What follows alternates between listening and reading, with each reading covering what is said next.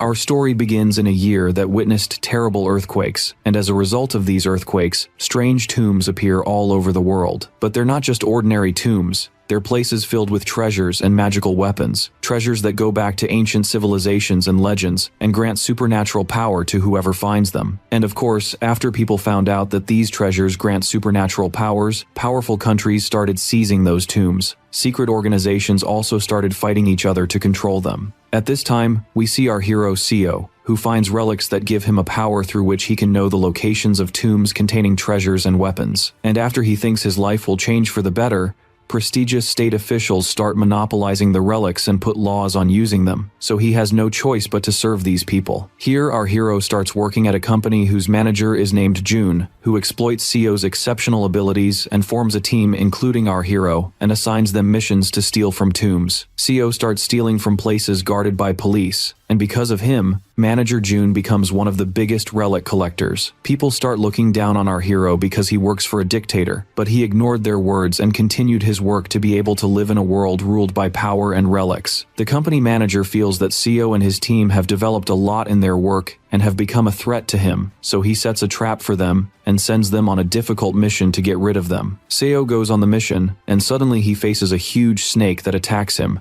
killing the whole team and cutting off our hero's leg. And while he can't understand what's happening, he crawls on the ground unable to breathe and says, "How could June do this to me? I never imagined I'd die this way." He looks ahead and finds the snake approaching him and attacking him, so Seo grabs a rock from the ground and hits the snake with it, but it doesn't affect it, so he says, "Wasn't it enough that you devoured all my friends? Here I am in front of you, show me what you'll do to me, and even if I die and become a ghost, I'll never leave June alone, and I'll do everything I can to destroy his life." Our hero hears a voice telling him, "Shut up, why are you talking so much?" Seo is surprised when he hears the voice, and says, "What did you say?" The voice replies, surprised, "Can you hear me?" Our hero says, "If you think this is the first time I've heard a voice like this, you're wrong. I don't know if you're a ruler or not, but get this snake out of here and let me go." The voice answers, "You know that with your weak body and this severed leg you won't be able to live? I know you're trying to hold on to life, but let me tell you, you won't live long, and this will be your end. Unfortunately, you had exceptional talent, but you didn't know how to use it until too late." So replies, "Don't talk to me like you know me well. Do you think I chose to live this way just thinking about my life?" He gets very angry and says, "Ah, you traitor June, I'll do anything to destroy you." The voice laughs, saying it's impressed by him and that it feels sad seeing him die this way. Our hero asks, "What do you mean?"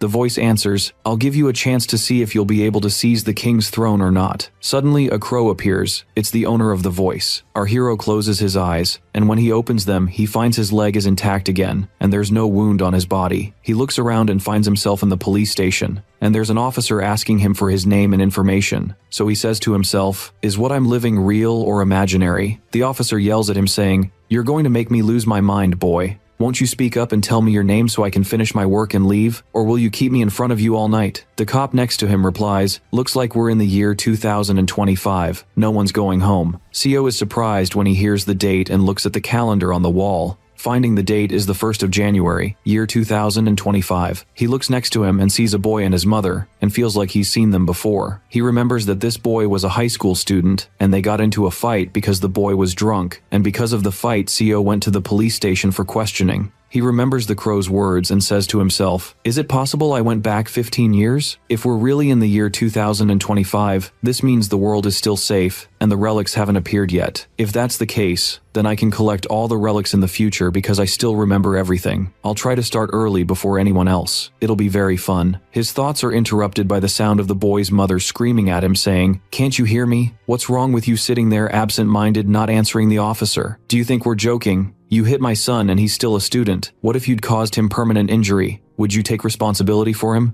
Look in front of you. You have two choices. Either pay money so we'll leave you alone, or you'll go to jail." Seo says to himself, "This woman is very chatty. I need to solve this matter first, then look into the relics issue." And even though this fight happened 15 years ago, our hero still remembers it like it happened today. And he also remembers that the boy started the problem first, and that he apologized to him back then, and that his mother was scamming them to reduce the money they asked for. He remembers he doesn't have any money, and even his tools and the old relics he had with him in his previous life are gone, and he doesn't have any job to bring money from. The woman gets angrier and says to him, "How dare you ignore me like this? Didn't you learn that when someone talks to you, you should answer?" She raises her hand to hit him with the pen, but Seo manages to easily block her. He's surprised by the speed he has and says to her while holding her hands, "Calm down a little, woman. Your son started the problem, and what you and your son are saying is all lies. They really weren't wrong when they said the boy takes after his mother." The boy attacks him to hit him, saying, "What are you saying, you dog? I was going to let you go, but it turns out you don't deserve it." Our hero moves away from the boy and grabs him and throws him to the ground. Our hero feels he's become faster, so he guesses that's maybe because of the side effects of the relics. The officer gets up to separate them and they start yelling at our hero.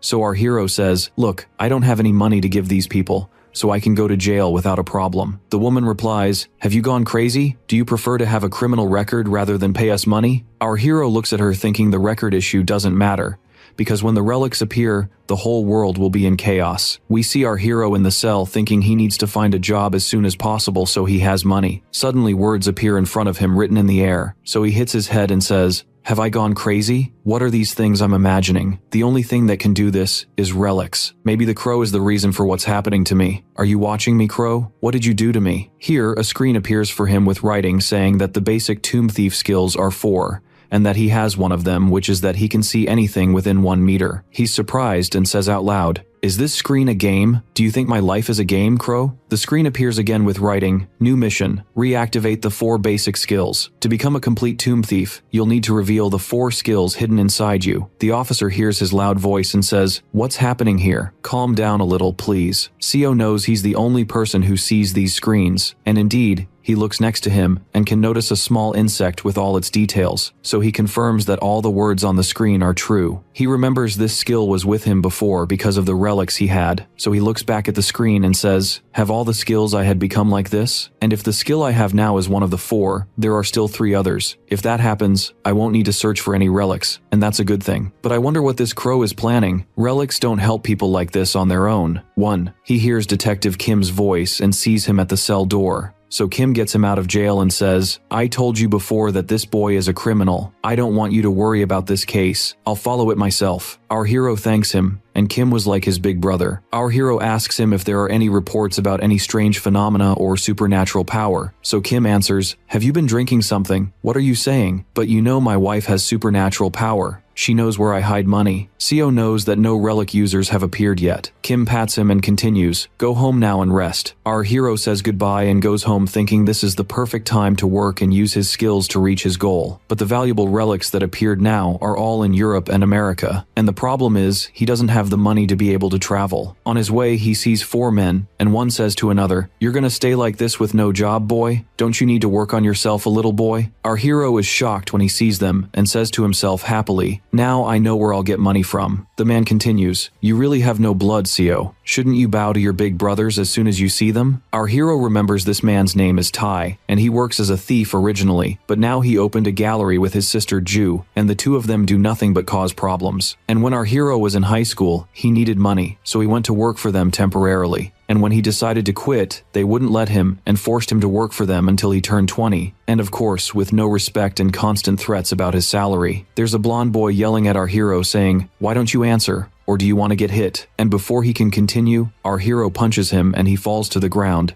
And everyone standing around is surprised by his strength. Seo says, "Come on, you idiot. Why are you here? Go and tell Junie that I won't work with him again." Tai replies, "Have you gone crazy? What do you mean you won't work?" Our hero continues, "And before I leave, I also want my wages and end of service compensation." Tai laughs and says, "Live long and see lots of garbage. What did you say, you animal?" And he moves to hit our hero, but Seo is faster than him and hits him in the face, then goes back to grab his head and gives him a knee strike again. Tai keeps calling for them to help him, but they're just standing there, shocked at how fast Seo has become. The 2 remaining guys attack together to hit him, but our hero is way faster, and with just 2 strikes, he drops them both to the ground and tells himself, "These are the results of 15 years of fighting, but it's nice that my body is fast, though it's not strong enough. I need to get rid of them right now." Tai gets up holding a knife and approaches Seo, saying, Did you forget that we took you in and made you a man? Is this how you repay our kindness? I need to get rid of you so you'll wake up. The blonde guy warns Tai that this knife was supposed to be sold and shouldn't be ruined. Our hero focuses on the knife and knows it's an artifact relic, so he's surprised to find it with someone like Tai and decides it should be his. Tai attacks him with the knife, so our hero quickly dodges and grabs his hand, directing the knife at his own neck, and turns toward Tai, saying, "Since when did you become a man, Tai, and know how to pull knives? I'm keeping this knife, and now I want you to watch and learn how we use these things." And of course, our hero, because he has experience with artifacts, can activate this knife's ability and can see inside their bodies. They attack him, but suddenly, Seo disappears from in front of them. They're baffled by how he did that. And our hero knows this weapon also has an invisibility ability. One of those who attacked him gets cut by the knife. Our hero stands in front of them and tells them he hasn't done anything to them yet, and if they don't pay the money he mentioned, they'll see another side of him they won't like and he'll finish them off. So Tai finally agrees to give him the money. We go to the art gallery now, and Jo is screaming at her brother over the phone saying how this hero beat them up and took the money, and that she won't let this lie slide. He replies, scared, saying, "I don't know how this happened. He didn't know anything about fighting, but he's completely changed now. Even his eyes have become scary." Jo asks, "How much did he lose?" Tai answers, "All the money in the bank and all the stuff we were going to exchange." Jo cuts him off. "You're an idiot, boy. I hope you didn't give him the Buddha statue too." We see our hero when he was searching them, counting the money and saying, "Is this all? Don't you have any other money?" They reply that's all they have. So Seo lets them know that if he searches them and finds something else, he won't leave a single piece of them intact. Here they pull out the statue and give it to him, and our hero says, "This looks very expensive. I'll take it." Tai tries to beg our hero to return it,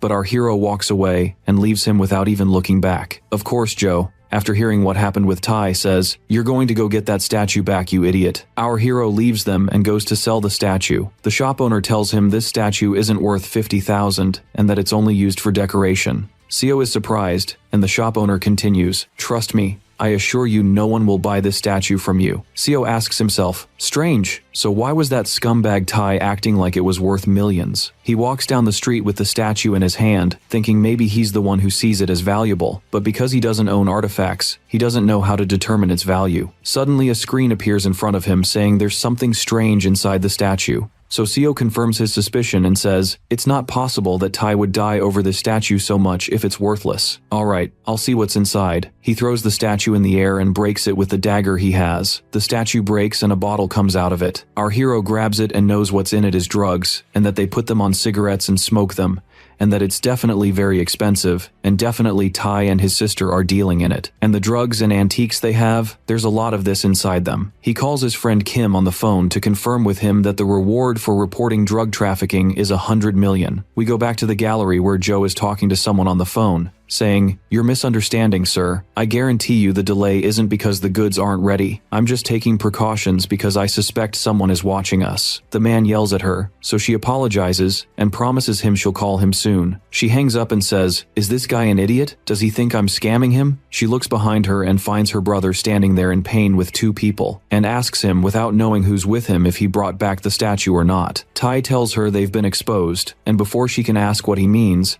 the detective shows his ID badge and tells her there's a report against them for smuggling and distributing drugs. Jo gets nervous and says, "What drugs? We only have antiques. We're citizens who know the law well." Kim pulls out the drug bottle and says, "All criminals say the same thing when they're arrested. This bottle is evidence against you. We're sure you have a lot like it in the warehouse." She grits her teeth and says to herself, "Those bastards, how did they know we have another warehouse?" But it's not a problem. All the rooms are locked with passwords. She tells the detective, "I don't understand what you're talking about. If you don't have strong evidence, please don't falsely accuse me, and just because you're a detective doesn't mean you can interfere with our business." Kim raises the transmitter in his hand, and a voice comes out saying the inspectors found 600 antiques in the warehouse, all with drugs inside them. So they put handcuffs on her while she's screaming, "How were you able to open all these warehouses? They all have passwords." Kim laughs and tells her, "You're right, but we have our own methods too." We go to the warehouse with the antiques, and we find the inspector looking at Seo to know there's a room that hasn't been opened yet. Our hero opens it, so they ask him how he knew to do that, and he replies, "Because I have a strong memory." He remembers that this strong memory is one of the limited talents he has, which is why Jo kept exploiting him his whole life since he worked with them in the warehouse. And he knows the rooms have passwords,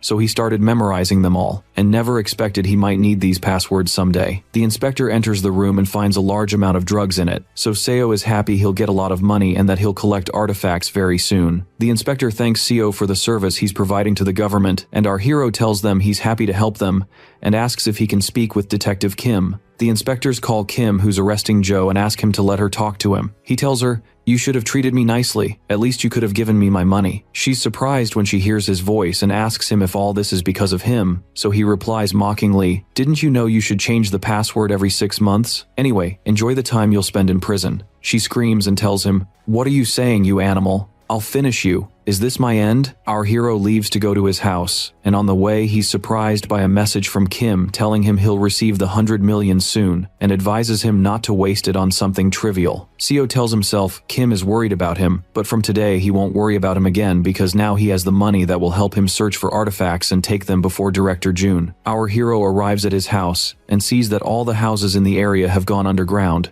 so he suspects the artifacts did that. There are people standing around him screaming at each other, and there's a soldier standing among them calming them down. Our hero moves away from them and isn't surprised by people's reaction because it's natural for them to be scared of what happened. He remembers that in his previous life, when he was working for Joe, he got a call from his roommate telling him his house had disappeared, but he didn't know how to act then because he was working as a servant for them. And when he finished and returned home, the house was there and nothing had happened. And then he knew that someone nearby was going to take the artifacts, and they shouldn't give him a chance, and this artifact should be his. Suddenly, he hears someone saying, "Please don't shoot me." He looks and finds his roommate. The soldier yells at him while pointing the weapon at him and says, "You think I'm playing with you? Don't ask me too many questions. Stand where you are and don't move." Here Seo kicks the soldier and knocks him to the ground, saying, "How dare you raise a weapon at a civilian? I swear, Uncle Kim, you'll never change." Kim is amazed and surprised by his words. The soldier gets up and apologizes to Seo, so our hero asks him, "Why is the army here now? Isn't the police supposed to solve these problems?" And here he understands something's not right. He tries to trip up the soldier by asking, "Are you trying to enter the tombs?" The soldier tells him this is classified information, so Seo insists on knowing the reason, because it's possible the government is competing with him to find the artifacts, and he asks himself if the government knows these artifacts exist or not. He tells the soldier, "I want to know what the whole army is doing with all these weapons here. I live here and I have the right to know. It seems you don't appreciate the position you're in now, but you're making a big mistake. Do you know I can report you to the authorities for raising your weapon at a civilian? So don't put yourself in a harder position and tell me what you're doing here." The soldier points to the place and says, "We're here to see what this is and look around to know if there's something inside or not. Don't worry, we've secured the area well and even brought foreign experts, so I assure you everything will be fine." So Seo asks himself, are they going to blow up this shrine? Because it's impossible to open it any other way. Our hero thanks the soldier and goes to Kim, who asks him about his conversation with him, so our hero tells him he'd better stay in his place, and he leaves him and walks away. Kim is surprised by his behavior and calls out to him, but Seo doesn't pay him any attention. A little later on the road, we see Linda, an American intelligence agent, talking on the phone with someone asking if he's sure the Korean government doesn't know anything about these tombs. He answers, "Yes, I'm sure. Why do you keep asking this question?" She tells him it's because there's a very large number of soldiers present. He asks her if the mission is going well, so she tells him the explosions will start soon and everything is going perfectly. The person replies to focus well, search for the artifact, and try to take it. After she ends the call, she's surprised by someone greeting her, and it's Kiyoshi, one of the Japanese excavation team, who asks her, "Why are you surprised? I'm supposed to be here, not you.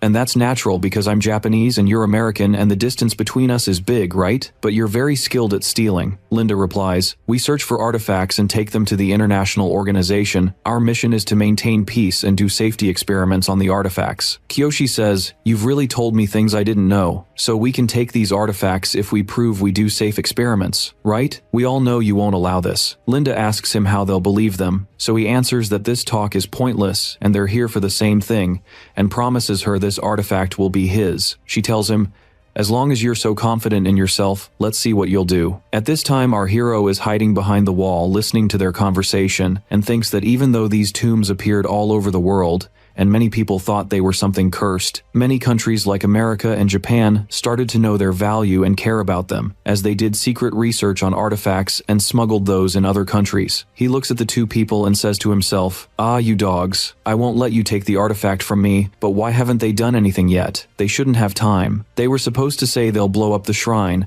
but they're definitely watching the weather first, so I'll start. He looks at the ground as he walks and finds words written on the ground. He knows these are special symbols of the shrine, through which the relics present themselves as if they were characters in a story so people can know them. And if someone knew how to decode these symbols, the relics would tell them everything about themselves in detail. Our hero begins decoding the symbols and learns the location of the tomb entrance. A screen appears with text that reads, "Exceptional Symbol Analyst, you have unlocked a new basic skill and become an F-level Tomb Raider. From today, you will be able to learn, understand, and speak any language. You will also be able to hear the voice of relics and talk to them." Our hero gets really happy when he sees this, and says all he has to do now is unlock the 2 remaining skills, and he'll have all the skills. He goes to the shrine entrance and grabs the knife he took from Tai, and with all his strength strikes the pillar. A strong light comes out from the symbol on the pillar, and another screen appears warning him that a dangerous aura is approaching him. Suddenly the ground explodes, and a terrible light shoots out from it, reaching the sky. Linda and Kyoshi see the light, and know it's coming from the shrine gate. Kyoshi runs and goes to the soldiers and tells them not to move from their positions because another explosion might happen,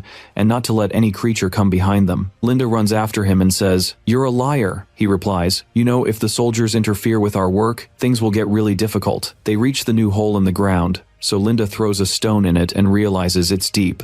Kyoshi hears the sound of water and jumps into the hole. Our hero is actually down in the hole at this time. He hears the sound and knows Linda and Kyoshi are coming after him, but he plans to distract them a little and set a trap for them. Linda goes down after Kyoshi and is still blaming him for not planning before going down. They hear a sound approaching them, so they look around with the flashlight and find water approaching them. They try to escape from it, but it's no use. The water drags them along with it. Seo continues his way until he reaches the location of the relic. He takes out the knife and says, unfortunately, he doesn't have anything else with him and has to use it. He throws it in the water, and terrible whirlpools form from which a scary snake emerges. It asks, who dropped their belongings, and opens its mouth to stick out its tongue with 2 knives on it, 1 golden and 1 silver. It asks Seo, which one of them is yours? Before our hero answers, he remembers that this relic is called the Golden and Silver Axes, and that it's from a folk tale from ancient legends, a famous story in other countries too. So he thinks Linda and Kyoshi might succeed in this test easily, but they're late, and this relic should be his. The snake knows that neither knife is his, so it holds out the golden knife and says to him, this one is definitely yours. But Seo, knowing that whoever answers correctly won't get the real knife but a fake one, and the relic will be lost to him,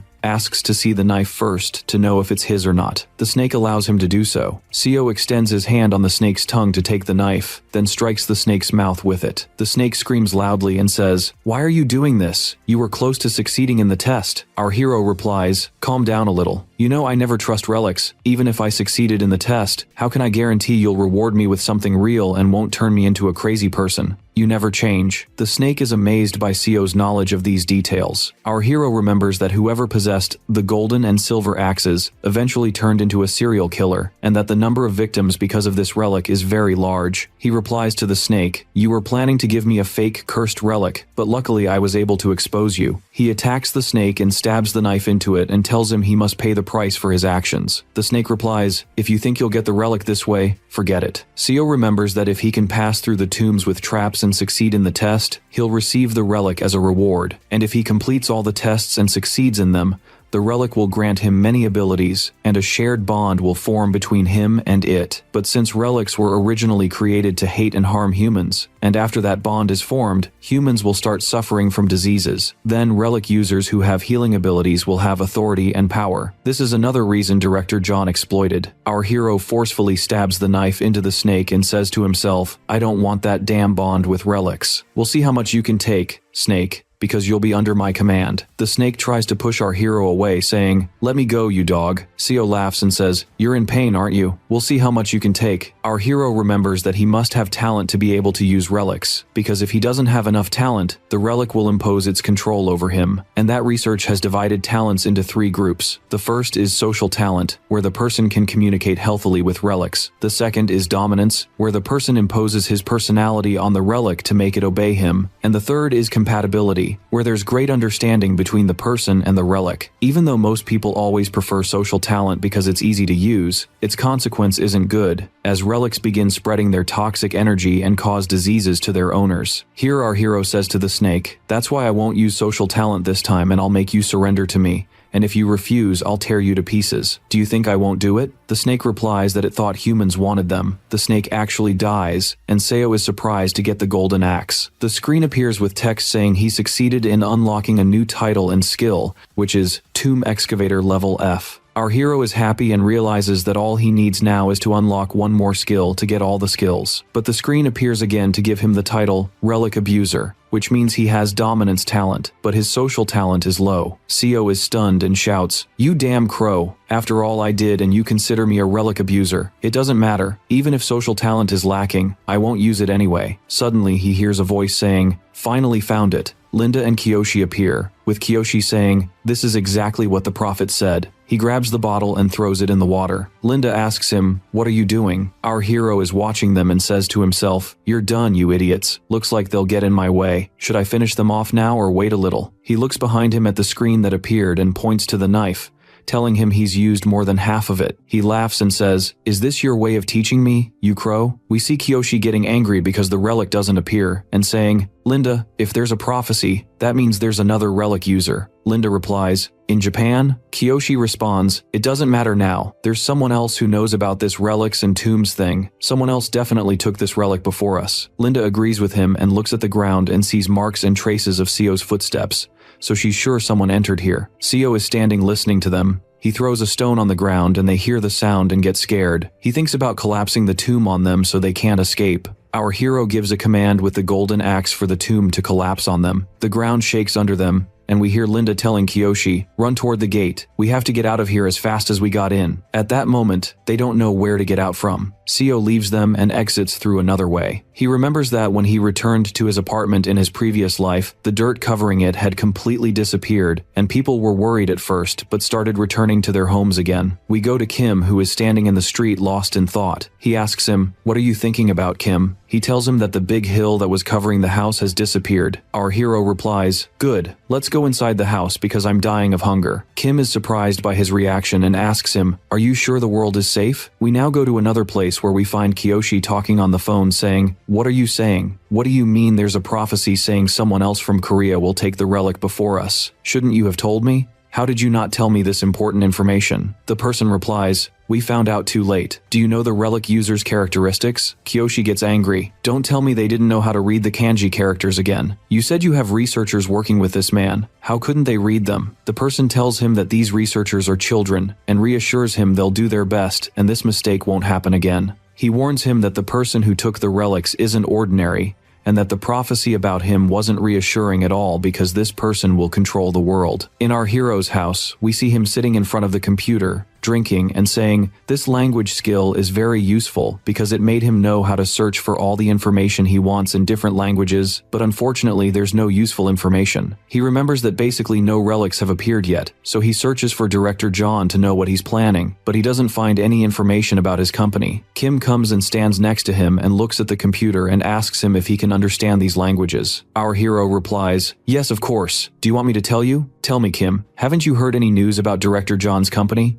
Kim tells him he hasn't heard anything, and asks him why he's asking about this company. Our hero answers that he wants to know some information about its director. Kim asks him, "Do you want it for work or what? But what will you gain from this information? I don't think a big director like John would meet someone who's an intern in a small company." So our hero tells him he left work there. Kim asks him, "Then what's the use of this information? And why did you leave work?" But our hero is busy searching, so he doesn't answer him. Suddenly information appears about John's company, saying he opened an art gallery, so he decides to use this information and try to find out more news about John through it. We go to the antiques gallery, where we see inside Ty's men lamenting over the drugs the police took. One of them asks, "What do we do now since Ty and John were arrested? We won't know how to work alone. We're unemployed now." The blonde man named Seong replies, "Yes, I know this well. It's all because of that bastard named Seo. I'll never forgive him, and we must take revenge on him. I won't rest until I get our rights." Here he hears his phone ringing and gets angry when he sees it's Seo's number, so he answers. Seo asks coldly, "Why didn't you answer me quickly?" Seong shouts, "How dare you report Ty and John and they go to jail because of you." Our hero interrupts him, "Shut up and listen to me. You're still working, aren't you? Then you must pay back the money you owe. The man tells him, what do you want from us? Because of you all our possessions were confiscated. Our only option now is to close the gallery. Seo replies, since you haven't closed it yet, that means you're still working, and that's very good, but I want you to attend the auction at Midas. He thinks this auction is the biggest secret auction held in Las Vegas, known to have the world's greatest treasures, and that John attended this auction before and took very valuable relics from it, and that he must send them there to watch the place and gather information about John for him. He continues talking to Song, I want you during this month to go there and get some good relics and watch a certain person at the auction. This person's name is Jack. And if you don't find him, let me know. And if you give me wrong information, I'll finish you all off. And the name Jack is John's alias. Seong replies, are you delirious? What are you saying? How will we be able to enter a place like this? We were successful before because Joe had connections that helped us. Our hero tells them this talk doesn't concern him, and he won't be cheap like them and will pay them money in exchange for that, but this will be based on the quality of the information they'll bring. Seong insists they won't go to the auction even if he pays a lot of money. Seo tells him, I'm not telling you to choose whether to go or not. You'll go whether you like it or not. Seems like the previous blow didn't work with you. Think carefully about what I'm saying. If you want to know the details, I'll tell you next time. Be ready. We see our hero carrying a bag on his shoulder, saying to himself, great, John's matter is done. I'll go tonight to hunt for a new relic. We see our hero in the supermarket, hearing news on TV about a woman who tried to commit suicide by burning herself. He suspects this is related to the appearance of the second tomb. He hears someone say to him, are you going to keep standing there amazed like that? Move over and let me pass. The place is tight. He looks and finds Kiyoshi, remembering he saw him at the gold and silver axes relic. Since this man is here, the appearance of the second tomb must be somewhere close by. Kiyoshi will be the Japanese predictor for the relic. Kiyoshi is surprised when our hero says, won't you shut up? Why do you talk so much like that? Do you think I don't understand you? Kiyoshi laughs and says, didn't you say you're Japanese? Sorry. It's been a really tough day. He tells him, sorry, I don't understand you. I only speak Korean. Kiyoshi yells at him, are you trying to push it? You're the one who said that just now in Korean. Seo ignores him and goes to pay, saying to himself, all right, Kiyoshi, you started it and I'll show you. I know you have a relic with you and you're not even trying to hide your aura, which is expected from someone like you. Even though I don't know exactly what kind of relic it is, I'm sure I'll take it from you. Kiyoshi puts his hand on our hero's shoulder after talking to him a lot without our hero responding, telling him it's rude not to answer. So Seo opens a cold bottle in his face and splashes him, and Kiyoshi says, what did you do, you animal? You dirtied my clothes. As punishment, you'll pay for cleaning these clothes. Our hero responds coldly, sorry, someone must have shaken the bottle before I opened it. He reaches his hand into Kiyoshi's pocket and learns that the relic is in the form of a bracelet, and if he steals it now, Kiyoshi will notice. He tells Kiyoshi, calm down and relax. I don't have any money to clean your clothes. And besides, these clothes don't look expensive. He leans down and finds Kiyoshi's card that fell and gives it to him, telling him to pay attention to his belongings and not drop them. Kiyoshi pulls the card from Seo's hand, worried he might have seen it and knows who he is. Suddenly, an earthquake happens around them and everyone falls to the ground. Seo knows the tomb has started appearing, and that's why Kiyoshi is here. Kiyoshi is very happy that the prophecy is actually coming true. He talks to someone on the phone and tells them the tomb has appeared. The person replies, there's something you should know. The prophecy says the Korean who took the gold and silver axes relic is very close to you.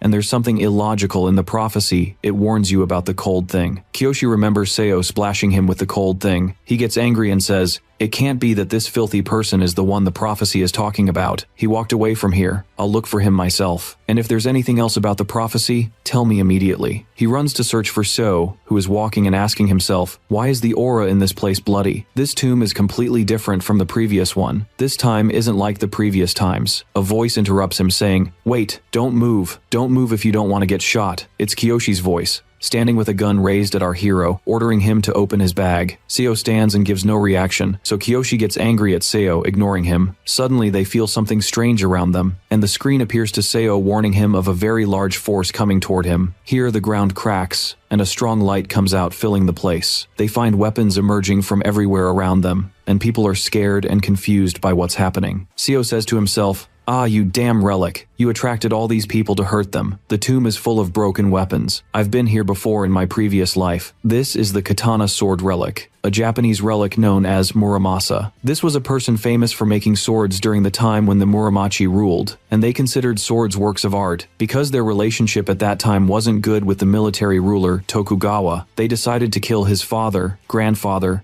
and brother with these weapons. So Tokugawa broke all the swords and spread the word at the time that these swords were cursed. So this will definitely be the new relic that hates humans intensely. Another screen appears with text. The bloody relic's aura is entering your body and your skin is being destroyed. You need to protect your body. He looks at his hand where wounds are forming and knows he must destroy this tomb as soon as possible. But he hears Kiyoshi's voice saying, "I told you don't move. Open your bag and empty your pockets." Seo tells him what he's doing is theft, and he won't listen to him. Kiyoshi laughs loudly and replies, "Do you want to die? If you don't want that, don't play with me." We find our hero raising his hands and telling him, "Go ahead, shoot me, but a piece of advice, don't do it because you won't be able to." Kiyoshi points the gun at his leg and says, "Ah, you dog. You think I'm joking? I'll make you regret what you did, meaning I have to shoot your leg so you'll believe." And he actually fires a bullet from the gun, but the bullet explodes in the gun and burns his hand. Our hero mocks him then and tells him, "See what happened? Don't you know that new weapons don't work in the tomb? That's because relics don't like to make things easy for humans." Kiyoshi asks our hero how he knew this information, and that he's definitely the person who took the gold and silver axes. Our hero grabs him by his clothes and drags him behind, saying, "This relic is mine now, so don't think about standing in my way." Our hero strikes a blow and embeds him in the ground. Kiyoshi is shocked when the mud turns into hands and things resembling humans grabbing him from every direction. Seo tells him, "Stay in your place, you fool. For your information, this trap will bother you a little." He then leaves him and runs. Here Kiyoshi looks around and finds people watching him and wondering what's going on. He reassures them that everything is under his control. He asks if anyone speaks Japanese, so someone approaches him and tells him he can speak Japanese. Kiyoshi asks him to help him, and indeed, the man prepares to help him, but the rest of the people stop him and warn him that Kiyoshi is a dangerous person with a gun. Kiyoshi takes out his card and tells him, "Don't be afraid and trust me. I'm from the Japanese excavation team, and I'll know how to deal well with situations like this, and I promise to get you all out of here safely." At this time,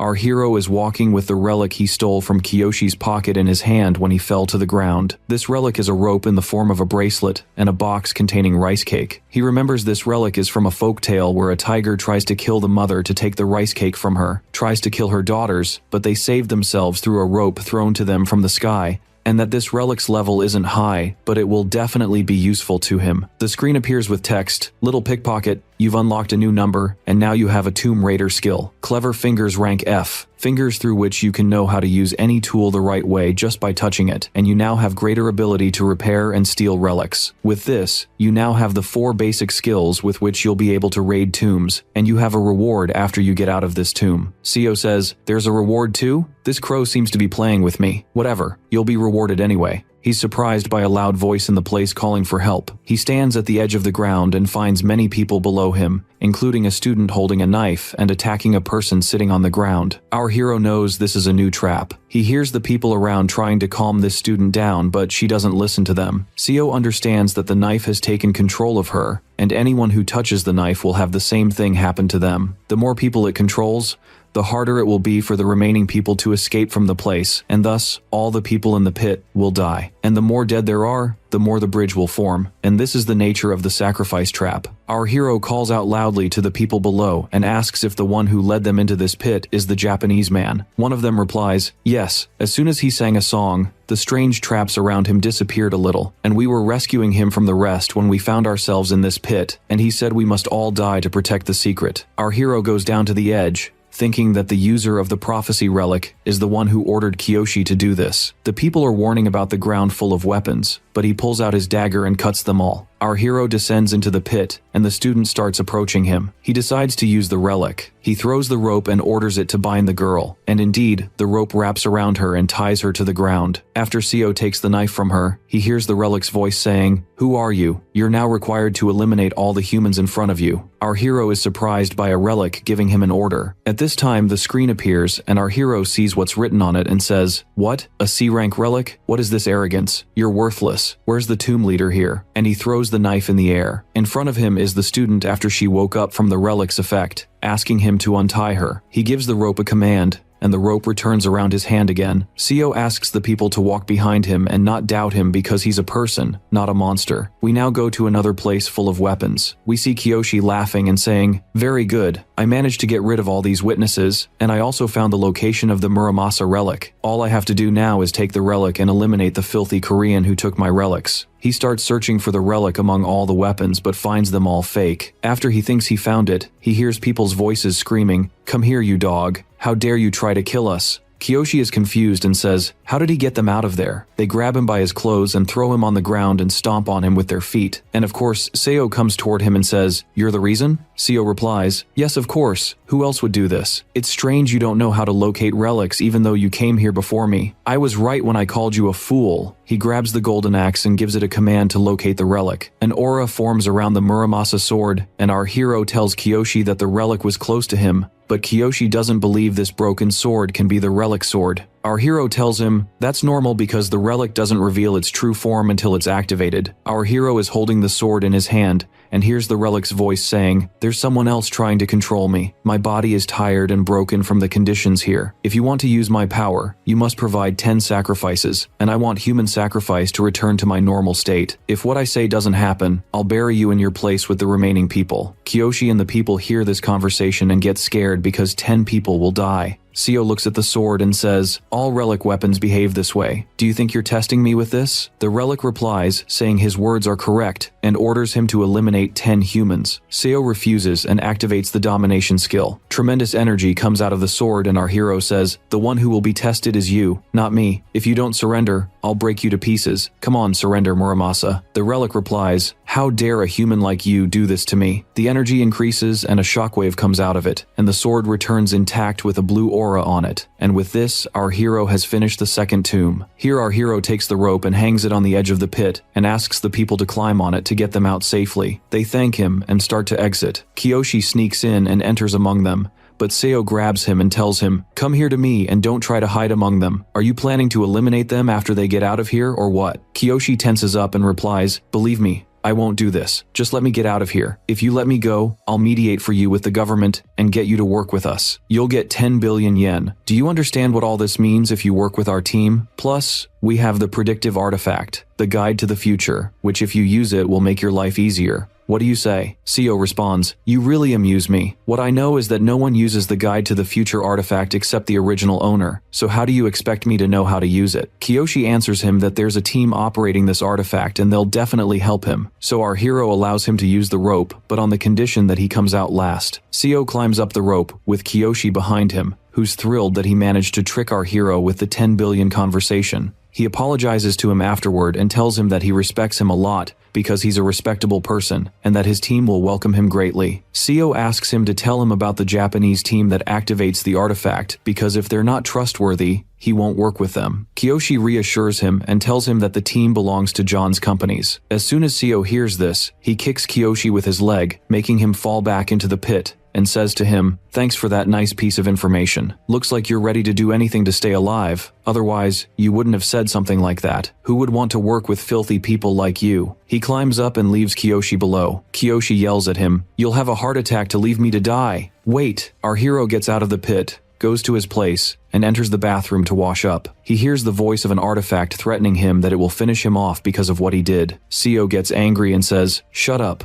Which one of you exactly is talking? Is it you, Muramasa?" He's holding the sword in his hand, so he throws it in the bathroom to torture it. Here he feels pain and looks at his hand to find it burned, and he knows this is because of using the domination skill. He remembers that to take any artifact, he must succeed in all the tests, but because he ignored several tests and controlled the artifact using the domination power, he'll suffer from damage, and the stronger the artifact, the more it will resist him, and that if he continues this way, his body won't hold up much longer. But he has no other choice because if he doesn't dominate the artifacts, they'll betray him in the end. A screen appears and tells him that since he left the shrine and unlocked the basic skills, he'll now get a reward for this quest. Two options appear for him to choose between for his reward, either the domination path or the social path. Our hero says, "To reward me, you crow, you give me only two choices. You want me to choose which path has more? This is also a test. Do you think I'll be quiet because my arm is in this condition? I'll choose the domination path." He clenches his fist hard and receives the reward, but he's annoyed and says, "Wasn't I supposed to get a new prize different from what I have? Why didn't I get anything else? Or are you trying to copy the rules of another game, you crow? Copy well then." He puts his hand in his pocket and finds small silver-colored pills. The screen points to them and tells him that this is a consumable artifact and that it's food. He says to himself, "So I'm supposed to eat it or what? Come on, I've reached this point. I have nothing to lose if I die after eating it. That's my fate then." He actually eats the pills and picks up the sword, regretting that he threw it from the beginning because of the smell. Suddenly he feels something strange and the sword drops from his hand to the ground, so he knows the effect of the pills has started working. He looks at his hand and finds it back to normal without any scratches. He asks himself, could these pills be a healing artifact? Lucky you. So, these healing artifacts are rare and powerful. The screen appears with writing saying that he resisted the side effects of the artifact, healed successfully, and now has a new skill of increased immunity tolerance type. He's surprised because it's the first time he's seen an ability like this and asks himself, was this ability made specifically for me or what? On the news broadcast, the announcer says that an earthquake occurred somewhere and because of it, a strange building appeared. This building had 5 people trapped inside, and these people said that the building had many traps like a wall full of swords, and one eyewitness said there was a person trying to harm them and that he identified them as being from the Japanese excavation team. The Korean government contacted the Japanese government and is waiting for their response, and that they must bear the consequences of what happened.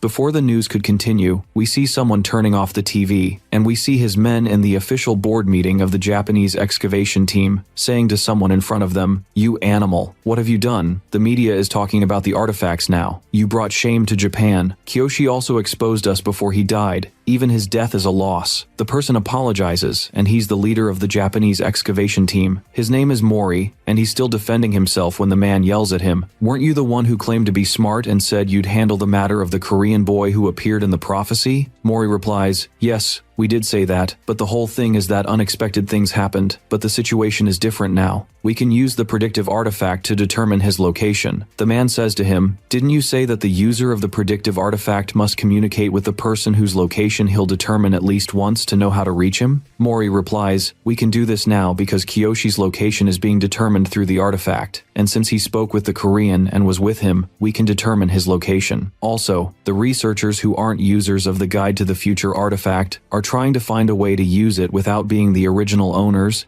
and that's why John's companies are willing to spend their time and money to complete this research." The man is convinced and gives him a new chance. Mori thanks him and promises it won't happen again, and they plan that they must eliminate our hero. We go to our hero who's lying on his bed looking at his hand and saying to himself, "This endurance ability is strange. Man, if it makes me able to withstand the poison of artifacts, that would be amazing. All artifact users suffer from these side effects. In my previous life, we reached a time when the healing artifact became something essential. Surely this ability was made just for me. All this is because of you, Crow, isn't it? I wonder why exactly are you planning? What will you gain when you favor me over other people? Answer. Or are you only good at talking to me on the screen?" Seo's phone rings, and it's Seong who's in Las Vegas making the call. Our hero answers Seong, who tells him, "I saw the list of people invited to the auction and found people among them whose names start with the letter J." Seo tells him that he'll go and search himself. As soon as he gets up from his place, the screen appears in front of him, and he sees what's written on it, which is that the predictive artifact has determined his location, and he says, "Is this the guide to the future or what?" I'm starting to get annoyed, but he's interrupted by Seong's voice asking him, "Where did you go?" Our hero confirms to him that he'll go to them, but not now because he has an important errand first. Our hero remembers someone named Prince Shotoku who was a politician and regent during the Asuka period in Japan, and that he wrote a predictive sutra called The Guide to the Future. Despite there being no evidence of this sutra's existence, some ancient books alluded to its existence, and this is considered the first artifact to be connected with humans, and that instead of being in a shrine, it chose to stay with whoever carries it, and chose a girl named Soka. One day, Soka was going to school and found the sutra on the ground, so she picked it up, and when she found it old, she left it and walked away. But the artifact kept following her everywhere until she got tired of it and cut it up and burned it, but it would appear in front of her again, which made her life terrifying and hellish. When the Japanese government learned about this matter, they started using the Guide to the Future to collect many artifacts, and from that time on, Soka and her family lived in comfort. But at some point, Soka decided to quit her studies and spend all her time reading the Guide to the Future, and because she didn't know how to read or understand kanji characters, she couldn't benefit from the artifact. Other artifact users came and took it from her. After that, Soka died. Our hero is sitting at Incheon Airport and says to himself, everything has changed now. These people have started determining my location, and not only that, but they're helping John. I won't let them, and I'll do everything I can to make their plans fail. We go to Soka's house where she's watching her favorite singer on TV, and one of the excavation team members calls her, and she doesn't answer. When he enters, she says, he's not handsome but he's a talented singer. He calls her to read the guide to the future, and she gets annoyed because this is her favorite song. The man replies, enough, you've watched it 4 times. She tells him that she loves these songs and enjoys them. There's a woman sitting who says to her, how are you, Soka? If there are any words you can't understand, try to look them up and tell us about them. She goes to read the book but suddenly screams,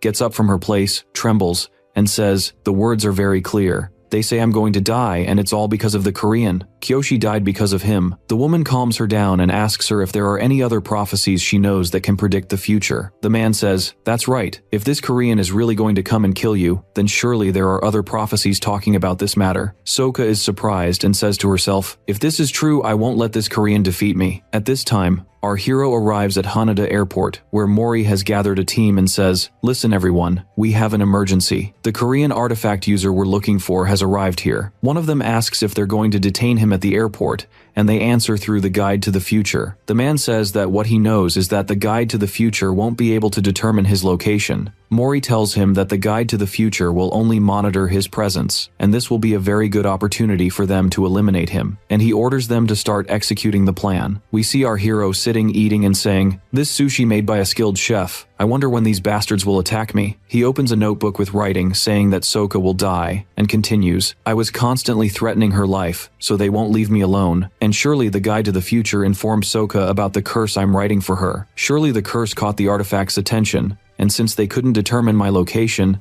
it means I was moving at my leisure. Anyway, the Japanese soldiers are coming now. There are actually 3 team members waiting behind the door, including one named Roy, disguised as a chef. Soka appears with a plate in her hands and asks Roy, the boy inside wants to kill me. How will I go into him? He replies, all you'll do is just look at him, and then the artifact will be able to determine his location, and we'll be able to know everything about him. He doesn't even know what you look like, so don't be afraid. If anything happens, we'll come to you immediately. Soka is convinced by his words, and knows that the prediction ability is the strongest ability, meaning she's the strongest here. She enters to serve food to Seo. She admires him at first sight, and is surprised how the team is trying to eliminate him. Our hero thanks her, and knows that she's a user of the Guide to the Future artifact. He puts his hand on his sword and says to himself, I like that she came to meet me herself. Here Mori is watching all this through cameras and orders the team through the transmitter to intervene. Roy replies, what is she doing? All this inside. Wasn't she supposed to look at him and leave? What's in her head? Soka closes the door and says to Seo, can I be one of your fans? Sorry, I forgot you're not famous. All this while Mori and the team are going crazy from her actions. One of them says, maybe she's talking to him to extract information from him. Our hero asks Soka, what do you mean? She replies, I want to talk to you a little. You don't seem to understand me. Wait. She grabs her phone and writes him a message translated to Korean that she admires him and shows it to him. Seo understands and is surprised that she's acting this way, but he takes advantage of the opportunity and takes the phone and writes a message. Soka is happy when she reads it. At this time,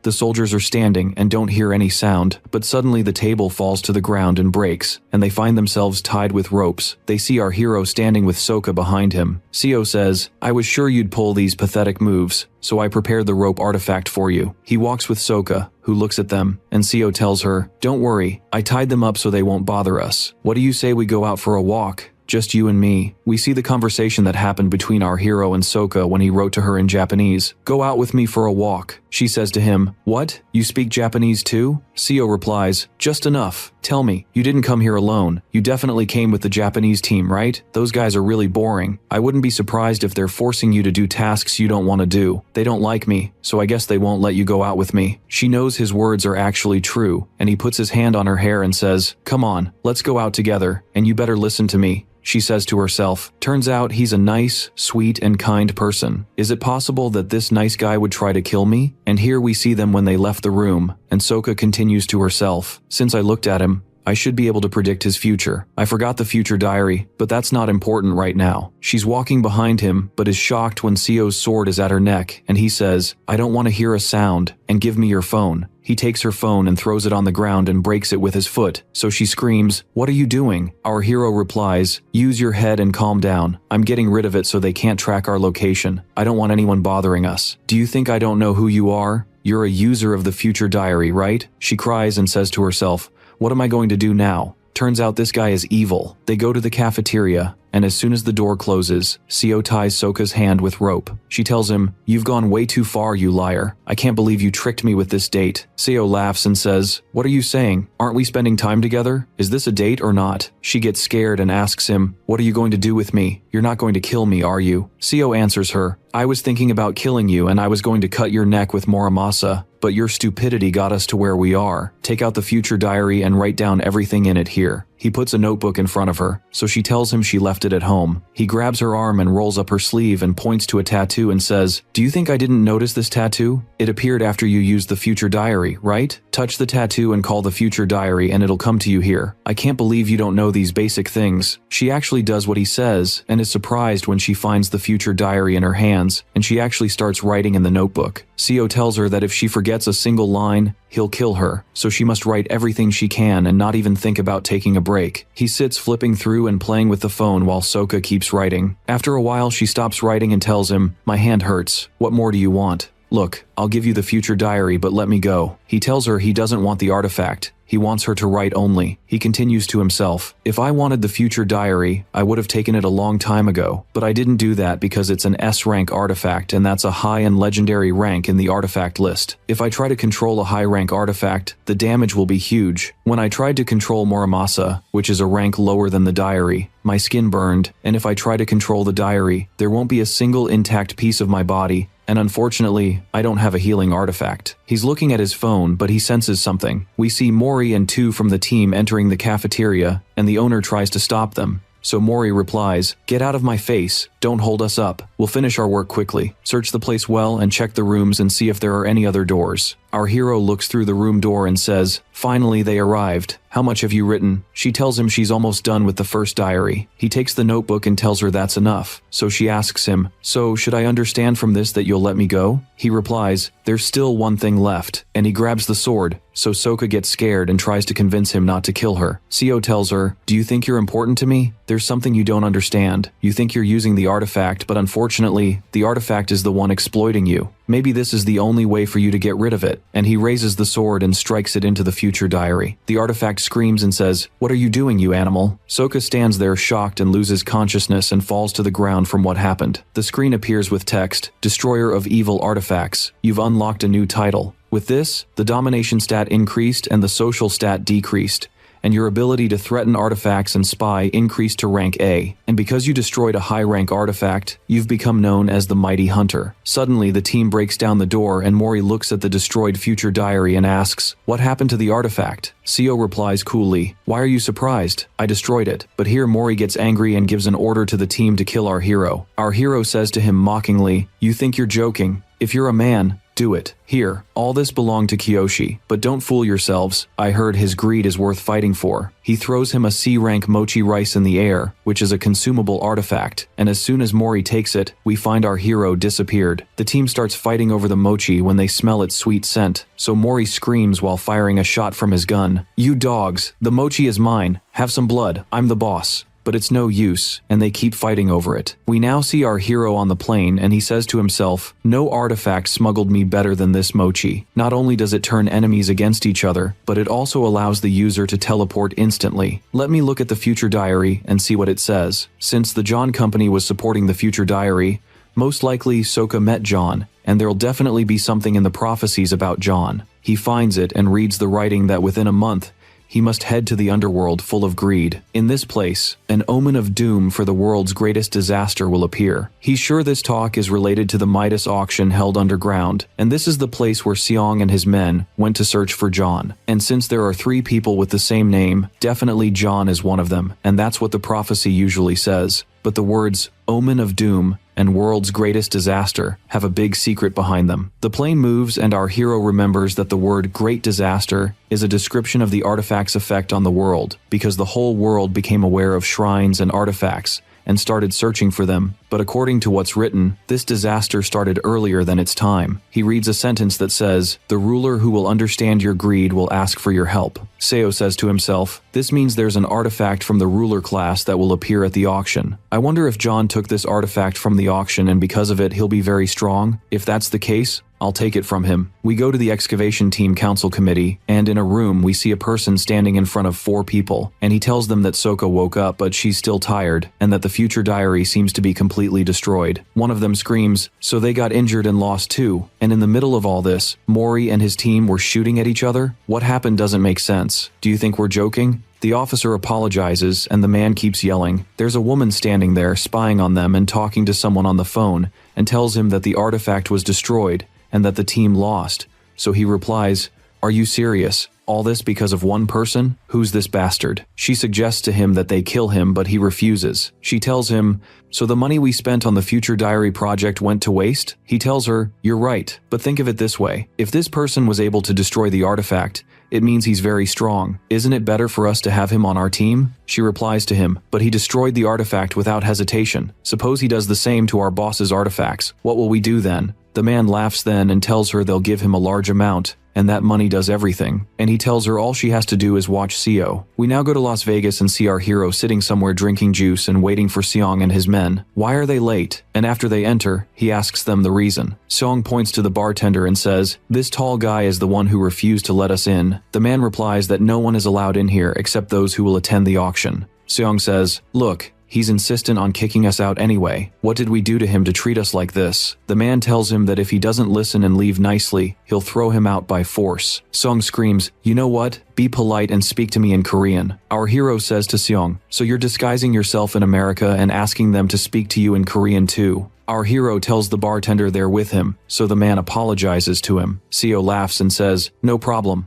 I understand you." Honestly, they look embarrassing and shameful. Seong is surprised that our hero speaks English, and Seo tells him, "Don't focus on that. Sit down and show me the information you brought." Seong gives him a notebook with information about the 3 people with the same names. Seo says to himself they worked hard and helped him with something. Seong asks him if he found the person he's looking for, so our hero answers yes, and is focusing on John's fake documents, confirming he'll be at the auction and that there will be very valuable artifacts. Seong asks, "Why are you looking at the auction catalog? Definitely only rich people will be at the auction, because if you succeed in bidding and decide to buy something you don't have the price for, they'll take your kidney." Seo ignores him and flips through the catalog, which doesn't have any divine artifacts, and asks himself, "So, what did the prophecy mean?" And he tells Seong he needs to buy some things from the auction. So Seong slams his hand on the table and says loudly, "Are you joking? This is the Midas auction. Do you know what it means that bidding there starts from 10 to 20 billion? We came here for a specific purpose. We didn't agree to buy anything."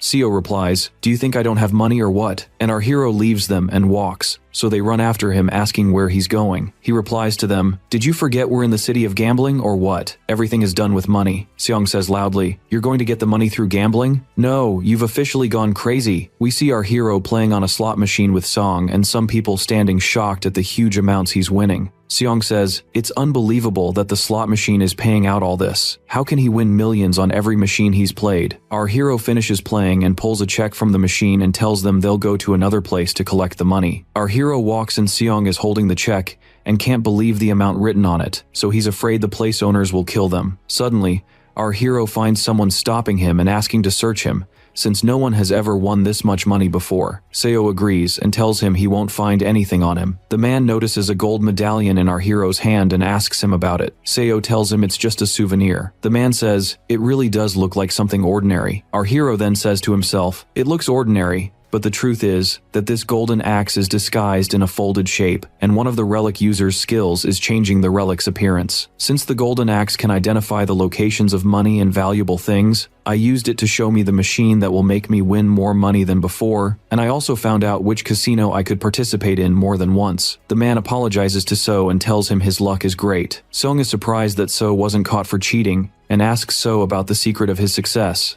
At this time, the casino owners are checking the slot machines to see if there's anything wrong. Here, Seo walks away and tells Seong they're going to another casino, but before that, our hero goes to accounting to cash the check. When the employee sees the amount she's being asked for, she asks him if she can escort him to the VIP room, but Seo refuses this and asks her to give him the money quickly. He takes the bag of money and goes with the men to a restaurant. Seong says, "So we've become millionaires. This money will last us a lifetime in luxury." Seo replies, "You guys are understanding this wrong. This money isn't yours." Seong says he knows this and tries to convince our hero to take the money and go home, and that it's not important to go to the auction after that, because there's no need for it. Seo says to himself, "My goal is to take the relics from the auction, and to be able to face Kwon, I need to have a lot of money." He asks Seong to finish eating quickly so they can go to other casinos. They arrive at the casino and the relic says, "I smell money. When will you turn me back to my original form, boss? Come on, give me. I want to sit and enjoy the scent of despair from the people here." Seo replies, "Shut up and show me where the machine is that will win quickly." A screen appears to our hero, showing him that the relic is pleased with this place and that his ability to spy and bond with the relic has increased. Seo says to himself, "Even though the casino makes money, there are people who are sad and hopeless, and relics love places where people suffer. I don't want to give an opportunity like this to the relic. I need to take the money quickly and leave." But he hears the voice of one of the men stopping him and asking about what's in his bag. When he finds the bag moving forcefully in his hand, our hero opens the bag and sees the silver axe, which has the ability to identify the location of enemies who threaten the relic's owner, unlike the golden axe, which identifies the locations of treasures. He asks himself, "I wonder why the axe is activated now." At this moment, he sees two people fighting because one of them cheated and robbed the other, destroying the place with their brawl. The owner of the place tries to calm them down, but they stab someone with a knife and attack our hero, knocking him to the ground. Our hero looks at him,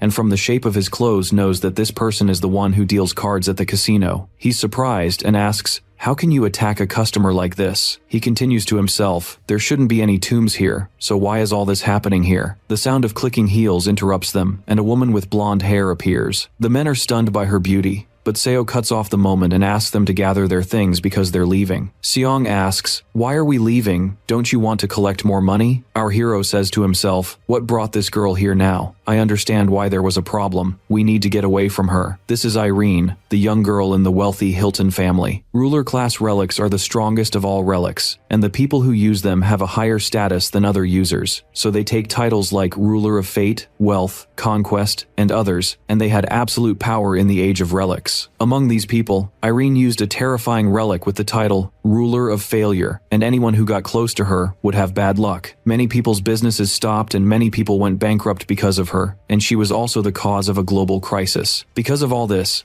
I need to get away from her immediately. Our hero is surprised when she calls out to him and runs toward him. He tries to escape from her, but she stays behind him, and a screen appears with writing, "I sense an unlucky aura coming from the door. The relics you have will suffer great damage. The amount of allowed usage for your relics will run out quickly." He looks and finds Irene holding on to him, saying, "Can you listen to me please?" Seo says to himself, "Looks like you're tired, Seo." The screen appears again and tells him that an unlucky aura has grabbed him, and because of this aura, his relics won't work well. Anything he does will fail, and his ability has already started to decrease. Seo shouts and pushes her away. Irene apologizes for overstepping, but it's because she got excited when she saw him. The men are standing there asking each other why Seo is acting like he saw a demon in front of him. One of them says he remembers this girl, and that her name is Irene Hilton, daughter of the famous American family, and that he saw her picture on the internet before. They all look at her as she says to our hero, "You're the one who won a lot of money at the casinos, right? I was looking for you everywhere. Do you mind telling me how you did it?" Our hero says to himself, "Why would a rich woman like this ask me such a question? Weird." He tells her he's not that person, leaves her, and walks away. Seong follows him and says, "What did you do, you crazy guy? Do you know who they are? This is Irene Hilton. Irene Hilton, who tried to reach you by all means, and in the end you ignore her? Why aren't you answering me? Wait, we'll talk to her for you. Don't waste this opportunity." Seong and his men go back to talk to her, but her unlucky aura affects them, and they find themselves on the ground unable to move. Our hero takes them outside and tells Seong they need to stay away from this girl as much as they can. He leaves them the money and says, "When you recover, take my money and hide somewhere, and when I'm done, I'll call you to bring it to me." He leaves them after that and goes to the auction, saying to himself, "I was planning to make a lot of money before the auction, but the relic won't be able to help me now. and I won't risk losing any amount. There's no reason for this girl to talk to me. He hears someone say to him, "Move aside so I can pass and make way. This entrance is for VIPs only. An ordinary person like you is supposed to enter from there. Get out of here. Come on." Our hero looks at him and finds someone wearing glasses and knows he's Secretary C, Kwan's personal assistant. And since he's here, Kwan is definitely here. Indeed, Director Kwan appears, and as soon as our hero sees him, he remembers the snake incident and the trap they fell into.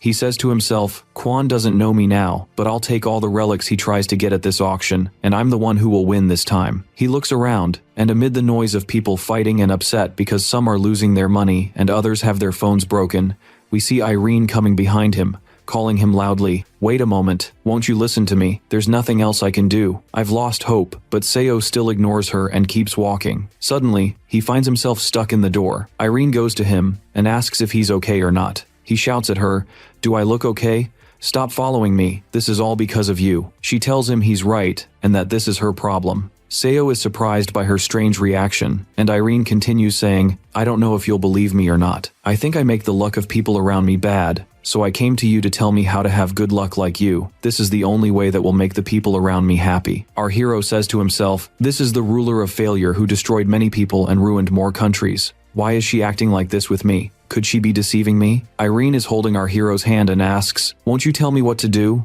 I'm willing to do anything to have good luck, and if it's about money, I'll give you what you want." A screen appears and tells our hero that because he's being exposed to an unlucky aura, his endurance ability has started to activate. He says to himself, "Isn't this the ability I gained through the silver pill? It finally activated. It definitely activated because Irene's relic is attacking me." He hears Irene asking if he's okay or not, and apologizing for her sudden request. Our hero answers that he's fine and continues to himself, "If what just happened is true, there's no reason for me to stay away from this girl. On the contrary, having her next to me will increase my endurance ability, and she might help me at the auction by ruining the chances for other people. This way, I'll kill two birds with one stone. But what will I do about Kwan?" Here he hears Kwan shouting at C, saying, "What do you mean the factory in China suddenly caught fire? Then where's the production schedule? Will they be able to deliver the products on time or not? You're still standing there. Go call them and find out." Our hero knows that Kwan has come under the mercy of the relic, and if this had happened in his previous life, he would have left the entire area. This means he still doesn't know that the ruler of failure is present, and that he should befriend this girl and use her well. He looks at Irene and tells her, "Look, your proposal isn't bad, but it's difficult for you to be lucky. I want to talk to you about this more, but unfortunately I have to attend the auction soon. Do you mind coming with me? If you don't want to attend because the entrance ticket is expensive, you can." He's still continuing when Irene leaves him and runs to get the ticket. He knows she'll agree because the price of the ticket is like the price of gum to her. He's curious to know what will happen to her in the future. The auction actually starts and our hero looks around and says, "The auction is completely empty after Irene came with me. In 3 minutes, the number of people decreased significantly. Most of them left to deal with their sudden bad luck, but Kwan didn't leave, even though his factory burned down. This means there's something at this auction he really wants." Irene asks him, "Won't you bid on the Russian wine that's aged for more than 100 years? He replies that what he wants will appear in the second period of the auction. He looks at her and thinks that her appearance is different from what she was in his previous life, and she seems like she's not deceiving him. Here, the strangest thing is that she doesn't know anything about relics, and that this relic definitely came to her without her consent, and this means she was kind, but since the relic bonded with her, her life and personality changed for the worse. We find her thanking him for believing her and listening to her problem, and that she felt relieved after finding someone who listens to her. A screen appears and tells our hero that because the relic user's mood changed,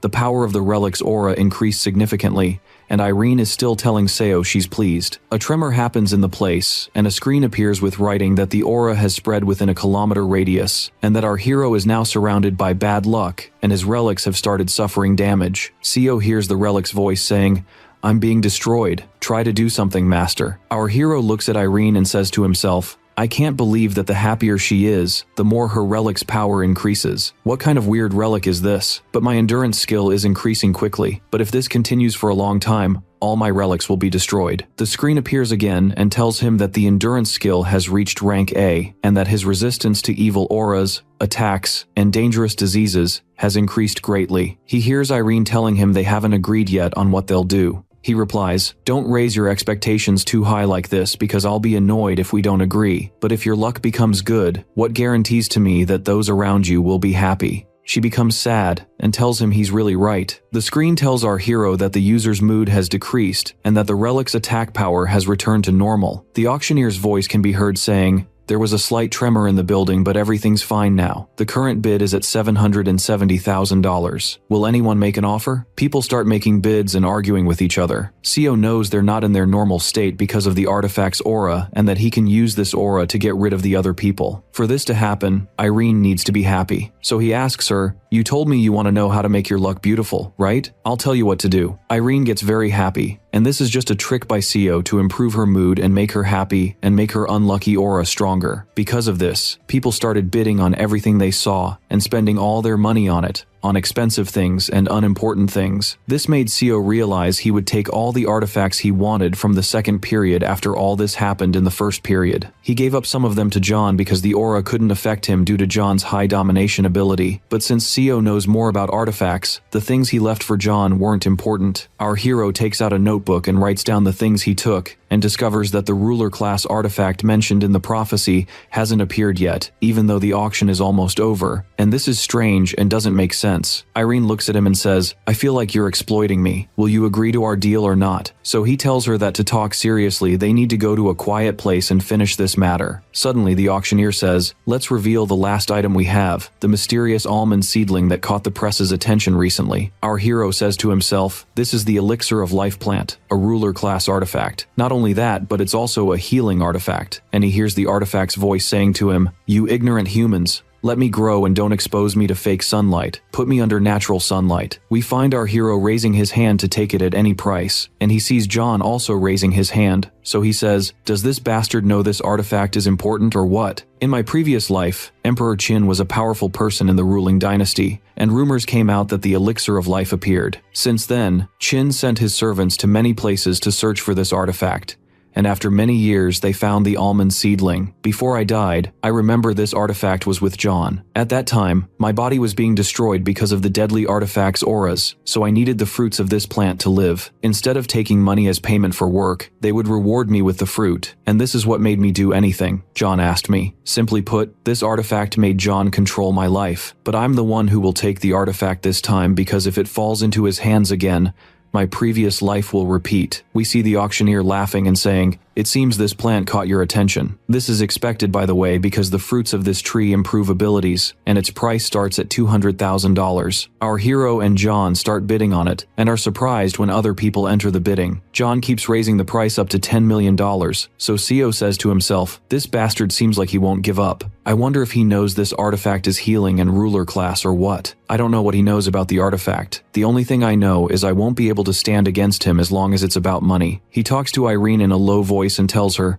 "Let's start our deal now. I'll solve your problem for you, but get me this artifact." Each one does for the other what they can. So Irene agrees and tells him, "Good. As long as it's about money, that's the easiest thing for me." People start offering big prices until we find someone offering 50 million. People think the auction ended like this, but they're surprised when John offers 100 million. Here our hero gets discouraged and loses hope because he won't be able to pay more than this amount and thinks he finally lost. But suddenly he finds Irene offering 150 million. Everyone is shocked, including John himself, who raises the amount again. But Irene, of course, doesn't give up and goes higher than him. John gets up from his seat and yells at her, "You didn't participate with us from the beginning, and you come to participate now." And the assistant tells John, "I think we should give up. She's from the rich Hilton family. The amount of money she has would drown the whole auction." But John doesn't listen to him and raises the price and says he will never back down. But against who? This is Irene. Seo is watching and is pleased with what's happening, and the artifact finally goes to Irene, who offered 500 million. And here John will go crazy. Seo and Irene go to the place and our hero says, "This amount is huge for you, isn't it?" She replies, "No, I don't care much. Tell me, how will you solve my problem? Will you share your luck with me, or give me a charm that makes my luck beautiful?" So he shocks her and tells her,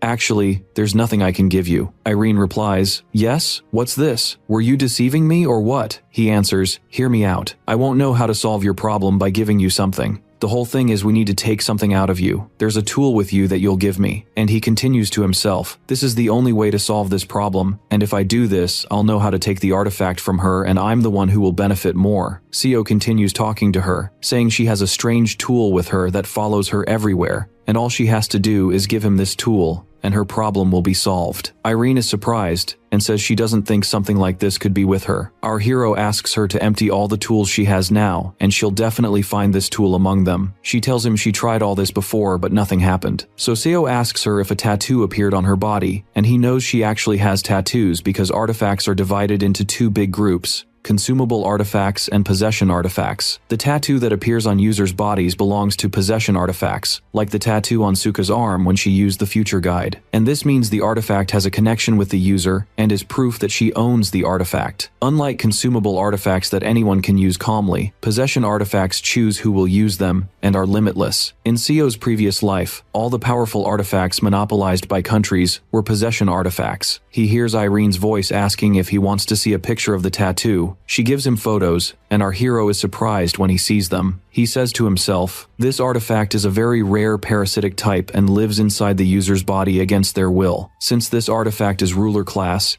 it should be like the golden apple of Eris artifact, but this is different. I'm sure I won't be able to extract this terrifying ability from her body." He then tells her the matter turned out to be much bigger than he expected, and gives her a phone number so when he's free, he'll see how to analyze this matter. He walks thinking he won't be able to extract this ability from her, but decides they should be friends because she might be useful to him in the future. Our hero goes to take the artifact, and the man says, "Since you paid for the seedling, you'll take it now. As for the other artifacts, you'll take them when you pay the rest." Our hero replies, "Good. I'll have the people who work for me bring you the money." He calls Seong, but he doesn't answer. So Seo feels something is wrong and that he shouldn't have trusted them with the money. He calls the man and tells him, "I'll ask you a request and I'll reward you greatly for it." At this time, Seong and his men are carrying our hero's bags and running away, but then they get tired so they stop to rest and say, "We've become very rich. We'll live our whole lives comfortably." But they're surprised by Seo behind them yelling, "How dare you steal my money and run away?" Seong asks him how he was able to know their location, and of course the golden axe is what told him their location because the amount of money they had with them made him recognize them. Seong is terrified and makes excuses, but Seo tells him, "Don't try to look for empty arguments. If you don't want me to cut your neck, you must speak immediately. I have no solution but to use this." And he takes something out of his pocket. Seong sees it and asks him, "Isn't this the stone we wash our feet with?" Seo tells him he'll know what this is soon. Our hero presses on the stone and it grows in size, and he reads on it and says, "The laws set by King Hammurabi during the Babylonian civilization had a famous phrase that says, 'An eye for an eye and a tooth for a tooth,' meaning anything the enemy does will be returned to them. And this artifact is good for revenge." He tells them he took this artifact from the auction early because of bribing someone, and that he'll make them pay the price for betraying him. We find Seong and his men's hands tied with energy. Seo says to himself, "I wasn't sure it would work the way I wanted, but it seems like a very good artifact. It can return any normal attack and use it against me. I was curious to know if it could control my enemies in the present and future because this is legal talk." Suddenly the men find that the energy tying their hands disappeared, so they ask Seo what happened. Our hero answers that he was just testing the artifact, and as long as they don't betray him, nothing will happen to them. But if they try to do something like this again, he'll cut them to pieces. The screen appears for our hero with writing on it.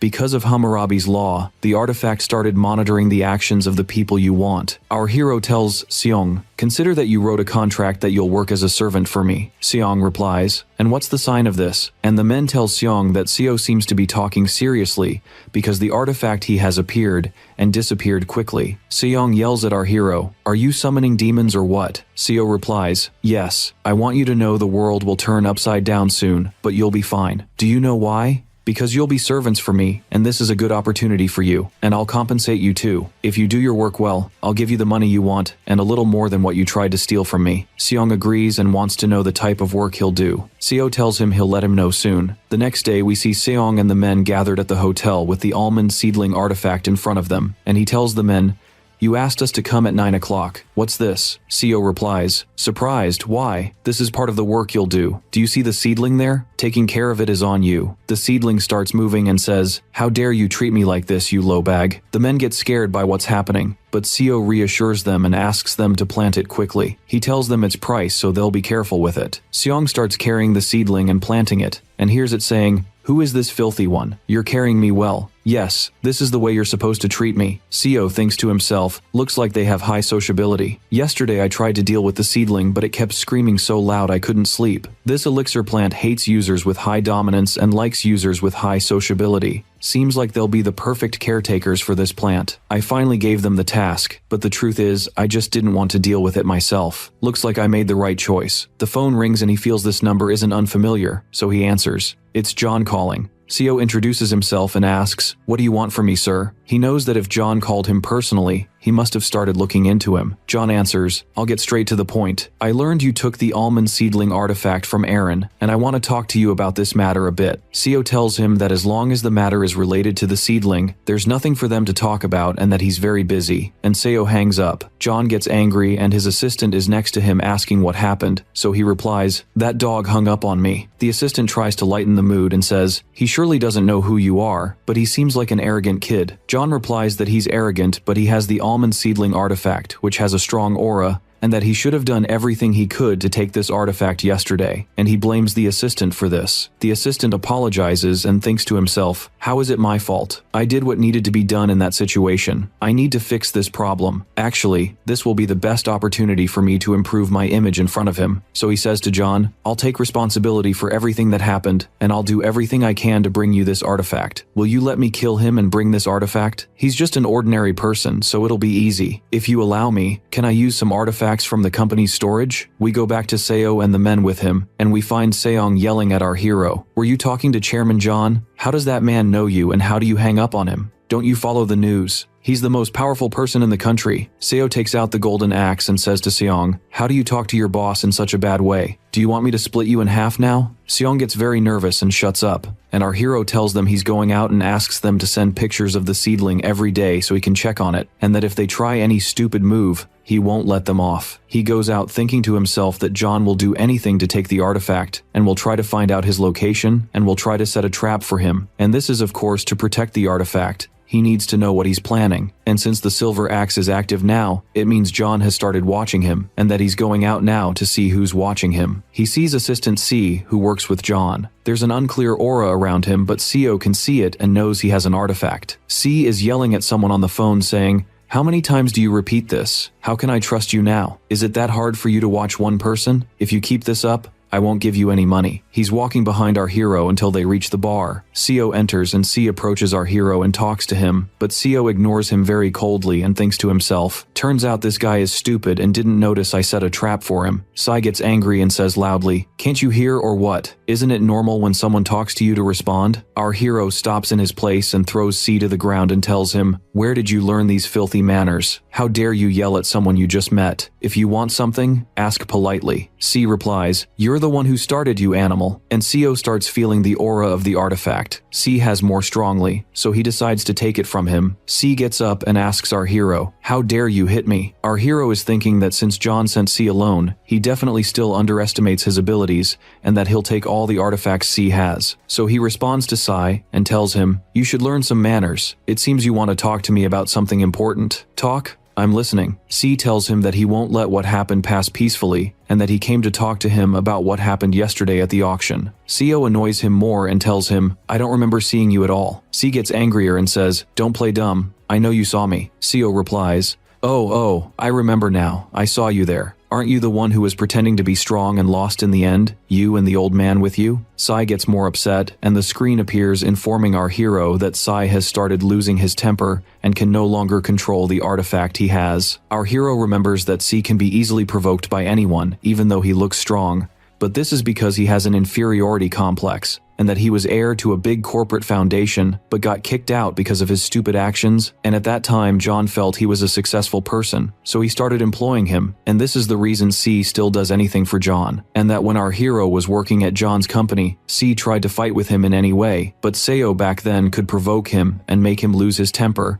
and this made C unable to use high-rank artifacts properly because controlling artifacts depends on the user's condition. And here he says to C, "I really need this almond seedling. See what I'm doing with my hands? Also, Manager John talked to me about this matter, but all I can say is I won't give you this seedling easily, but if you ask politely, I might give it to you. Since this plant came to me as a gift, if you really want it, I can think about it. C bows to our hero and thanks him and politely asks him to hand over the seedling because it's important to them. He's planning that after he takes the seedling from Seo, he'll get revenge on him, but he hears Seo's voice laughing loudly and saying, "Did you seriously believe that? I wish I had an assistant like you to entertain me." Here Sai gets angry and opens a bottle and throws liquid from it on Sao and says, "I should have done this from the beginning. I'll make you my slave and I'll kill you." Our hero is protected so nothing affects him. C gets confused and here he's surprised by our hero who grabs him by the head and puts it on the ground and says, "Didn't I warn you before? It's normal the artifact doesn't work because your ability to control it decreased, you idiot." The screen appears and informs our hero that Sai's mood dropped significantly and his ability to control artifacts dropped from rank A to D. Sai asks with his face pushed to the ground how So knows everything about artifacts. Our hero is holding the bottle and says, "I'll take this from you now. Seems like it's a possession type artifact and its new user is me." The artifact responds, "You're a strong human and your control is good. I'll be at your command from now on." Our hero empties the liquid on Sai's back, knowing that this artifact is called Zombie Priest Powder, which is not only a possession type artifact of rank A, but also has great power, and that this zombie group started appearing among slaves in Africa, and its idea was that it could turn guilty people into zombies. This rumor caught the attention of many people, and they started believing it, and this is what made the artifact appear. And this powder, if someone touches or smells it, they'll faint temporarily and turn into a crazy zombie, and this will make Manager John unable to reach our hero quickly. But for this to happen,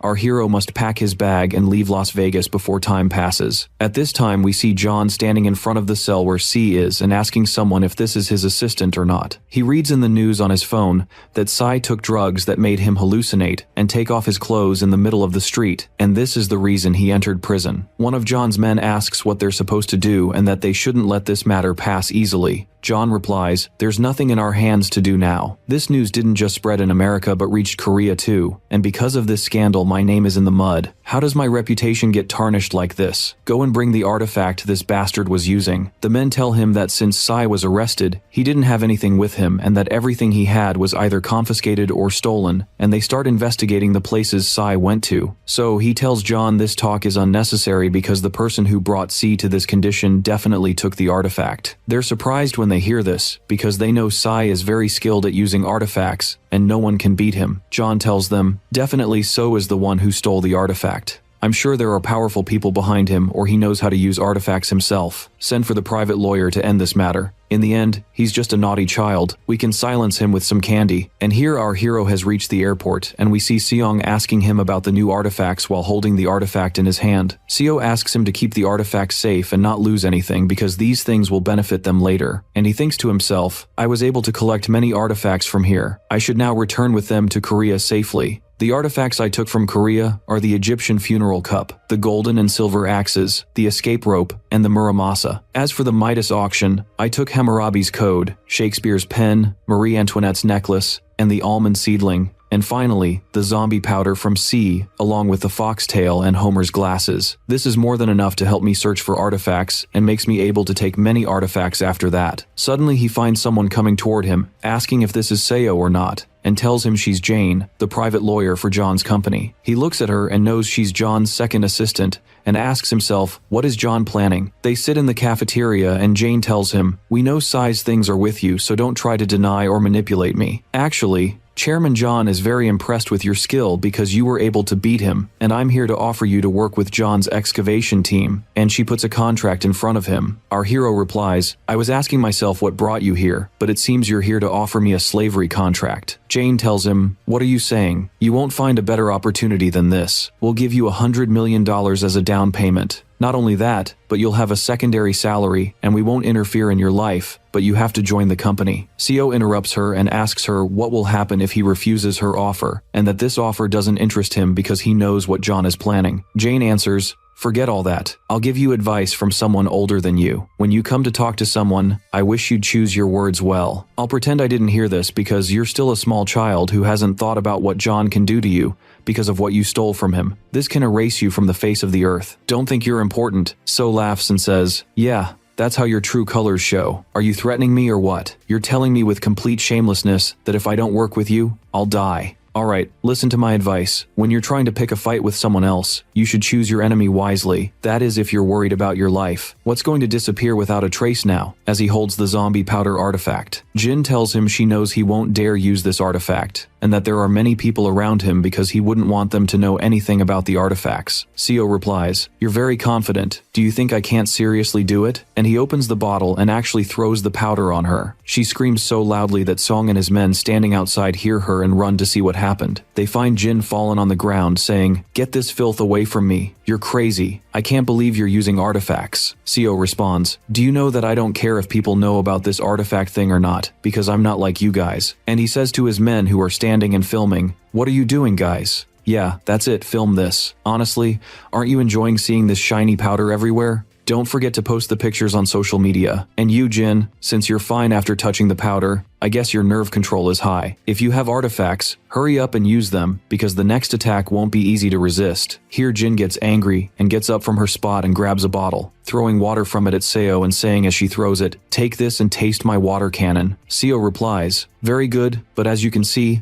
I have this artifact." And he uses the Hammurabi's code artifact and reflects the attack on her and grabs the silver axe and orders it to cut her. Jin is begging him to leave her alone, and we see Seong screaming, "What are you doing, So? Are you really going to finish her off in broad daylight?" Our hero reassures them that he won't finish her off or anything, but he'll destroy the valuable things she has. He strikes a powerful blow that causes an explosion in the place, making security think this is a terrorist attack, and they run to secure the area. And we go to June and his men, where one of them informs him that they got a report that someone had the same thing happen to her that happened to Sai. June guesses it's Jin, and that this happened because of Seo. We see our hero picking something up from the ground and saying, "Unbelievable. All the talk now says there are spirits inside all the tools. It seems Jin dropped this artifact. I wonder what its power is." The screen appears and points to the artifact and informs our hero that this is the painter's ink, B rank, and it's a rare and expired type, and that Jin used half of it. Seo hears the artifact's voice asking him to follow its voice because chaos will happen in the place they're in.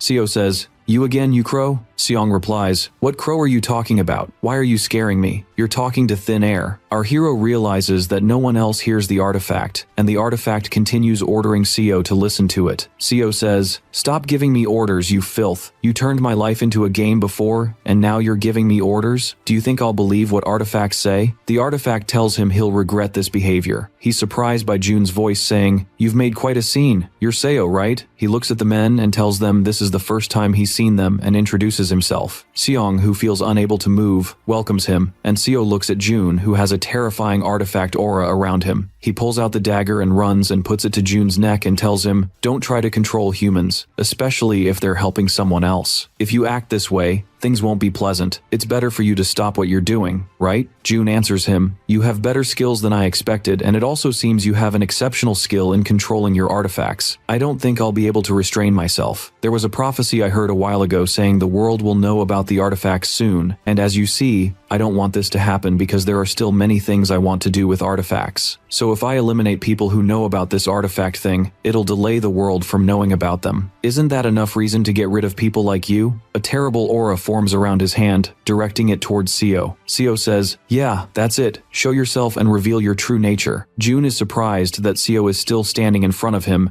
and hasn't disappeared because this artifact is supposed to take him away or take him to another world. Our hero laughs and says coldly, "Are you talking about this?" And he's holding in his hand a paper he stole from June when he had him restrained with the dagger and tells him he'll use it against him. We see our hero standing and June screaming, "How dare you steal my artifact?" Seo replies, "Then you should pay better attention to your things next time." The screen appears telling him that his theft skill increased to D rank and his title became the Thief Who Amazed Rulers. He now has the skill Thief's Hand, and he says to himself, "This? Were you impressed by me, June? Because I know how to steal? I wonder how you're feeling now, you dog. Are you still playing with me, you crow? Whatever. Show me information about the artifact." The screen points to the artifact and tells him this is the Unique Ruler's Summons Artifact, S rank, and it's a consumable artifact with only 7 uses left. But he knows he won't know how to use this artifact now, because his domination ability isn't sufficient to control it. He's annoyed because he wanted to send June to another world. We see June, who has the artifact's aura around him, saying, "If you think this is the only artifact I have, you're wrong. Are you still trying to fight me?" Our hero says to himself, June always carried powerful artifacts with him,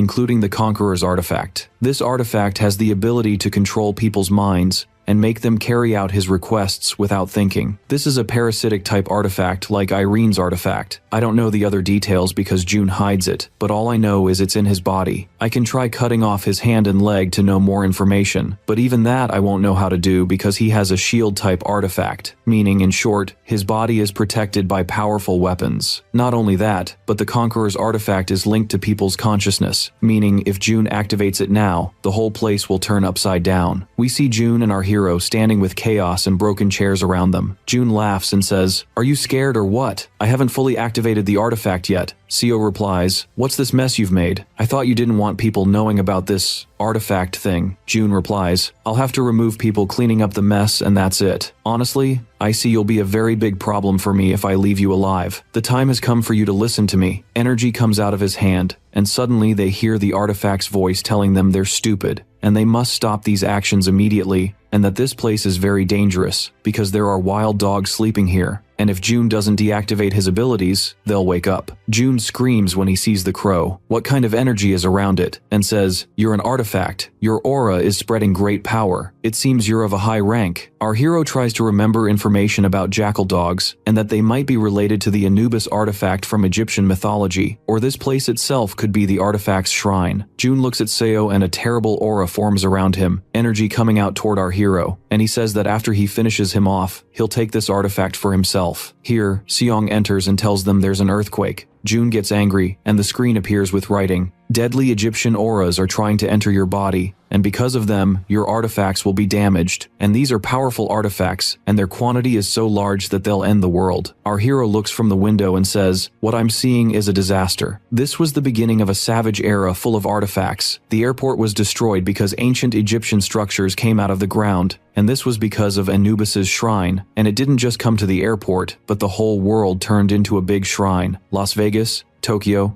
and others. Suddenly an earthquake happens, and our hero knows the thing has started. He thinks about what to do, but Seong's voice interrupts him, terrified, asking, "What's happening?" Seo answers him that they're trapped in a big shrine, and all this is because of the bastard June who's showing off his power. June tells them this didn't happen when he used his artifacts before. Seong asks how they'll escape. Our hero replies, "If we want to get out of here, we must clear the shrine first for it to disappear, but the problem is, clearing it won't be easy at all." Our hero thinks that in his previous life it took him 3 months to get rid of a shrine like this, but now the situation has changed. Seo continues his words, "Anyway, it's good that we started at the center of the shrine. Follow me to meet the ruler of this shrine." They agree, but June stops them, telling them he didn't allow any of them to walk without his permission, and directs terrible energy from his hand toward them. Our hero asks him how he can act like this when they're in this situation and they're supposed to defeat the shrine first. June tells them he'll think about this matter, but after he finishes them off, and this way he'll be able to take the shrine's artifact for himself. Our hero says to himself, "Damn you, you filth. This confidence isn't from nothing either. I'll do everything to get out of here alive." June closes his fist, and energy comes out of it, and he gives them an order to listen to him. The ground shakes and great energy comes out of it, and Seo says, "Your manners are as usual, old man." June replies, "Stop babbling. Isn't this the way you're supposed to talk to your masters?" Seong, who's lying on the ground, says, "We're being destroyed. Are we going to die, Seo?" June says to himself, "Strange. It seems I don't know how to control their minds. Usually people pass out when I do this." They're surprised by a voice saying, "You're right, these people have an ability they control us with," and a white dog with yellow fur appears in the air. June screams and asks him who he is. The dog answers him, "This is my place. Who are you to make a mess here?" Seo says to himself, "I definitely broke free because of these dogs." The Conqueror's artifact doesn't work well with June. This is Set, the ruling class artifact, and he's one of those who can appear before us. In Egyptian mythology, Set was one of 9 great rulers, and Set was the ruler of the desert, darkness, chaos, and evil. That's why he was very violent and malicious and would destroy the life of any user who took him. Suddenly, a black dog wearing a chain appears and says, "It's impossible for a human to control us. We must get rid of them." Set replies, "Of course we must destroy these trivial people and show them no mercy." And here our hero knows they're not of the same type, and that this black dog is the Anubis artifact, and the chain he's wearing is the Osiris artifact, and that Anubis was the ruler of death and graves, and this way there are 3 ruling artifacts before him, and that his previous life was full of countless shrines. We find Set asking Anubis what mission they'll give them so they can enjoy themselves while finishing them off, Wait, what's this nonsense? There's no reason for us to even test them. Anubis replies, have a little dignity, Set. Set screams, what dignity and what nonsense? I'm already annoyed that we're standing in the same place with trivial people like these. At this time, the screen appears to our hero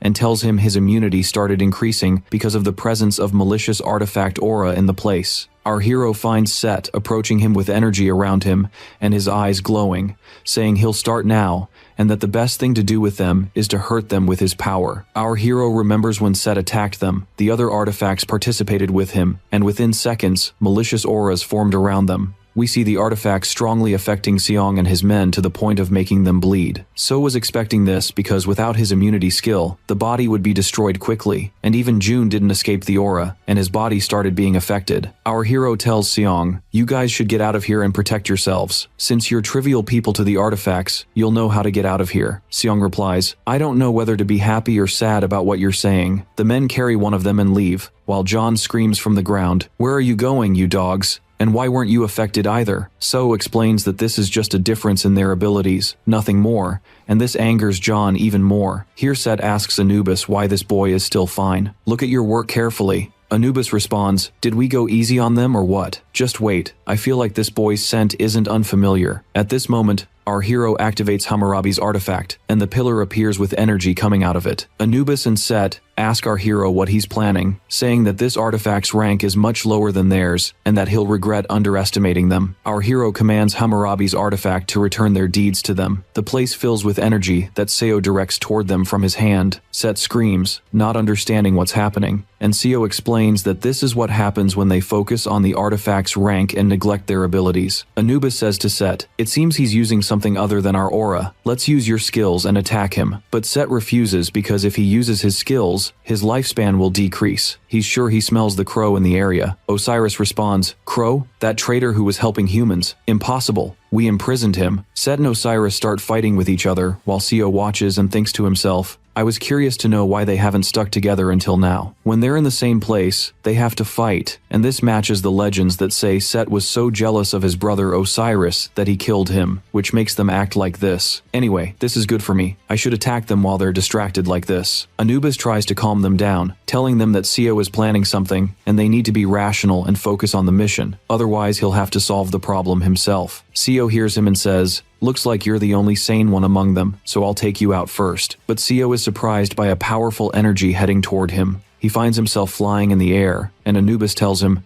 show me how you'll escape from this. Someone like you will never be able to succeed in the test. Seo asks himself, what kind of test is this? He's surprised to find himself standing on a suspended scale with Anubis in front of him, who has spread his body out, and explains that this is the scale of judgment, and that he will now be judged. Seo also knows that this is the last thing Anubis can do, and that if he succeeds in this test, the artifact will be his. Anubis was forced to do this because his aura couldn't hurt him, but this will give our hero a chance to control him because in his previous life, he met the original user of Anubis's artifact, who told him that Anubis would ask him several questions, and that he should answer all of them with no. He doesn't remember exactly what he was asked, but he assured him that all the questions were so easy that a child answered them, which was supposed to reassure him. He looks ahead and finds many judges dressed in black. Anubis says, good, all the judges have come now. I'll ask you 42 questions. If you answer all of them with no, you'll pass the test. If you lie on any question, the monster hiding in the darkness will know you're guilty and will eat you. Your first question, have you ever stolen? Our hero sweats and gets nervous, so Anubis laughs and says, I knew it. Okay, listen to your second question. Have you ever lied? And again, Seo doesn't answer. Anubis continues, hit, destroyed, coveted someone else's wealth? But Seo also remains silent because he's actually done all of this. He realizes that the child didn't succeed because the questions were easy, but because he was a child and hadn't had time to make all these mistakes yet. Our hero finds Anubis holding him in his hand, saying, it seems you're asking yourself why you couldn't answer any of the 42 questions. This is what I expected from someone like you who's made many mistakes. Your heart is heavier than iron. Go to the hell where you're supposed to be. There's a monster below him with its mouth open. Seo sees it and screams, saying, are you kidding? Give me 1 second. Anubis tells him he failed, drops him, and orders the monster to swallow him. Seo falls into a place full of bones and skeletons approaching him. Our hero grabs a large bone from the ground, stands up, and says, come at me, you dogs. I don't care if you all attack me at once.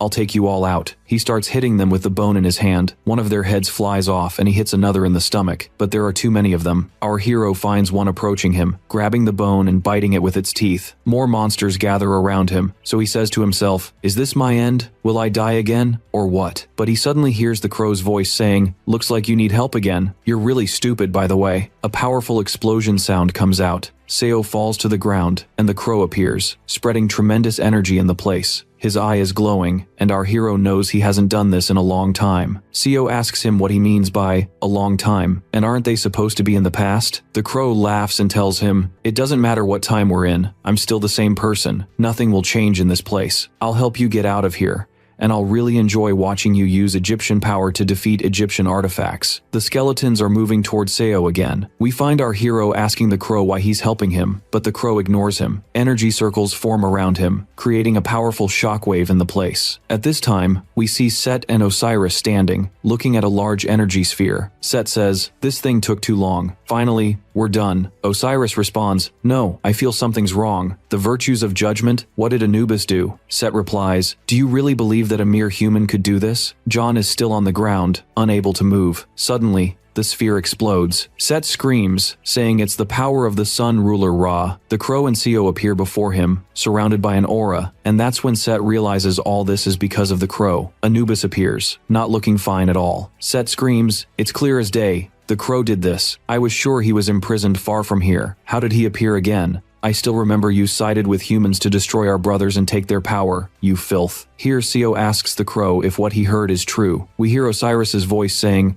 let's use our power, Set. We need to solve this matter and inform the others about this situation. Set grits his teeth, his eye glowing, and says, unfortunately, there's no other solution since it's come to this. I'll destroy everything. Energy comes out of him, shaking the earth. Seo flies in the air and skeletons come out everywhere. The crow tells Seo that it won't just be in this place this time and that all the dead in the world will wake up. Our hero responds, I know. And honestly, I didn't expect you to help me. The crow is surprised that Seo isn't scared, especially since he won't know how to escape from this tomb. We see our hero holding his sword, saying, do you think I'm stupid? Things are different from the previous time. Now I'm using my artifacts, and I also know that their true forms here are just tools that can't even move, right or not? He flies in the air with the sword in his hand, and the crow watches him, enjoying himself. Our hero starts attacking all the skeletons around him. At this time, Osiris, Anubis, and Set change their forms to human skeletons. Osiris says, look, this boy is having a good time. Set continues, let him bring his own end. We have an endless army of the dead. Set's true form is rubble. Osiris's form is an hourglass, and Anubis's form is the key of life. We hear Osiris tell Anubis to protect himself and not interfere,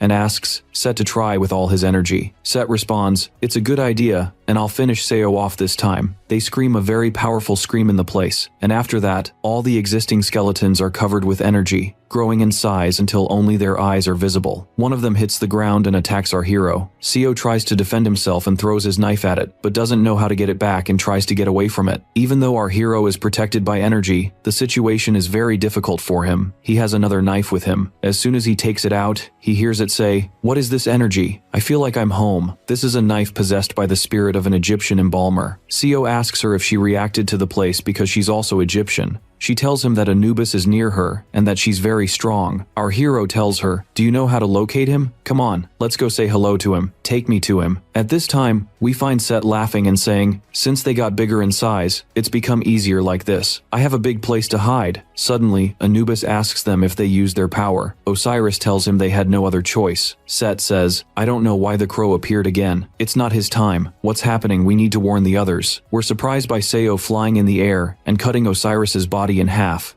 which turns him into his true form, and the hourglass artifact comes out of him. Anubis was about to be surprised, but he finds Seo cutting him, and the key of life comes out of him. Then the key of life asks our hero why he's doing this. He answers that he hasn't seen anything yet, and asks him to open the test again because his result was wrong last time. The key of life responds, in my life, I've never given the same person a test twice. Even if you retake the test, you won't pass it. Seo raises his sword toward him and tells him, impossible. I assure you that won't happen. You have to change the question list or I'll cut you to pieces. In this case, Anubis had no choice but to redo the test. The large scale and the 42 judges appeared again in the same form, but not all of them were in good health, and Anubis's size this time was much smaller than last time. Here Anubis starts asking our hero again, but Seo chokes him and tells him, shut up, you dog. You're going to ask the questions I dictate to you, understand or not? The first question will be, have you stolen anything from anyone? Anubis screams, how can I ask you questions like these? What have you left me of the court of the dead like this? Seo responds, I don't care. And besides, this isn't a trial after death or anything. Do you think I'm dead? Don't answer. Repeat what I say if you don't want to die. If you don't listen to me,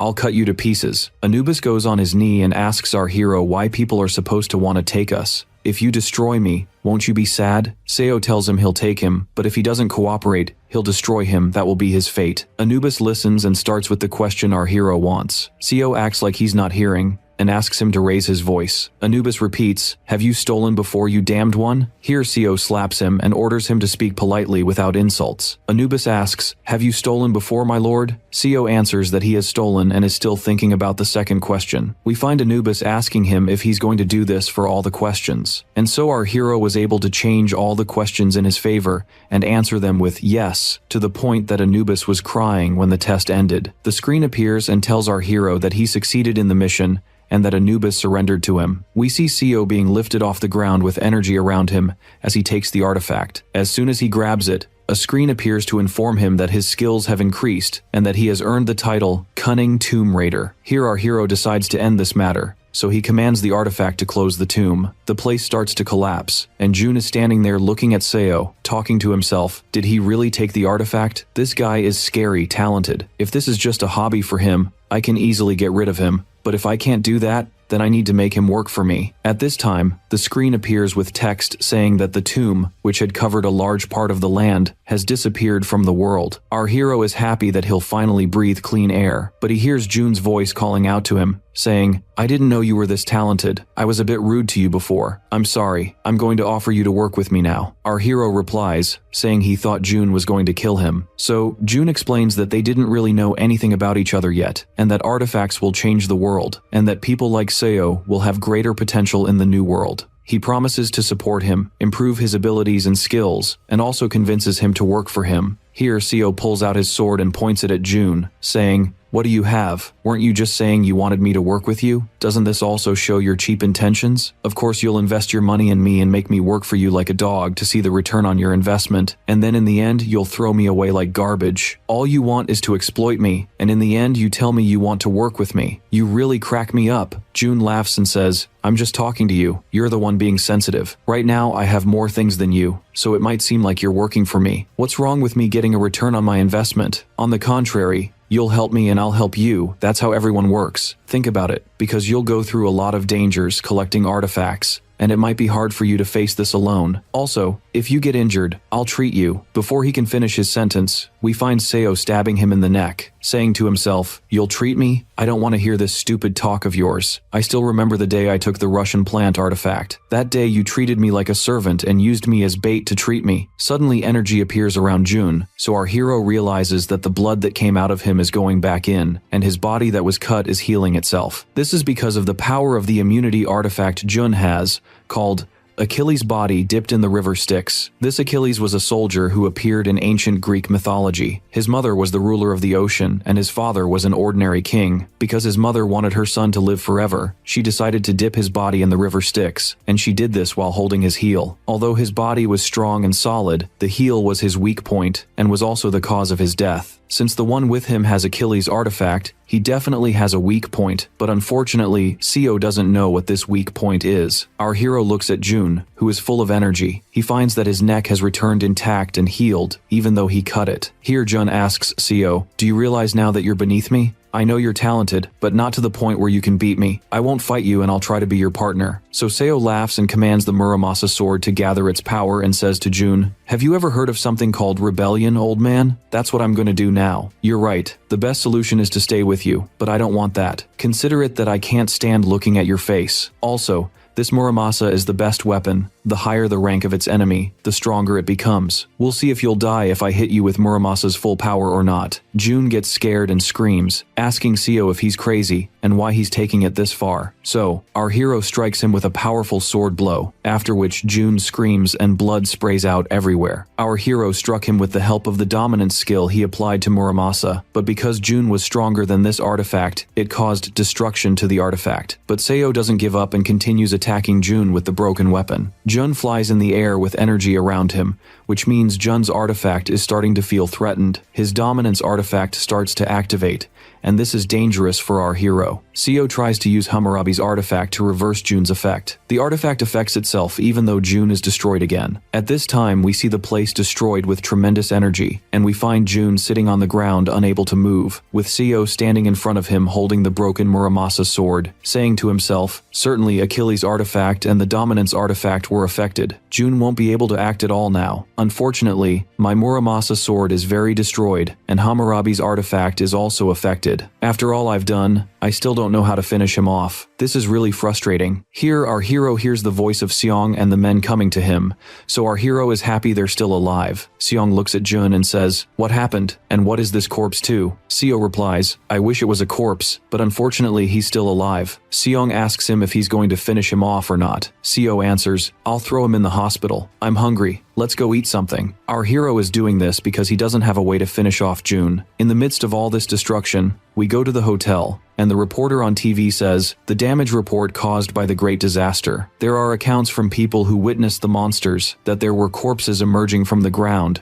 and that there were people who used supernatural powers and terrifying tools." Our hero is listening to the news while eating, and Seong, who is sitting next to him, tells him that all news channels are talking about this topic. Our hero explains that the whole world will know about the artifacts issue. Seong is surprised, and our hero asks him to look at the things he's putting on the bed. Seong looks at the artifacts speaking, and Seo tells him, "I told you the whole world will change. People who have good artifacts will have power from now on." Seong asks him, "Aren't all of these almost destroyed?" Seo replies that this is the problem and that he doesn't have a solution for it, but he has friends who will help him. He picks up the phone and calls Irene, telling her he found a solution to her problem. Irene is very happy, but Seo is lying to her because to solve her problem, he needs to be stronger than this. He asks her to help him and find him a certain solution. So she says, "Just like that, tell me who this person is." This person's name is Yogi, and he's an expert in repairing artifacts. Every artifact can be destroyed if used recklessly, and doesn't repair until after a while. There are artifacts that have the ability to repair other artifacts,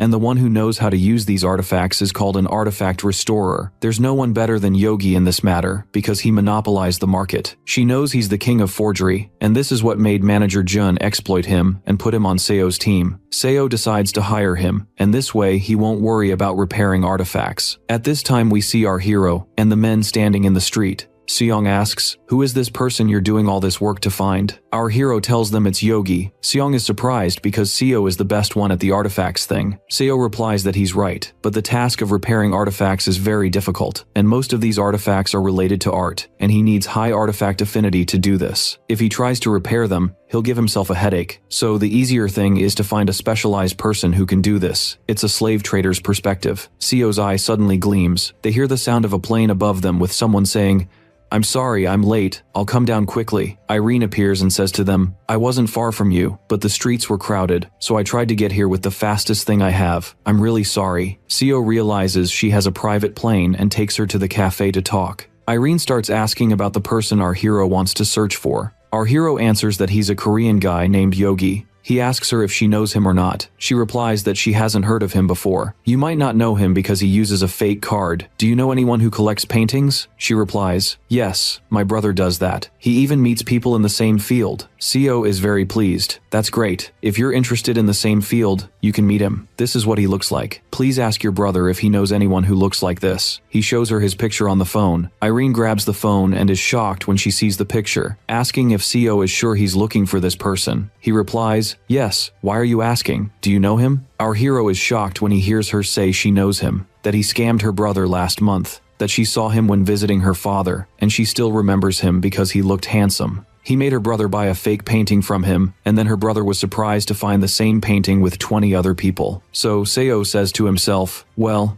It's clear he's the king of scams. He's been scamming people for a long time. He hears Irene say she won't know how to find him, so he asks her why. She tells him he's dead, that he was about to be arrested while trying to scam her brother's friends. When he tried to escape in his car, it fell off the bridge with him, and the officer who reported him also died. Our hero says to himself, Yogi is dead? Unbelievable. He's 26 now, which means 5 years have passed since the last time we met. I don't believe this. Did the future change or what? Ah, I remember. Not everything will stay as it was in my previous life, because the artifact that made the Great Tomb appear was Indian, but this time it was Egyptian. This means not everything will be the same as before. But this is impossible. I really need Yogi's ability. He asks Irene to try searching for him too.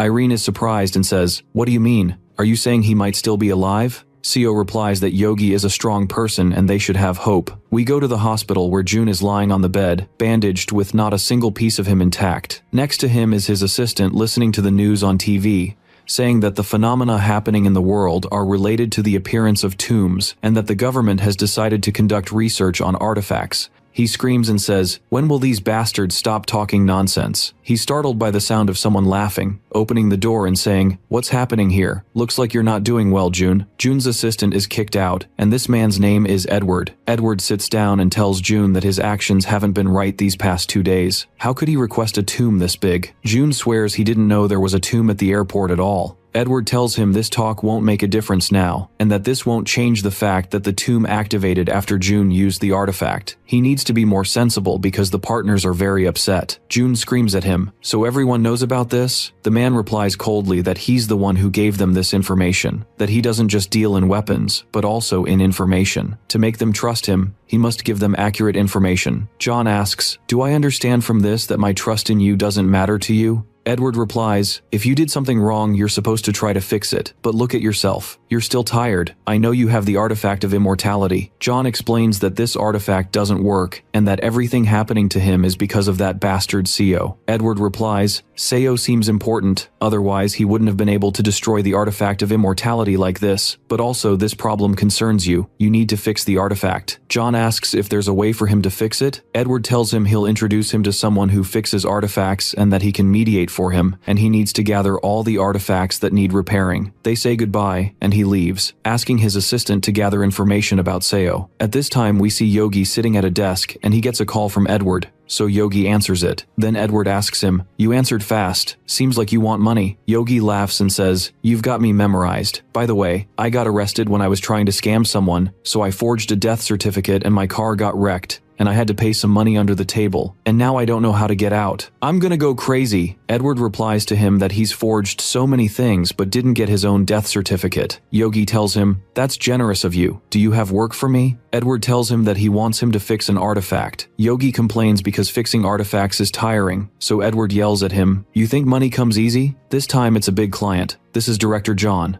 Now you can be sure you'll get your money. Right. Yogi agrees after that and thanks Edward and is jumping with joy. We then go to the art gallery where Seo and the guys are standing in front of it. Seo asks, You see, he's actually still alive? Our hero tells them that it's hard for Yogi to die. They enter and are met by Yoon, Yogi's assistant, who welcomes them, and they ask her if Yogi is there today or not. She tells them he's not in the office at this time. Seo can sense Yogi and the artifacts, and here Sayong yells, Yoon says he's really not inside. Is he playing dead or what? Seo pulls him and pinches his ear and says, What are you doing, you idiot? We need her to talk. We're here to draw out Yogi. Use your brain a little. Our hero returns to Yoon and apologizes to her, and she replies, I don't know why you came here, but you're not supposed to do these moves. Our manager died in a car accident. Seo leaves the bag on the table and acts affected and says, Yogi died. What am I going to do with all these things? Yoon looks at the bag, which has more than 10 artifacts, all of them valuable and expensive. Seo says to Yoon, Do you know what these are? Please help me. They're all very precious to me, but they're damaged. I need someone to fix them. Doesn't have to come in person. You worked with him, so you definitely understand this subject. Will you be able to fix them? She asks him to wait for her a bit. Seo agrees and knows she'll act this way, and that she's greedy, just like Yogi who employs her. and she definitely won't miss an opportunity like this to take the artifacts. And here Yoon calls Yogi and tells him what happened,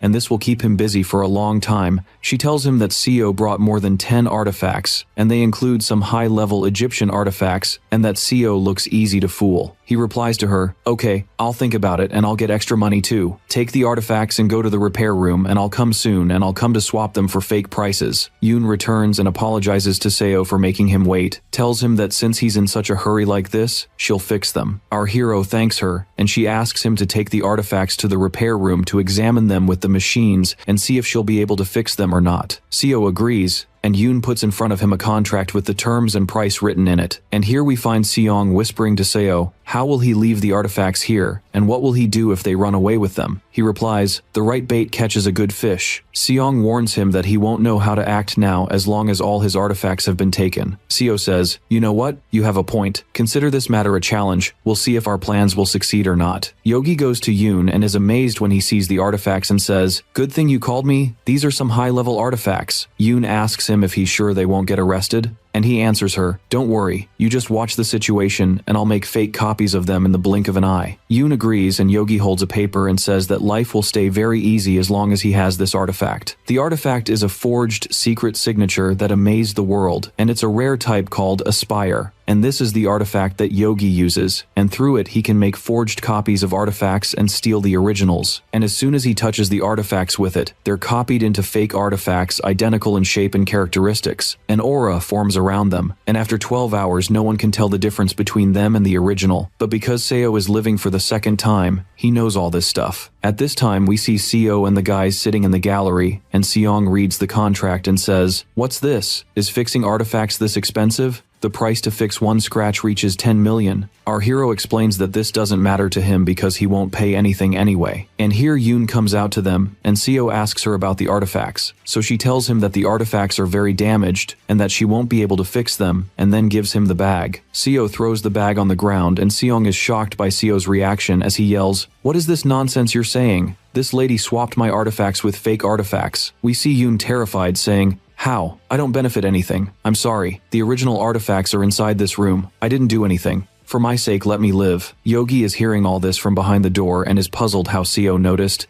The door gets knocked, so he gets scared and falls on the ground, and the shelf falls on him, and Seo and the guys enter after him, and our hero gives a command to the rope artifact to tie up Yogi. Yogi is very surprised that Seo still has other artifacts with him, and asks Seo to untie him because he's bound and hanging in the rope. Our hero asks him where the artifacts are, so Yogi tells him they're in the safe and asks him to put him down on the ground. Seo replies to him, shut up and let me take what's mine first. He opens the safe and takes the artifacts, so Yogi asks him, how did you know the password? You definitely planned all of this. Seo tells him that he's the one who made the mistake first. Our hero says to himself, Yogi was a different person and was a talented artist who lived a normal life and studied at a famous school in America to improve his drawing skills. And because his teacher Richard liked Yogi's drawing style, he decided to steal his style, and because of this became a famous world artist. People later objected to this matter, but because Yogi wasn't as famous as his teacher, he lost his work, and people thought he was jealous of him, and from that time, Yogi started to change and used his skills to scam everyone, and that's why the forgery artifact approached him and started helping him in his cursed plan. We were supposed to talk now like people, if it weren't for your dark deeds, you bastard Yogi. Seems like I won't be able to convince him this way. And he hears Yogi's voice yelling, what did I do wrong for you to do this to me? You're the one who's stupid and got fooled. Seo takes out a pen and tells Yogi that this is Shakespeare's pen that turns anything written into reality, and writes that Yogi suffers from deadly pain because he's hanging in the rope.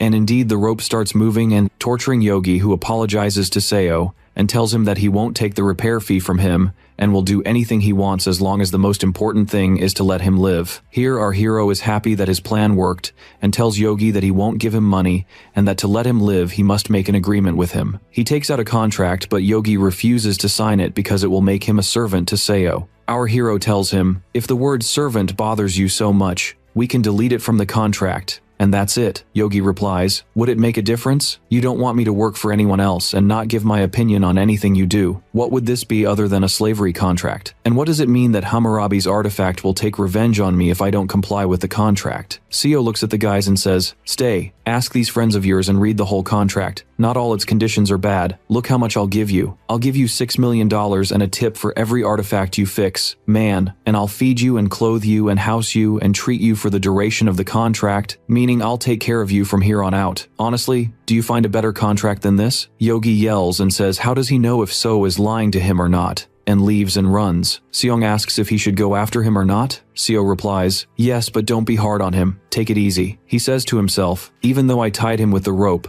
I have to use my power on him within limits because he'll take a ruler-level artifact in the future. And as soon as Yogi exits the door, he calls John on the phone and tells him that he's the person Edward told him about. John replies that he didn't expect him to call first. Yogi replies, how should I call you first? I heard you want to fix an artifact. I'll do what you want. When John hears this, he orders his assistant to turn off the TV and laughs and says, nothing good has happened to me in a very long time. Let's make an agreement on this matter. After John and Yogi agree on the contract, John hears a voice on the phone telling him, open the door and take his phone quickly. Yogi yells, no, don't come in. We see Seo entering on Yogi and one of the guys binding him, and Seo takes the phone and talks to John and tells him, if you want to fix your artifacts, then look for someone new because Yogi is my follower now. When John learns that our hero is the one talking to him, he gets angry and throws the phone and tries to get up from his place. At this time, Yogi yells at Seo, so Seo asks him, are you sure you want to work with John? You better think again. This man is not good. Staying with me is better. Yogi tells our hero that he didn't give him a chance to choose,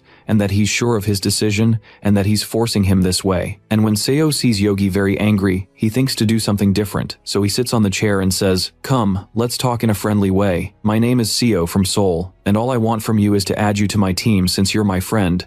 I need you to fix my artifacts. What do you say? Yogi insists he won't work with him. With great insistence, our hero tells him, seems like you're afraid of me like this. You didn't leave me another choice. He holds a notebook and reads in it out loud that the student Yogi, who has a rare talent, became a scam artist and started selling forged drawings. And here Yogi says loudly that it's impossible for Seo to know all this, and not to know that this rumor spread. He gets angrier when he hears our hero tell him, I don't know how to forge someone else's work like you. You really forged the work of the world artist Richard. Yogi gets up from the ground and gives our hero a punch and tells him, you're talking too much nonsense. That dirty guy is the one who stole my work. Seo blocks the hit and tells him, man, Richard is the one who stole your work. Isn't it because he imitates your work he's supposed to take a long time? Yogi answers, this matter always occupies my thinking. Richard was always able to draw in the same way I think as if he reads my thoughts. Something ridiculous, isn't it? He's surprised when our hero tells him that Richard is able to do this because he uses the artifact that makes him imitate anything and anyone he wants. Yogi asks him why he's so sure about this matter. Seo answers him that he also uses these artifacts and that this will help him and return his reputation that Richard stole. But for this to happen, of course Yogi must be a partner with him. Yogi starts thinking about this offer and Seo knows he won't refuse. Seo is surprised by Yogi's hand in front of his face as he speaks. Wait a little. I need time to think. Seo Throtters longs to the Wurchlanger author, dows an artifact in his face and asks him, do you have something else in your brain or what? Don't try to meet John. I'm the only one who can do what you want, but I feel insulted that you're comparing me to yourself. Anyway, this is your decision and I'll respect it. Yogi replies, you misunderstood. I'm not stupid. We find our hero throwing a rosary in Yogi's face and telling him that this is a military artifact and he'll definitely need it. And he says to himself, it doesn't matter what I give him because in this situation John has way more than me to offer him. Yogi is definitely thinking this way and will meet John tomorrow. And indeed, Yogi goes to meet John in his office, who tells him, I'm happy I met you in person. What are your suggestions? Yogi asks him if he knows Richard. John answers that he knows him and knows he's a famous painter, and people say he's a genius. He asks what does he have to do with their topic. Here Yogi tells him that Richard stole his ideas using artifacts, and that's why he became famous. And he tells John that he'll help him, but on the condition that he's able to expose Richard and let people know he's a fraud. John laughs and tells him,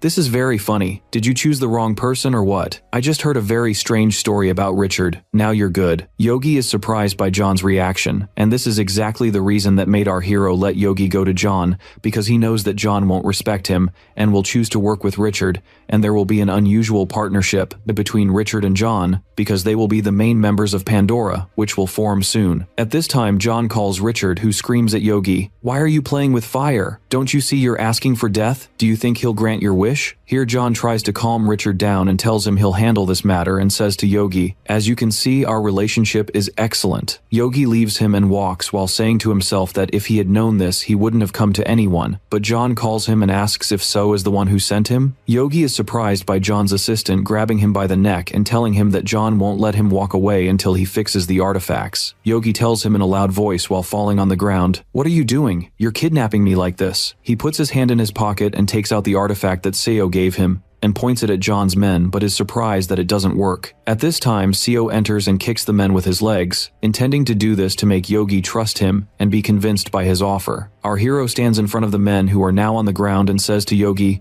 "Get up, I came to save you." John gets angry when he sees him and tells him, "You again?" Seo walks and tells him, "We'll meet again, old man. I don't want to make noise here. I just came to take Yogi, and I'm not able to fight now because all my artifacts are destroyed." Here John orders his men to get up and not let Seo escape. Our hero takes out Shakespeare's pen and writes that anyone in the place will suffer from severe pain before dying except John and Yogi. Yogi is then standing bent over, and at Seo's house we see Yogi asking what he's supposed to do. Seo takes out the bag and tells him he must fix these artifacts because this is his specialty. Yogi replies, "Wait, this is too much. Are you joking? Am I supposed to fix all this? I want to do something simple. What you're doing is a scam." Our hero replies, "Man, don't say that. Aren't you also a fraud?" Yogi gets more angry because he hates fixing and because Seo is treating him like this, even though he's younger than him. Here we find Seo's eye glowing and punching Yogi, knocking him to the ground, and telling him, "Get up quickly and start working. I want all these artifacts fixed within 3 days. Yogi gets up and tells him that it's impossible to finish in 3 days, and that he needs at least a month. Our hero asks him if fixing the artifacts will take all this time.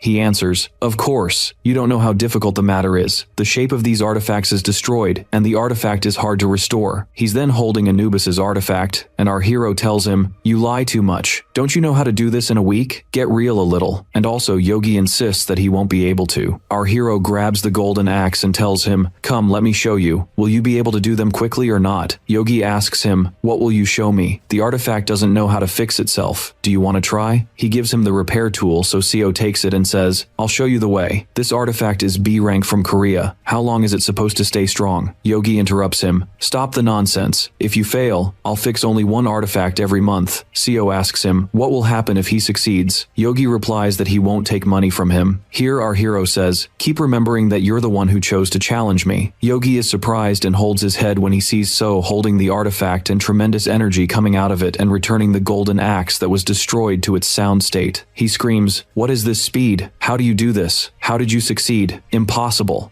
How do you do this better than me? Isn't it better for you to fix your artifacts yourself?" Our hero gives him the artifact and tells him, "Take it. Check your artifact yourself. I didn't fix it, but there's a great similarity between them." Yogi takes the artifact and looks at it and says, "True. After what you did, its power decreased a lot." Seo puts his hand on Yogi's shoulder and tells him he'll never know how to fix artifacts like him. Here Yogi replies, "You're building your dreams on the wrong person." Seo pushes him and says, "You make too many excuses. Come on, start quickly. You say you're not ready now, but you'll become something in the future. Pay attention. If you don't work well, your skills won't develop." Yogi sits at the desk and hears his phone ringing, and the caller is Edward. At this time, our hero is asking the men if the seedling will grow well. They tell him everything is fine. On the screen, it shows him that the agility skill has increased to C rank, and this will make him know information quickly about artifacts, and he'll know how to use them just by touching them, and that he's become very good at repairing artifacts, and his ability to steal artifacts is also increasing rapidly, and it gives him the title of Repair Expert F rank. Seo is surprised by these strange skills. Yogi's voice interrupts him as he hands him the phone and says, "My friend wants to talk to you." Seo speaks and says, "How are you, Edward?" Here Yogi is surprised that Seo knows who's calling him, and this Edward's nickname is the King of Wealth, and a British investor with great influence in the artifact market.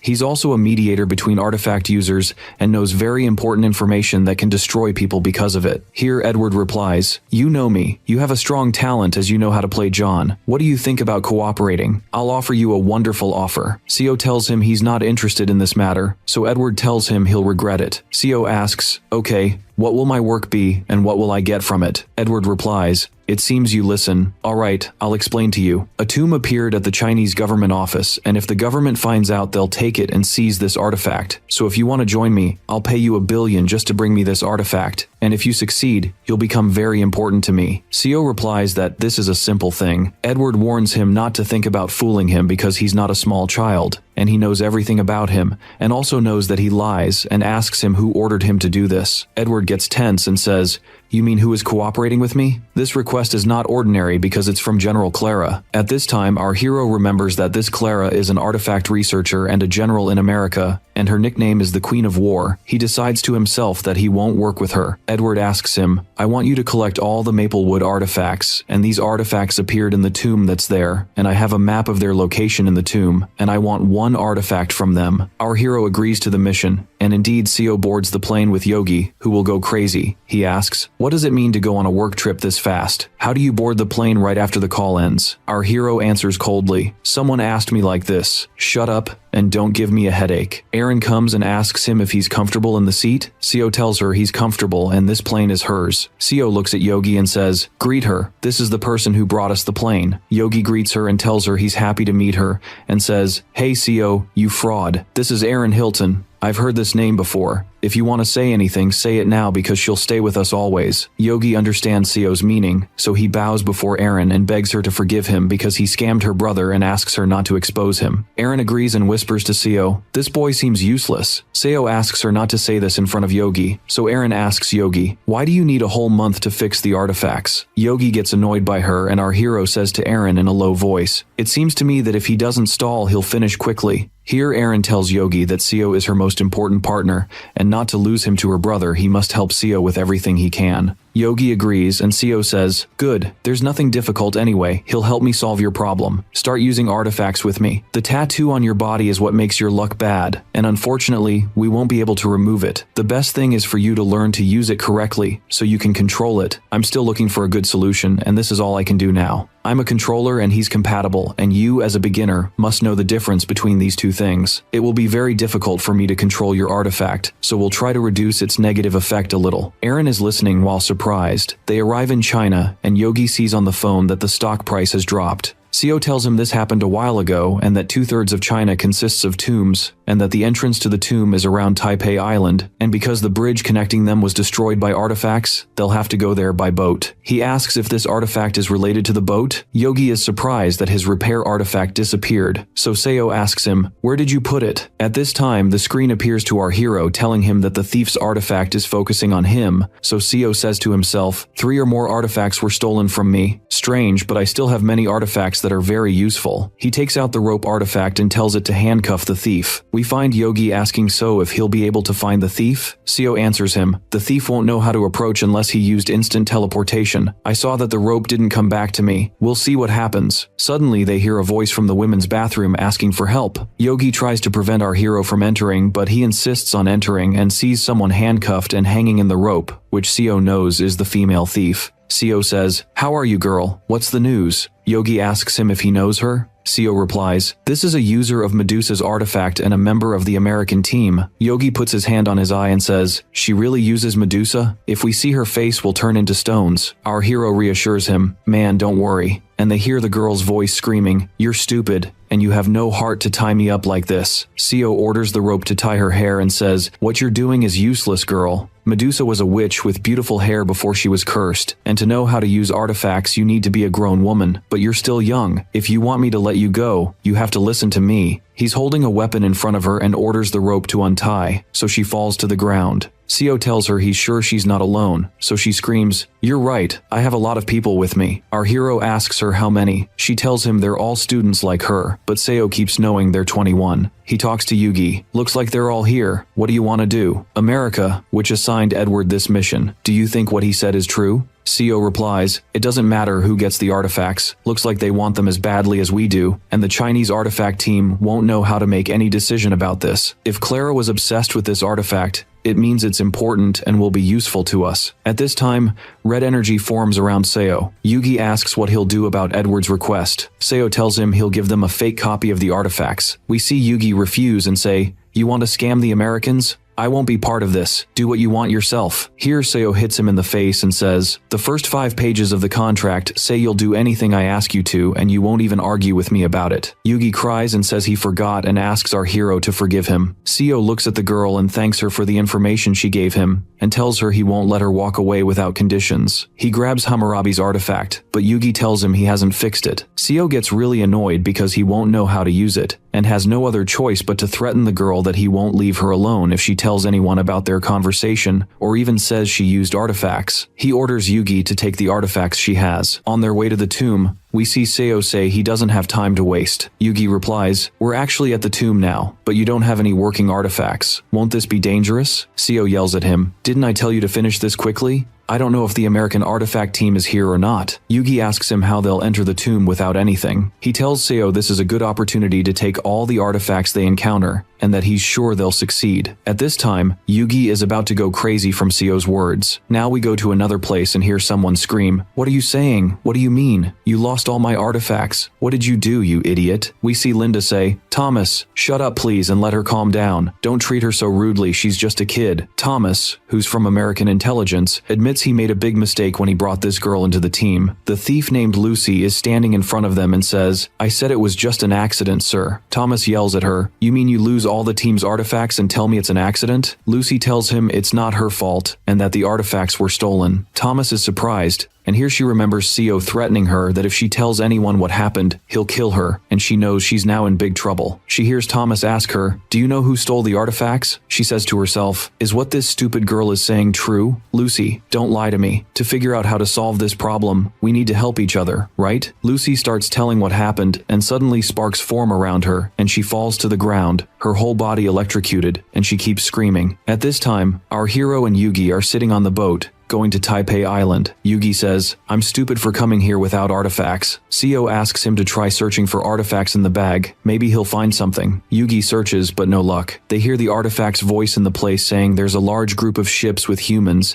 and that it won't allow anyone to enter except good people. The sky starts to darken, so they know they've actually entered the tomb. Here Yugi asks our hero if they should hide inside the boat to protect themselves from the monsters attacking the ships in front of them. But they're surprised when the monsters approach their boat and energy comes out of them from people who are screaming and saying, are you just sitting there watching? Use the weapons you have. Seo says, it's just getting started. There are many monsters. I'll be able to defeat these monsters without artifacts. He grabs an iron rod in his hand. Yugi tells him, I guess I shouldn't worry about being trapped in the tomb since you're with me. Look at them. Seo looks at the monsters and says, even the captain can't control the situation. They look crazy, but I get it. If there's a smarter monster, then you can control it. He sees all the people attacked by monsters with glowing eyes. He hears the artifact's voice tell him this journey won't be easy. Yugi screams, what am I supposed to do now? Seo runs with Yugi behind him asking, where are they going? They enter the boat and Seo says, take it easy. We're the best team to fight. And I'll use the artifact now and it'll be easy if we control the humans. Here, our hero takes out Shakespeare's pen and orders it to make all the people on the boat fall under the tomb's control and protect their heads. Indeed, we see all the people on the boat sleeping on the ground with their heads down. Seo tells Yugi they need to attack the monsters coming at them now,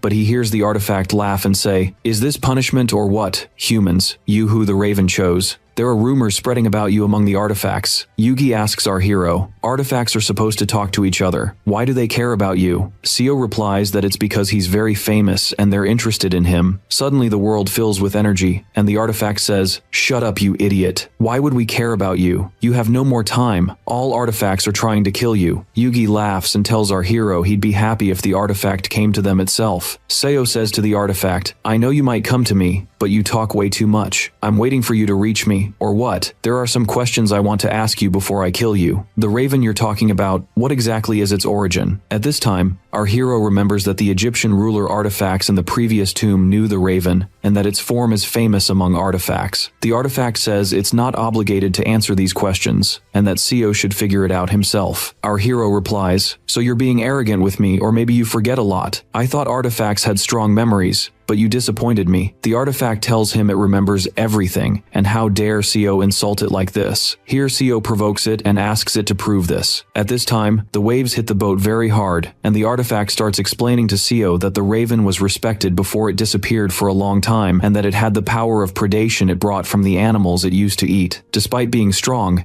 it had made an agreement with humans and betrayed its fellow artifacts, which made the artifacts the raven ate come under the raven owner's control. Then the raven went to prison. Seo talks to himself and says, "Prison? You mean the tomb I entered before I died was actually a prison? Besides that, its shape was different from other tombs." Seo asks the artifact, "Isn't the raven supposed to be one of the new artifacts? So how did they imprison it?" It answers him, "It would have been difficult if we fought it directly, but I managed to trap the raven's owner.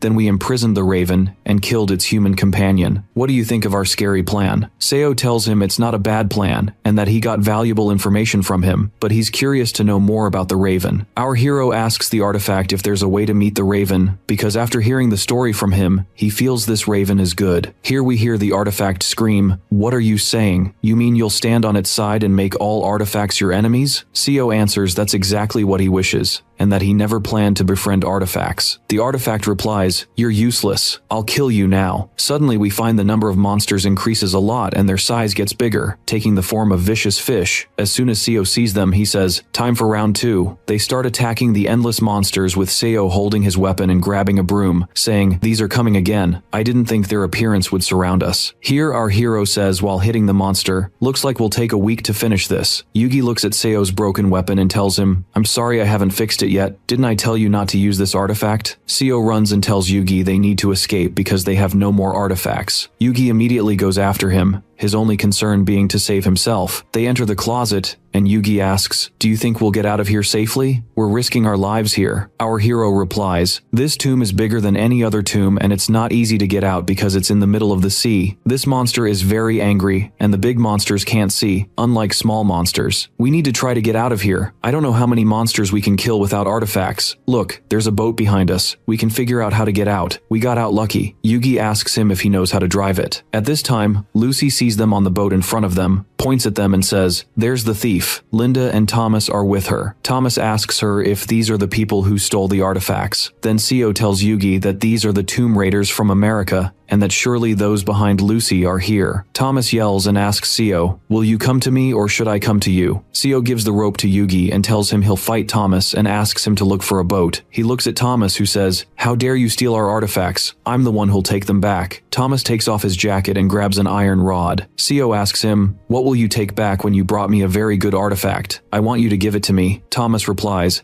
telling Seo he's arrogant and crazy. Light comes out of his eyes and he gives our hero a strike with the rod. But Seo manages to avoid it and says to himself, even though Thomas is fat, he's fast, and the artifacts he has are very valuable. He drains energy from him and hits him with an elbow to the stomach, telling him it would be better for him to surrender, then gives him a hard punch to the face. But our hero is shocked that nothing happens to Thomas after all this. Here, our hero looks at Thomas and hits him with the metal rod again. Seo tries to escape from him and sees that his clothes are torn. He realizes that this metal rod is actually a sword disguised as an iron pipe, and if he gets hit by it, he'll die. Our hero grabs the silver axe, and as soon as Thomas sees it, he says, "Now you're coming to use weapons? That won't change anything either." He swings at Seo but misses. Our hero gives a command to the silver axe to destroy Thomas's artifact. Energy forms around Thomas and all his clothes tear apart, leaving him naked. Here Thomas gets really angry, sees our hero laughing at him, picks up the metal rod from the ground, and gives it a command to transform into its true form. It transforms into an extremely valuable sword, and the screen appears with text saying, "This was stolen from the king, from the Scylla Chivalry Sword Exhibition, rank A and a consumable artifact." At this moment, Yogi finds a boat and calls out to Seo, who says, "You came at the right time, we won't forget this." He leaves Thomas, who is screaming while monsters attack him, and boards the boat with Yogi, who asks him, "Where are we going?" Seo answers, "I'll tell you later, just go straight now. Do we have enough gas?"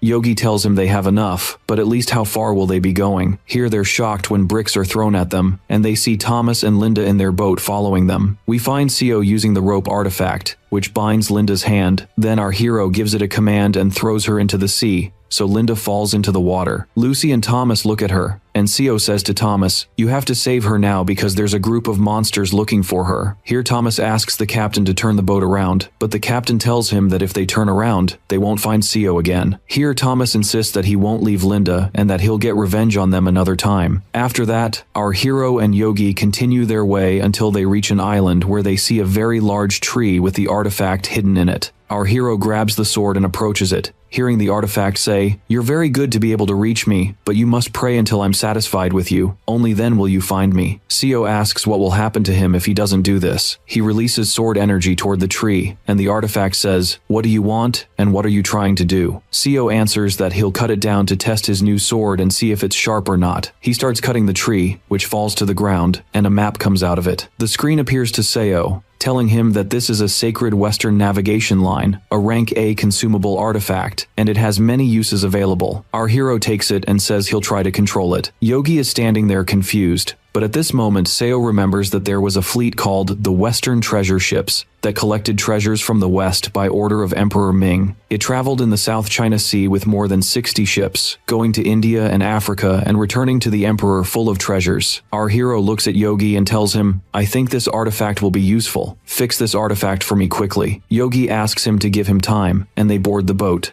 Seo speaks and says, "Close the shrine now, artifact. You see, will we really be able to deceive them?" They then arrive at Macau, and we see Yogi sitting with a table in front of him with the map artifact on it. Seo asks him how long he'll need to forge a copy of it. Yogi answers, "I'll finish it quickly if you stop bothering me. Tell me, are you sure this fake artifacts thing will work on them? By the way, this is very dangerous. Why are we doing this? Give them the real artifact, take the money, and be done." Here Irene enters and says, "I also agree with this opinion. I'm worried because after this we'll have many enemies." Seo tells her, "I won't give them the map artifact because this map can do many things and will also solve your problems. Put your hand on the map." Irene puts her hand down. The map lights up, and tremendous energy comes out of it in the place. Our hero says, "These are all the clues related to the ancient shrines in the north. This is Turkey, so we'll go there to solve your problem. I really need this map to give me information, and this will be useful in the future. That's why I want it to be mine and I'll protect it." Yogi tells him that the forged copy won't last long, and how is our hero Seo not afraid of Clara, who could wipe him off the face of the earth? Our hero replies that he has a point, but this lady has evil plans and wants to monopolize the artifacts. She might have many maps, and her target was a distant shrine in America. It seems she's looking for Columbus's maps, and these are very dangerous maps that can reveal the locations of shrines and artifacts. Clara controls many places in the world, including Turkey, and she'll definitely know information about them and might reach them. He then looks at Irene, who is tense, and says, "As for your artifacts, no one has ones like them. Honestly, I can say you're special because your artifacts are powerful. That's why be careful when you use them well. By the way, you won't know how to get rid of them because they're parasitic artifacts, so you must control them yourself before they control you." He continues to himself, "This really happened before I died. People love Irene because her artifact is of the destructive type, but this time it has become the power of the ruler of failure, and the old version of Irene won't exist anymore." We see Irene approach him and thank him. Seo grabs a Pepsi bottle and tells them that before all this, their plan must succeed, and that provocation and temptation are the keys to success in Macau. You see, will they accept the fake artifact I'll give them or not? This makes me very nervous. I'll explain the plan to you now, and maybe it'll succeed. Here Yogi interrupts him and says, "And if it doesn't succeed, what will you do?" Our hero replies, "I'll destroy the map so Clara doesn't take it." Here Yogi grabs his head and screams, "How long will you keep being reckless like this?" Seo replies, "Shut up. You're making noise. Make me a copy of it right now." He continues to himself, "I'll get rid of you soon. It's not bad to have a partner like you." We go to the American Intelligence Hotel and see 5 people standing, including one with blonde hair who screams, "What do you mean? You didn't bring the artifacts? And how did someone else steal them from you?" The Chinese team even managed to expose Linda and Thomas's operation. Bravo, bravo. Seriously, you're very skilled. They tell him they were attacked unexpectedly, and that the person who attacked them was very strong,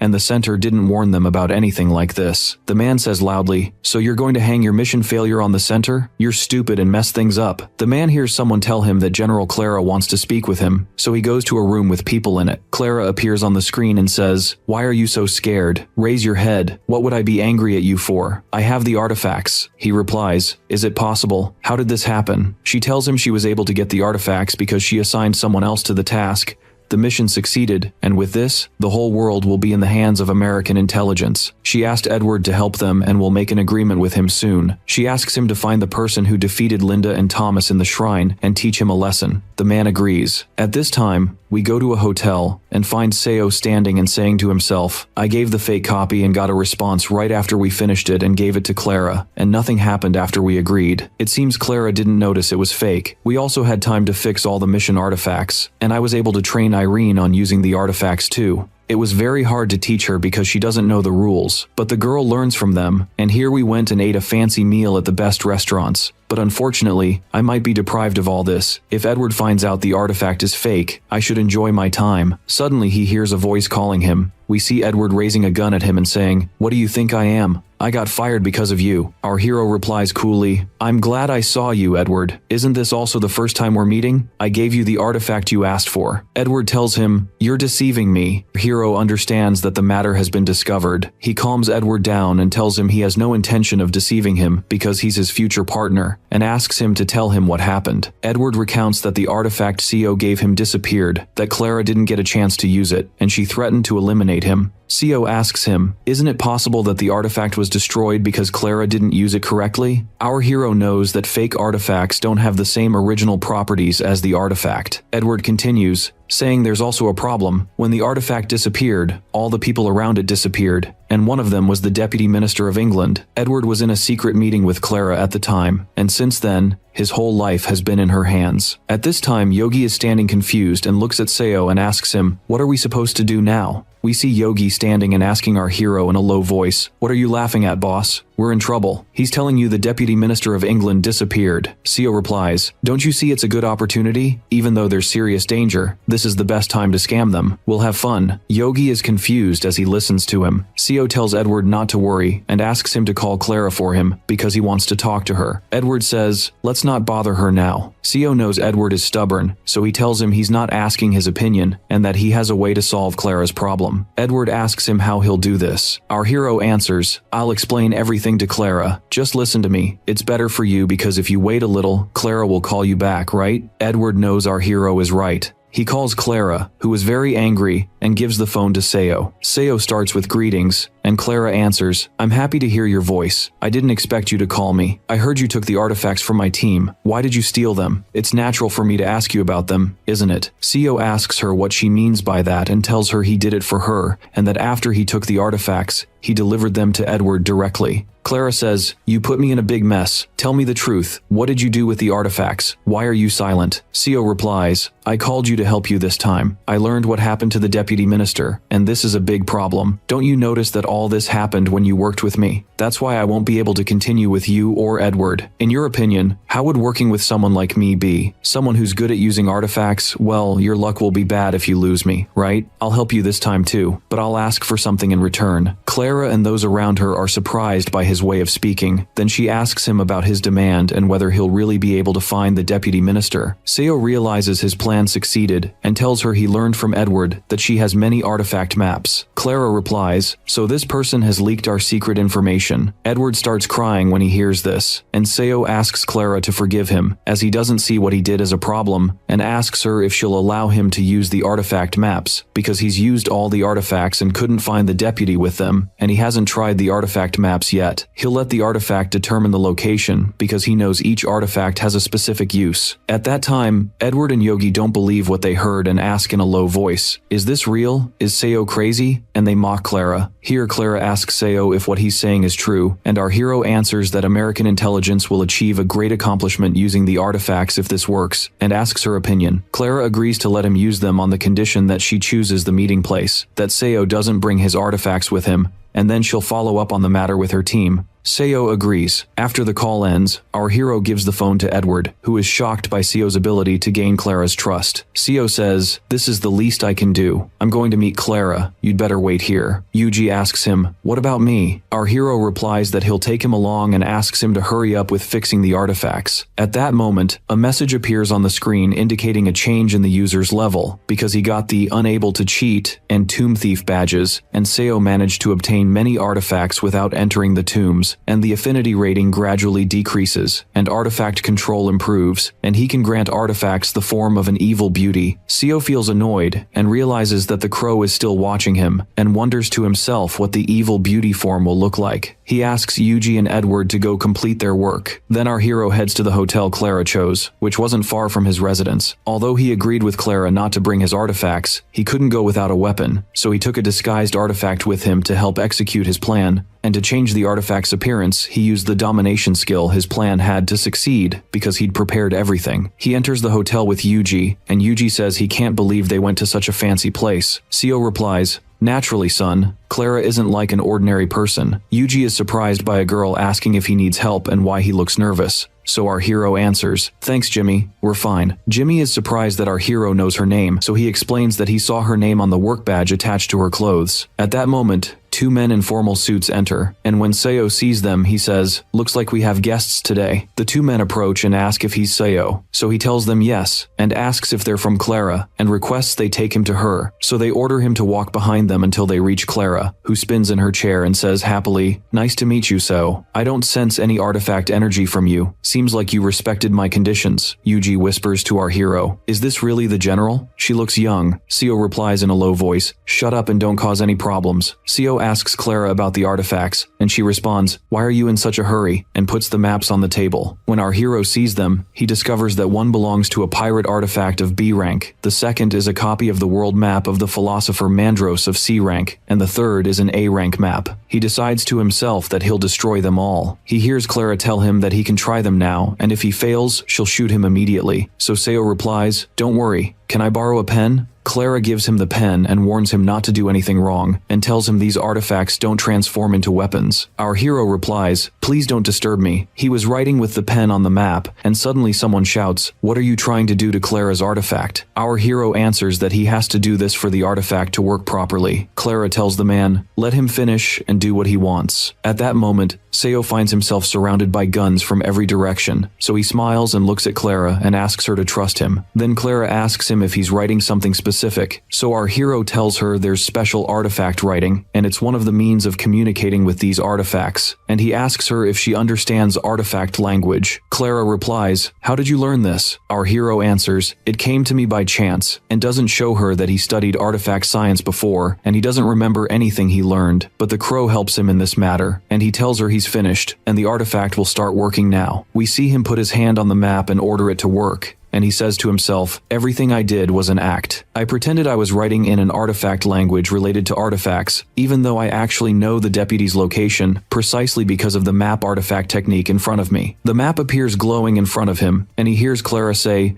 "Seriously, you found the deputy's location. Where exactly is he?" Our hero tells her the deputy is in the desert, and asks her to give him paper to write the address precisely, and tells her to start quickly because it'll be easy to find him there, and he actually writes her the address. Clara takes the paper and hands it to one of her men, and orders him to contact the special forces near the location to complete the mission quickly. After that, Seo is surprised by Clara standing in front of him, raising her gun to his head, so he tells her, "Didn't I keep my promise to you?" Clara replies, "I won't believe it until I find the deputy, and you'll stay here until that happens." Seo asks her, "And when will you find him?" She answers, "Don't worry, my men will find him quickly," and she asks him to explain artifact language to her while they wait. Then Seo tells her this language is a secret, so Clara replies, "Do you want to continue our agreement this way?" Seo says, "Fine, I have no choice. We'll start with spelling so you can learn easily, and I'll explain the rest later." Yuji asks our hero, "Are you sure what you're doing?" But Seo ignores him, and Yuji finds him very strange. Then Seo starts teaching Clara, but they hear a voice calling her, telling her they actually found the deputy. She asks him about the deputy's condition, and he tells her he's a bit tired but his life isn't in any danger. Here Seo looks at Clara and tells her, "I'm very happy. Who told you?" Clara refuses to let him leave before finishing his work, so our hero replies that she's greedy and doesn't intend to let him go. Clara gets angry and tells him, "What are you saying? Shut up completely and do what I ask. I won't let someone like you leave like nothing happened. From now on, you'll stay under my command until I collect all the information about ancient artifacts. What do you think?" Seo continues writing and asks her, "What will happen if I don't agree?" Suddenly, a big explosion happens, and fire approaches them. Clara screams when she sees the map artifacts burning, and orders her men to do something. One of them grabs the burning maps and screams, so Clara looks at him and says, "What are you doing, you fool?" Another man intervenes and they start cutting up the maps. Here Clara shoots him with the gun in his leg and says, "This is from the artifact's effect. Where's Seo? What happened must be because of Seo." The soldier tells her that Yuji and Seo have disappeared. At that time, we see Yuji and our hero So in a place with water, and Yuji laughs and says, "Finally, we got out of there." Seo replies, "You're right to be happy, but unfortunately, we escaped to a fountain. Draw us a better exit next time." Yuji says, "Enough. What matters is we got out safe." Seo remembers that he gave the artifact to Yuji after the explosion so they could escape, and that they took advantage of the chaos and used the artifact to draw immediately, and that Seo was the one who specified the fountain location for the exit to be drawn there. And all this thanks to an artifact he got from the lawyer John sent. And despite the difficulty of escaping, their plan succeeded in the end. An indicator appears on the screen for the artifact with text. This is Paris Plateau Inc., B rank, a rare artifact of consumable type. Only half of its use remains. Yuji asks Seo, "What did you do this time?" Our hero answers, "Nothing. When I borrowed the pen from Clara, I transformed Shakespeare's pen that I had to the same shape, and wrote people's names on the maps to be able to hypnotize them magnetically, including Jimmy and the two men who accompanied us to Clara, so I could control them and put them under my command. That's why I made Jimmy set fire to the place as a result of pressure, and made the men see evil spirits on the maps, and delude themselves that if they don't cut the maps, Clara's life will be in danger." Yuji hears the conversation without saying a word, so Seo asks him, "Isn't my plan brilliant? Anyway, Clara won't be able to monitor us now, and we'll be able to go to Turkey." At that time, Clara was standing in the hotel with a screen in front of her, showing Richard, who asks her what happened. She answers, "I haven't seen you in a long time, Richard. Don't you know a better way to fix artifacts after I return to America?" Richard tells her he knows someone who might be able to help her with this, but he asks for a big price to do the repair, and that John asked him the same request. Clara tells him that the one who destroyed her artifact is the same one who destroyed John's artifacts. Richard is astonished and says, "Do you mean the boy who always accompanies Yuji?" Clara warns him that if Seo is left to work freely, there will be danger for all of them. Richard reassures her and tells her they'll announce Pandora very soon, and then ordinary people won't be able to use or control artifacts. We now move to the restaurant, where the chef gives Irene the sandwiches and says, "This is the kebab you ordered." Irene thanks him and asks if he feels anything strange, and he replies, "I'm fine. What are you talking about?" Irene thanks him again, then leaves and gets in the car, and gives the sandwich to Seo and says, "I brought you something light. I think the effect of training and using artifacts has started to show." Seo asks her if anything happened while she was buying food, and she says no. At that time they're in Turkey, and Yuji is with them, who says, "Hold on, drive your car carefully." Our hero looks at Irene and tells her, "You're thanking me too early. You've become better than before, and you can stop training affinity to focus on control in the future." Irene tells him she still doesn't understand anything about affinity, and that she only got the basics. Seo reminds her that she has parasitic artifacts, and she must control them before they control her, and that from now on he won't allow her to use them. He tells her that affinity is just empty talk, and she replies, "I'll take your words into consideration. Let's go." The group arrives at Cappadocia in Turkey and heads to the tomb. Seo holds binoculars in his hand and says, "I didn't expect this. The tomb is still intact. The artifact came out of it and attached to Irene, and there's a part of the tomb that crumbled. And this is strange, and the place is full of soldiers. In addition to her special tomb unit working under Clara's command, and all of them carrying weapons. If things continue like this, no one will dare enter the tomb. But this doesn't mean there's no other way, because Seo doesn't just excavate tombs, he steals them too. And I'll show you now the thief's method." And at this time we find Yuji standing amazed. Seo, Yuji, and Irene gather inside a bathroom, and Yuji asks, "What are you planning to do here, Seo?" He replies, "Just watch and stay quiet, and you'll understand in a bit." The area surrounding the tomb is protected by artifact aura, and the weak point is in the bathroom, and they'll make a hole there. Seo holds an artifact surrounded by a red aura, and Yuji asks him, "Is this a bomb and will it explode?" Our hero tells him this is an artifact he got from the American team, and it's a B-rank potato. And after Yuji knows the artifact's use, he shouts that it's useless, so our hero explains to him that it's useful for them in this situation. Then a message appears on the screen written, "The main ability of the tomb thief has been activated. Spatial visualization and terrain related to tomb digging. The area related to the tomb is supposed to be destroyed or excavated, and your power increased by 20%. Seo then realizes it's easy to dig the tomb using this skill, and that the tomb walls need huge explosive power, and he can't penetrate them even using bombs, so he has to destroy the artifact and use it as his assistant, and he asks Yuji and Irene to cover their ears. Seo presses his hand on the potato, and a huge spark comes out of it, and he says, "I want to break you, artifact." I'll use some of your energy. The artifact suffers and asks him why. Then a powerful explosion happens that the soldiers outside hear. Yuji and Irene are terrified and ask if the artifact actually exploded, so Seo reassures them that everything related to the tomb won't be damaged. Yuji looks at the hole in front of them and says, "Looks like this hole leads down." Seo replies, "Isn't the hole amazing? Let's go to the shrine." As they descend into the hole, Yuji hears the sound of soldiers and says, "I hear soldiers' voices, boss. I think we're going to get caught." Seo explains there's no need to worry because the shrine has hiding places. They're surprised that the end of the path is blocked, so our hero puts his hand in his pocket to use an extra artifact, causing another big explosion. The soldiers notice the sound coming from inside and quickly head toward it. After that, our hero and his companions continue walking along the newly opened path. Yuji was extremely amazed and asked if they were really inside the shrine now. Seo replies, "Didn't I tell you to only trust me? Wait here. I'll gather some information about the shrine." Our hero leaves them, and Yuji runs after him saying, "We're coming with you." Then, they find themselves standing in front of a wall with some writing on it. Eren asks if he found anything, and Seo answers that this is the shrine's artifact called Midas, and the artifact she has is most likely from this shrine. We see Yuji ask, "Midas? You mean everything you touch turns to gold? That doesn't make sense. King Midas was always miserable." Seo replies, "Even in the story, the golden hand was a symbol of misery." He remembers that the Greek god of wine decided to grant King Midas's wish for everything he touched to turn to gold, and it came true. But he later regretted it, since everything he ate or drank turned to gold, and he began dying of starvation. Midas learned that if he bathed in the Pactolus River, the wish would be lifted, and he'd get rid of that power. Here Seo realizes that if he finds a place in the shrine similar to the Pactolus River, he can get rid of the artifact, and then the artifact will appear, and he'll take it. He tells Eren he knows what to do, but they're surprised by gunfire from all directions, and see soldiers heading toward them. Yuji screams, asking how they could shoot inside the shrine. Our hero informs them this is happening because the shrine is deteriorating, and asks Eren if she's okay. She reassures him. Suddenly Seo stands up and talks to himself, saying, "I feel like I'm getting tired, but it won't last long." Here, Yuji looks at our hero and asks why he's standing there. Seo asks them to go ahead and he'll handle the soldiers, then catch up with them. He grabs his sword, energy gathers around him, and he declares, Seo doesn't run from situations like this. At the same time, we see Clara screaming, "How is help being requested at the Turkish shrine?" The female soldier replies that contact with the soldiers suddenly cut off, and they can no longer communicate or receive messages from them. She tells her there are 2 men and 1 woman without weapons who attacked the shrine. Clara angrily asks, if they don't have weapons, how did they attack the soldiers? Does this enemy have artifacts? The soldier confirms her guess is correct.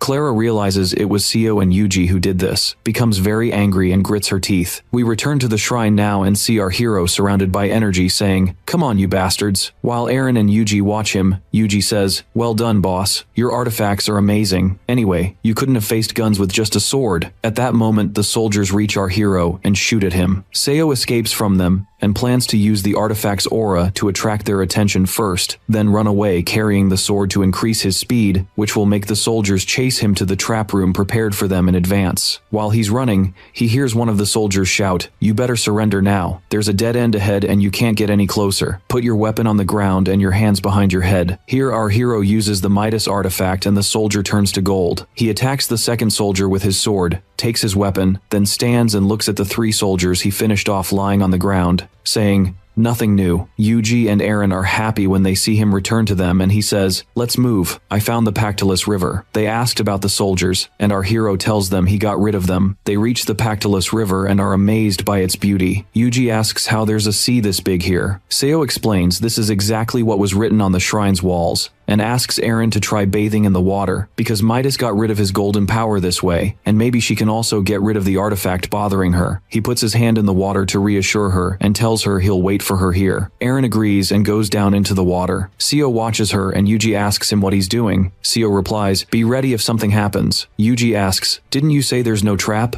Seo tells him Eren's artifact might change, and he needs to pay attention when dealing with artifacts. At that moment, Eren is surprised by strong whirlpools and energy surrounding her, and they hear the artifact's voice saying, "You are my next half." Seo runs quickly, and a screen appears informing them that the artifact sleeping in the sea has awakened, that the golden artifact is emitting a strange aura, and that good luck is coming, but it may sometimes hurt its owner. Our hero screams and orders Eren to get out of the water immediately. Eren responds, but my body won't move. She notices her hands are turning to gold. Then, Seo quickly jumps into the water and asks himself why all this is happening. The screen said there's a hidden artifact in the sea, and the shrine shouldn't be attached to Eren in the first place. Maybe there are other artifacts here, the shrine hasn't disappeared, and the appearance of this trap indicates another artifact exists. Eren keeps screaming because her entire body began turning to gold except her face. Seo supports her, trying to calm her down, but they hear the artifact's voice saying, "Who are you? Don't interfere. I'll get my second half myself." Eren and our hero realize he's also starting to turn to gold and feels that he can't move his legs. The artifact laughs, saying, "You're pretending to be a hero? If you want to save yourself, leave the girl and get out of the sea. I'll finish her off and take my second half from her dead body today. This is my chance." Seo addresses Eren in a low voice. "I understand. I felt something strange when it kept saying, 'my second half.' And that's natural because Midas's body had split in two. The first half is the golden hand, and the second is the hand of failure that attached to you. The golden hand wants to kill you to get the hand of failure back from you. Let's do the opposite of what the artifact wants. Let's try to control the golden hand using your dominance." The artifact screams, "How dare you do that?" Seo raises his voice. "Use dominance. Remember everything I taught you in training. Focus on dominance, not affinity, and I'll give you power. Come on, let's unite our dominance together." Yuji keeps strongly encouraging them. The artifact screams in pain, begging Seo to stop what he's doing. Eren responds loudly, "Don't try to resist. It's useless. Surrender." Artifact. Seo laughs, saying, "Well done, you're an excellent student." Eren is surprised when her body starts returning to normal and sees the tattoo has changed. Seo tells her she now has a complete artifact, and the power of the golden hand and hand of failure are balanced, and she'll be able to easily control the hand of failure with her dominance. Eren hugs Seo and thanks him for helping her. Yuji stands next to them, happy for them. We move to Clara's location and see a soldier saying to her, "I can't communicate with the team that entered the shrine, and I don't know if they're okay or not." Clara shouts at him, "How are you asking me such a question? Do you think I know something, you idiot?" The soldier sitting in front of the communication devices apologizes. Clara confirms she's sure this is Seo's doing and asks him not to send forces to the shrine because she'll use her artifact and destroy the shrine herself. The soldier responds asking,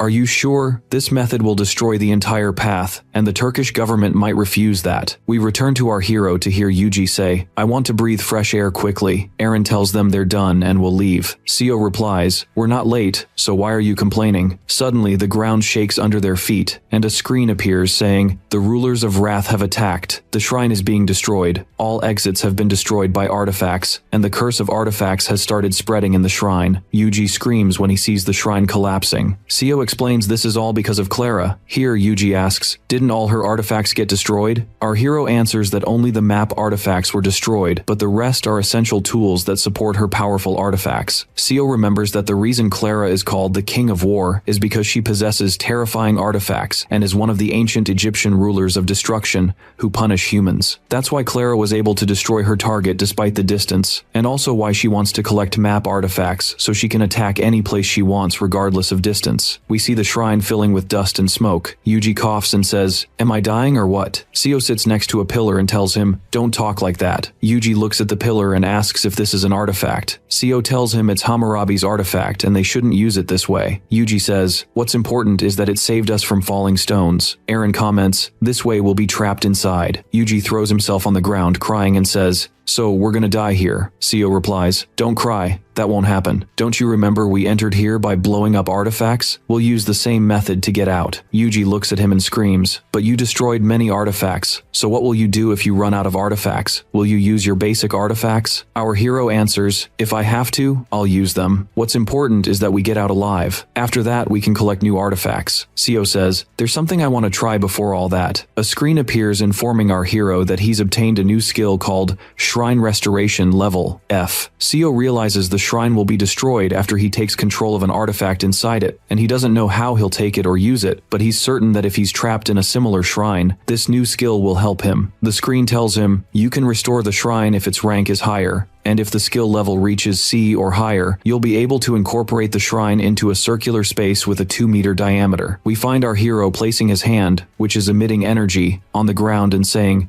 Shrine Restoration. The destroyed stones start moving on their own and open an exit for them. Seo tells them the opening is small, but they'll be able to get out through it. Yuji is happy and says, "Oh my god, we'll really stay alive." Seo replies, "Of course, son. It's clearly written in the contract between us that I'm responsible for your food and safety." Here Yuji tells him there are situations where he might not be able to save them. Our hero speaks, saying, "If you don't want to believe me, that's fine. But trust me, I won't let my friends die this time." He was breaking the stone with his hand. Eren and Yuji are surprised and say to each other at the same time, "This time?" In front of the shrine, we see two soldiers standing. One asks, "Did you find anything?" The other replies he didn't find anything. At the place where Clara is, one of her men asks a soldier, "Still no news? 3 hours have passed since the shrine was destroyed. Didn't you use the search artifact? They have artifacts with them, and their energy should be detected." The soldier tells him they didn't find anything. The man says, "So what am I going to tell Clara now?" At that moment, a soldier enters and tells them a report has arrived, stating there's a path inside the shrine leading to a nearby village. He tells the female soldier standing at Clara's office door that he wants to inform her of something important immediately. The soldier tells him Clara is busy and won't allow him to enter, but the man insists. She says, "Say what you want, and I'll relay the message to her." The man agrees. When the soldier enters the room, she sees Richard on the screen saying to a child in front of him on the bed, "Hello, is anyone here? Are you kidding me? Where's your mom or dad? Who called me?" Here the soldier realizes this child is Clara, and this is the side effect of the Sekhmet artifact, and it's natural he doesn't know about it because it's a secret. Clara laughs and says, "The ruler of wrath, Sekhmet, her second name is Hathor, meaning the ruler of love. I used the terrifying artifact. Will you be able to catch them?" The soldier replies, "That's exactly what. I came for him. It looks like those bastards ran away." Clara screams, "What are you saying? Is this real?" Richard, who doesn't understand anything, speaks up, and the female soldier explains to him that Clara is asking about Pandora. Richard asks her how she understood that and says, "Well, Clara, I'll tell you some good news. Today we held Pandora's opening ceremony, and with that, we now control the relics and artifacts that would cause chaos in the world. We'll prevent ordinary people from entering tombs or owning and selling artifacts. And anyone who breaks the rules will be considered a terrorist and will be heavily pursued. In short, Pandora will protect humanity from the danger of artifacts." At that time, Seo and his group were heading to New York on the Irene family's plane. They were planning to go to Los Angeles, but Irene's parents insisted on going to the family home in New York, all because Irene told her family for the first time the good news that she got rid of her suffering from bad luck. The family was very happy and invited everyone who helped her. Seo was thinking about getting close to Irene's family, so they would stand by him during crises, because he had offended many people, including Clara, and in this situation, he would need the help of Irene's family. They arrive at New York airport, and we see Yuji ask our hero, "Haven't you prepared yet, boss? I can feel the many artifacts in the airport." Seo replies, "Looks like there are people here who will bother us." Suddenly, armed officers appear in the airport and say loudly, "Please calm down. We're from Pandora, and we're here for your personal protection. Anyone with an artifact should take it out calmly, because all artifacts will be under Pandora's management." At that moment, people start screaming, and a signal reaches the officers from the artifact monitor,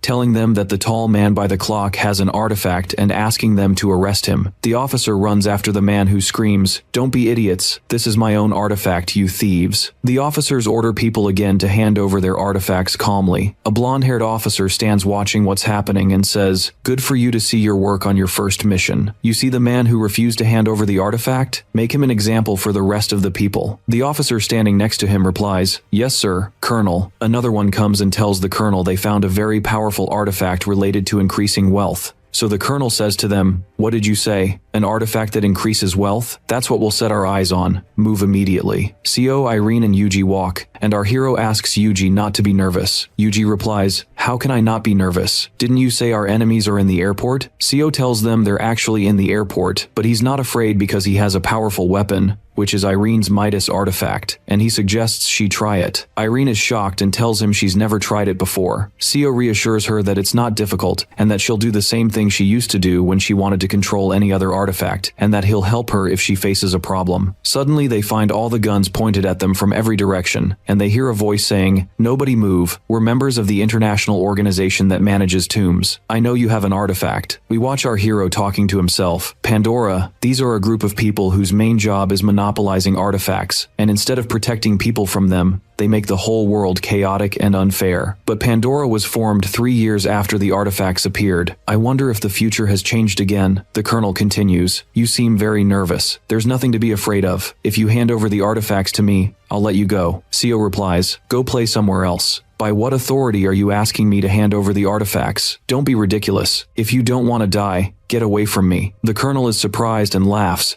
saying he's not joking, and we'll see if Seo will remain this arrogant after he shoots him in the head. Our hero replies, show me how you'll do that, you idiot, and lowers his voice, asking Irene to start now. The colonel screams at Seo and orders the officers to shoot him, but they're surprised when the gun explodes in their faces. Seo looks at Irene and tells her, well done, you knew how to use it on the first try. Come, let's try something harder, and I'll help you keep the artifact under your control. He was holding her hands then, and the colonel says, you bastards, looks like you're cheating. We'll see how you'll stop us again. Start phase 2. Use the artifacts Pandora gave you, and attack them with them. He was carrying a golden staff behind his back. We see our hero holding Irene's hand tightly, and energy forms around them, and he says, who are these people attacking us? A huge explosion happens, and the screen appears with text saying, the Hand of Failure attacked the entire airport, and a radius of 1 kilometer joined the Hand of Failure zone. Bad luck will affect everyone in the place, and the powerful aura of the Hand of Failure became a plague for the enemy's artifacts. Seo looks at the screen and says, oh my god, this time I'm very powerful. Irene stands with her eyes glowing, and this makes all the artifacts in the officers' hands destroy them. They're in pain, bleeding, and falling to the ground, and some are also running away. The colonel screams when he sees the officers fleeing and says to them, where are you going? Come here, you cowards. Here, our hero grabs the colonel by his clothes and tells him, go tell Pandora to stop the nonsense they're doing and do something better than robbing people. That is, if you arrive alive. Then the airport explodes, and the news spreads that there are no casualties, but people will be harmed because the airport will collapse and close, and that Pandora won't be able to escape and will bear responsibility for what happened. At that time, Seo is in the car laughing and saying, very cool, the world is upside down now. The thing that was threatening people in the airport is Pandora, and I'm sure they're all very upset. Thanks, Irene. I was able to defeat them easily with your help. By the way, do you feel pain anywhere or something strange? Irene reassures him that she's fine. Our hero talks to himself saying, strange, how did Irene use the artifact so much and isn't in danger? He remembers that this danger is due to the side effect of using the artifact excessively, and then instead of the artifact giving power, it starts provoking the users. Since Irene used enough power to destroy an entire airport, he's sure the side effect will affect her eventually, but the only problem is he doesn't know when and where that will happen. Irene interrupts him, calling out and telling him she can't breathe. Seo looks at her and sees a yellow aura around her, so he knows the artifact's side effect has started. The driver asks Irene if she's okay, and Yuji looks at her as she says she can't breathe with the yellow aura around her. Seo says to himself, this is the side effect of using the artifact too much, and this is normal because Irene blew up the entire airport. But what is the side effect? Will it hurt her body or not? I'm tired. He asks Irene to endure and try to control these symptoms using dominance, but he's surprised when she actually faints.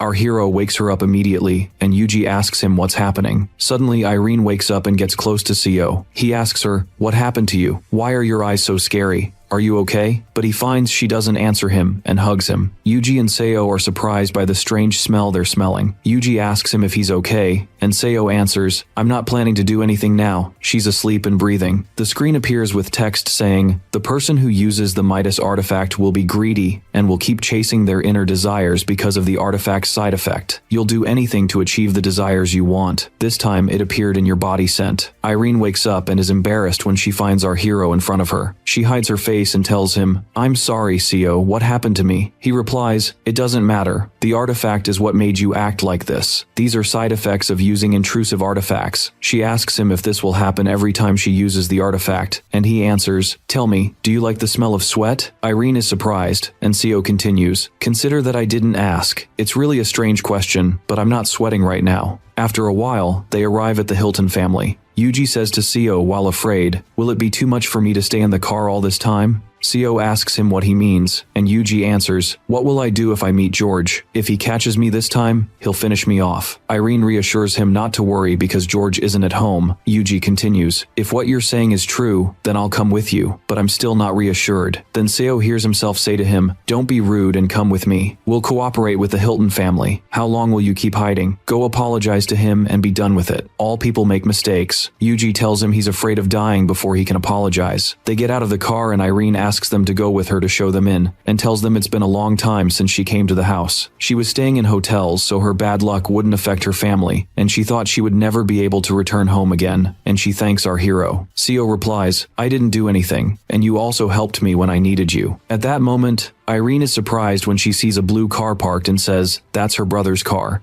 Yuji is shocked by a gun to his head, and George appears asking, "Aren't you the con artist who sold me the fake painting?" Yuji is terrified and says, "Brother George." George replies, "Who is this calling me brother, you dog?" Irene asks him when he came back home, and her brother tells her he came when he heard her happy news, and because he hasn't seen her in a very long time. Yuji sits in front of him and apologizes and asks for forgiveness, but George screams at him saying, "Shut up completely and don't open your mouth. I'll finish you off myself this time." Yuji asks Seo to help him, and our hero intervenes, saying to George, "I agree with you that anyone who makes a mistake must pay for it, but don't you see that the price of life is a bit expensive? By the way, he and I helped your sister and saved her from her curse, so why don't you consider the money you paid for the fake painting as the price for saving your sister?" Here Yuji thanks Seo for his words, and George looks at Irene to confirm their words are true. She tells him that's what actually happened. Suddenly George screams, saying the artifact hasn't left his sister's body and has become more attached to her, and he accuses Seo of being a con artist like Yuji and points the gun at him. Irene gets nervous and says, "No, George, you don't even know the problem." Seo explains to him that the artifact is stuck to Irene's body, and it's impossible for them to remove it, so they helped her control it because parasitic artifacts can't be removed. George asks how Seo knows this, and what makes him so confident in what he's saying, and whether Irene will live like this for her whole life or not. Our hero tells him he'll bring an artifact expert to remove the artifact from her body soon. Seo says to himself, "Ah, you idiot, I don't know what to say anymore." He completely refuses the idea of the artifact. "I know Irene's family is religious, but I didn't imagine they completely reject artifacts. I'll have to punch him in the face with my fist." Here we see Eren telling George, "Unfortunately, this artifact has become part of my body, but I'm still the same. I haven't changed, and don't speak badly about Seo, because he's the one who saved me. For God's sake, George." George lowers his gun and admits he acted rudely, and warns Eren that artifacts are very dangerous and she could lose her life. Seo looks at him and asks why he changed his mind, and George replies, "What's it to you?" Seo understands George's behavior and sees Eren distracted, so he asks her if something happened, and Eren is still answering him when we find George saying, "Do you want to know why? You should be happy I didn't put a hole in your head." Our hero then leaves and says, "It doesn't matter, do what you want. I'll talk to your father and mother. They invited me to the house themselves anyway." Here George stops him from going to them and tells him the invitation is cancelled, and his parents don't want to talk to someone like him. Seo punches him in the face and says, "Even at lying you're a failure," and asks Eren to watch George and not let him follow, and that he's going to see what happened to her parents. He starts running, and Eren is surprised and says, "No, don't go. There's nothing strange there." Our hero enters the mansion and calls out loudly for Mrs. Hilton. George runs after him while Eren tries to stop him and yells, "Where are you going, you dog? Come here."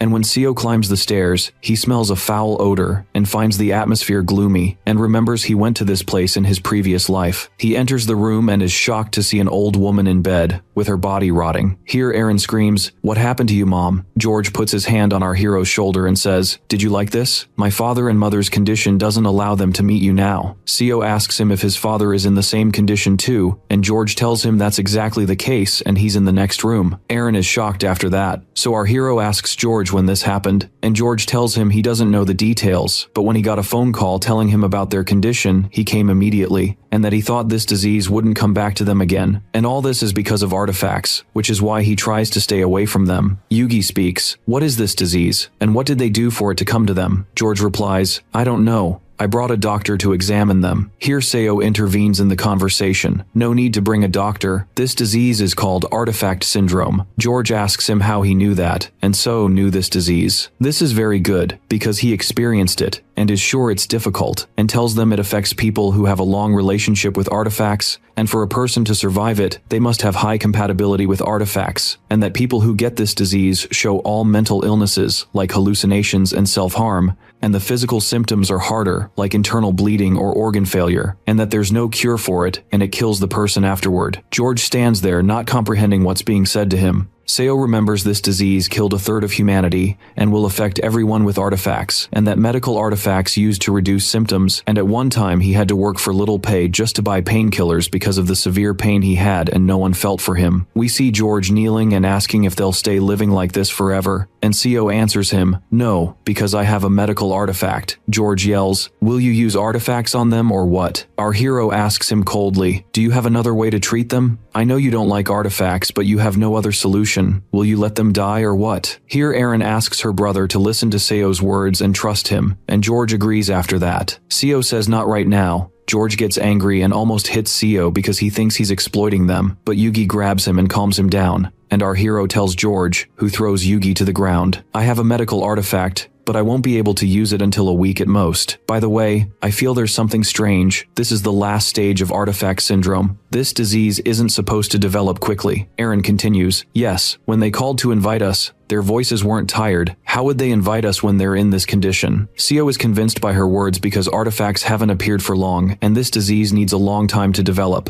and he suspects someone had a hand in this, because there's no other explanation. Then he remembers the Hilton family had this disease for a long time but with mild symptoms, and at that time they had no relationship with artifacts, and that he was invited right after Eren's problem was solved. So he asks himself, when did the disease develop like this? Because frankly, it's illogical. Do you think there's someone with an artifact that increases their symptoms? I'll find out now. Seo asks George if anyone visited them in the past few days, and he replies he doesn't know because he just arrived, but his parents always have guests coming. Our hero continues, "Well, maybe one of the guests uses artifacts." George answers, "That's impossible because none of their relatives have artifacts at all." Here Seo tells him that people with artifacts hide them, and that there are people who deliberately did this to his parents using artifact power. George yells, "Who did this?" Seo tells him, "You're supposed to figure it out yourself. I need to go get the medical artifact." And as he walks, he hears Eren telling him she'll go with him. Seo tells her she's supposed to stay with her parents, but she insists on going because she won't be able to help them if she stays by their side,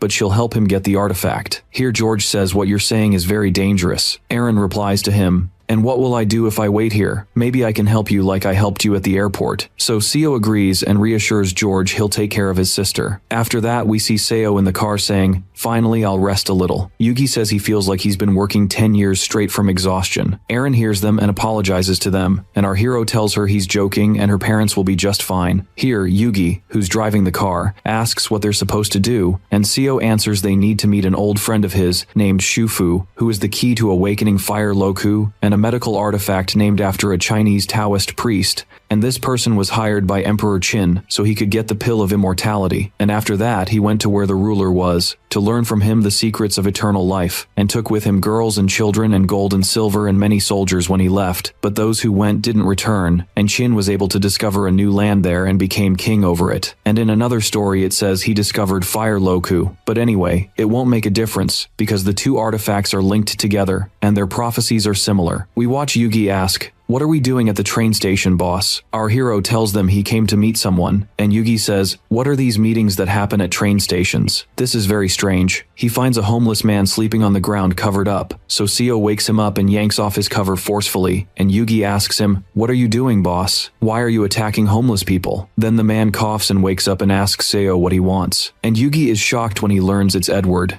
and asks him what he's doing here and why he became a thief. Here Edward gets angry and grabs Seo by his clothes and tells him, "I'm in this state now because of you." Seo grabs his hand and tells him, "What are you saying? Didn't I find the deputy minister?" Edward asks, "Why did you destroy Clara's artifacts? She was so upset that she took my artifacts and all my possessions from me and still has me in her sights, and all this is because of you. Tell me, what do I do now?" Seo answers him, "What do you think? We have to do something. Look, I'll guarantee you'll live happily again, but you have to get me some information in return. Do you know Shufu's artifact? Edward turns his face and says he doesn't know, but Seo knows he's lying to him because in his previous life, President John took this artifact with Edward's help. He grabs his cell phone and says, "Why do I feel you're lying to me? Do you want me to report you?" Here, Edward's eyes tear up and he says, "No, don't do that. I talked to Clara about this artifact and sold it to her." Seo is surprised by Clara's interest in this artifact and says to himself, "If he was lying, I'd know right away. I need to do something," so he confesses everything. He puts his hand on Edward's shoulder and says, "I told you before we'll be partners in the future.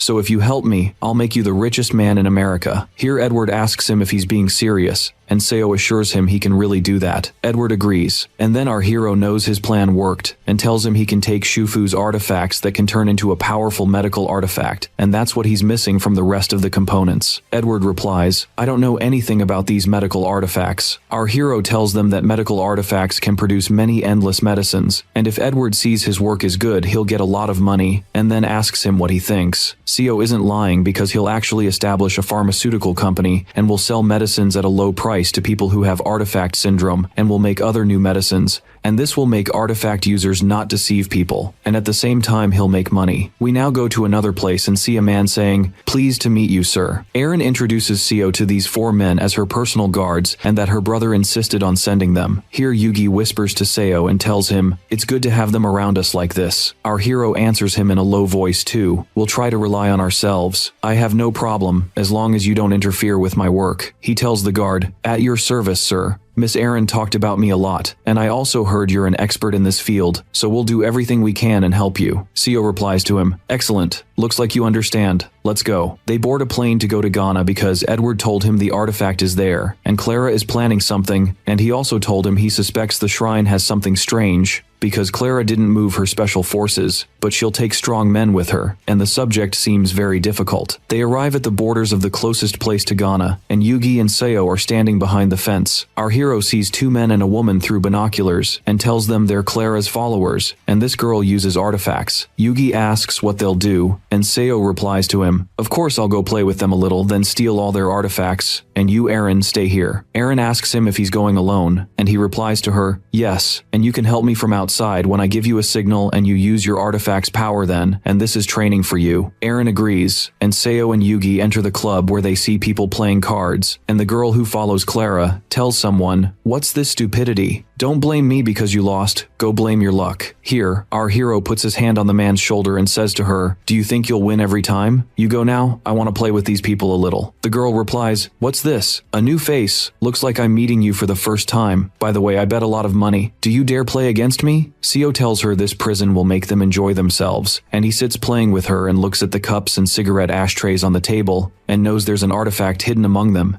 and she uses it while playing to win, but our hero will make her taste the bitterness of defeat now. Seo puts down 4 cards of the same type, and the girl is surprised and angry when she sees him win and screams, "Impossible! How did this happen?" Seo replies, "Are you wondering now why the good cards come to my hand and not yours? Right, no, because I also have a luck artifact. Look at this coin. It's been blessed by the rulers of good luck. People who wanted their luck to become good threw this coin in the fountain, but unfortunately it's considered an ordinary and weak artifact, and there are many of them on the market. Do you know its rank is C?" He's holding a coin with energy around it in his hand and says to himself, "I'm using the bad luck artifact on them, which has rank S, and Erin is using the bad luck artifact on all people except me and Yugi. She knows how to use it and control it well too. Anyway, I'll be able to win against them with Erin's help." He hears the girl's voice asking him how he knew about this artifacts thing, so he replies, "Do you think you're the only one in the world who knows about artifacts? Give me my money quickly." Here the girl named Mary takes the bag from her colleague and gives it to Seo, who tells her that this money is too little and that she'll pay more because she tried to trick him. He demands she pay him $1 million per floor now, and his eyes are gleaming then. The girl is shocked and yells, "What kind of conditions are these, you idiot?" So Seo grabs the sword and stabs it into the table and says, "You'd be dreaming if you thought you'd leave here today without paying me. How about you tell me some information if you don't have money to give me? First, tell me where Seo Bok's artifacts are. Second,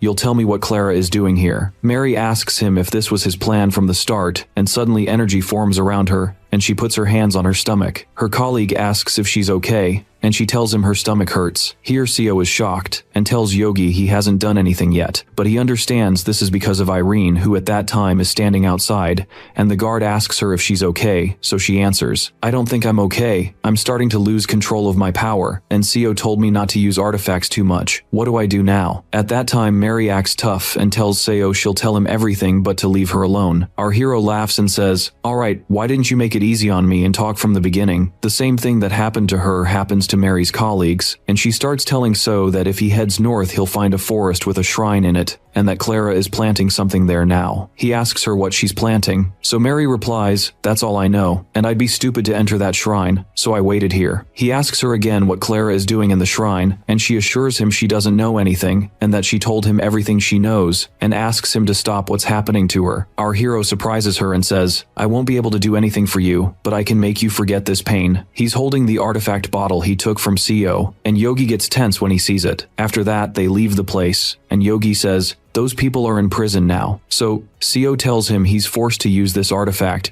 because if he left them, they'd tell Clara about him, and what happened in Turkey would repeat itself again. At that time, the screen appears and tells our hero he's earned the title Kidnapper Eater and Fear Destroyer, and these two give their holder hidden skills that are always active, and that this will make his control over artifacts increase. After that, artifacts will take a bad impression of him, and evil artifacts will witness this matter. Our hero curses the crow and asks about Irene because he doesn't see her guards. He calls them, and when they don't answer, he gets very worried, and at the same time he sees the guard running to him saying, "Finally found you. We can't find Miss Irene. She suddenly felt pain and I saw her run away from me, and when I went after her she ignored me and kept running very fast until she got lost." Our hero knows this is from the side effect of artifacts, and asks him and Yogi to split up and search for her, then meet at the same place. Yogi says he'll search for her here. The guard tells them he'll go search the other side, and Seo runs saying to himself, "Where did she go? I need to use the map artifact while I search for her. And to do that, I need to find something of Irene's and go back to the hotel. Wait, is this Irene's artifact aura or what? Right, I can find her through her aura. I'll calm down and focus." He continues until he reaches the hotel, and when he enters he worries because Irene went to the wrong hotel. He asks the place owner if she saw a white girl with blonde hair, so the woman replies, "Yes.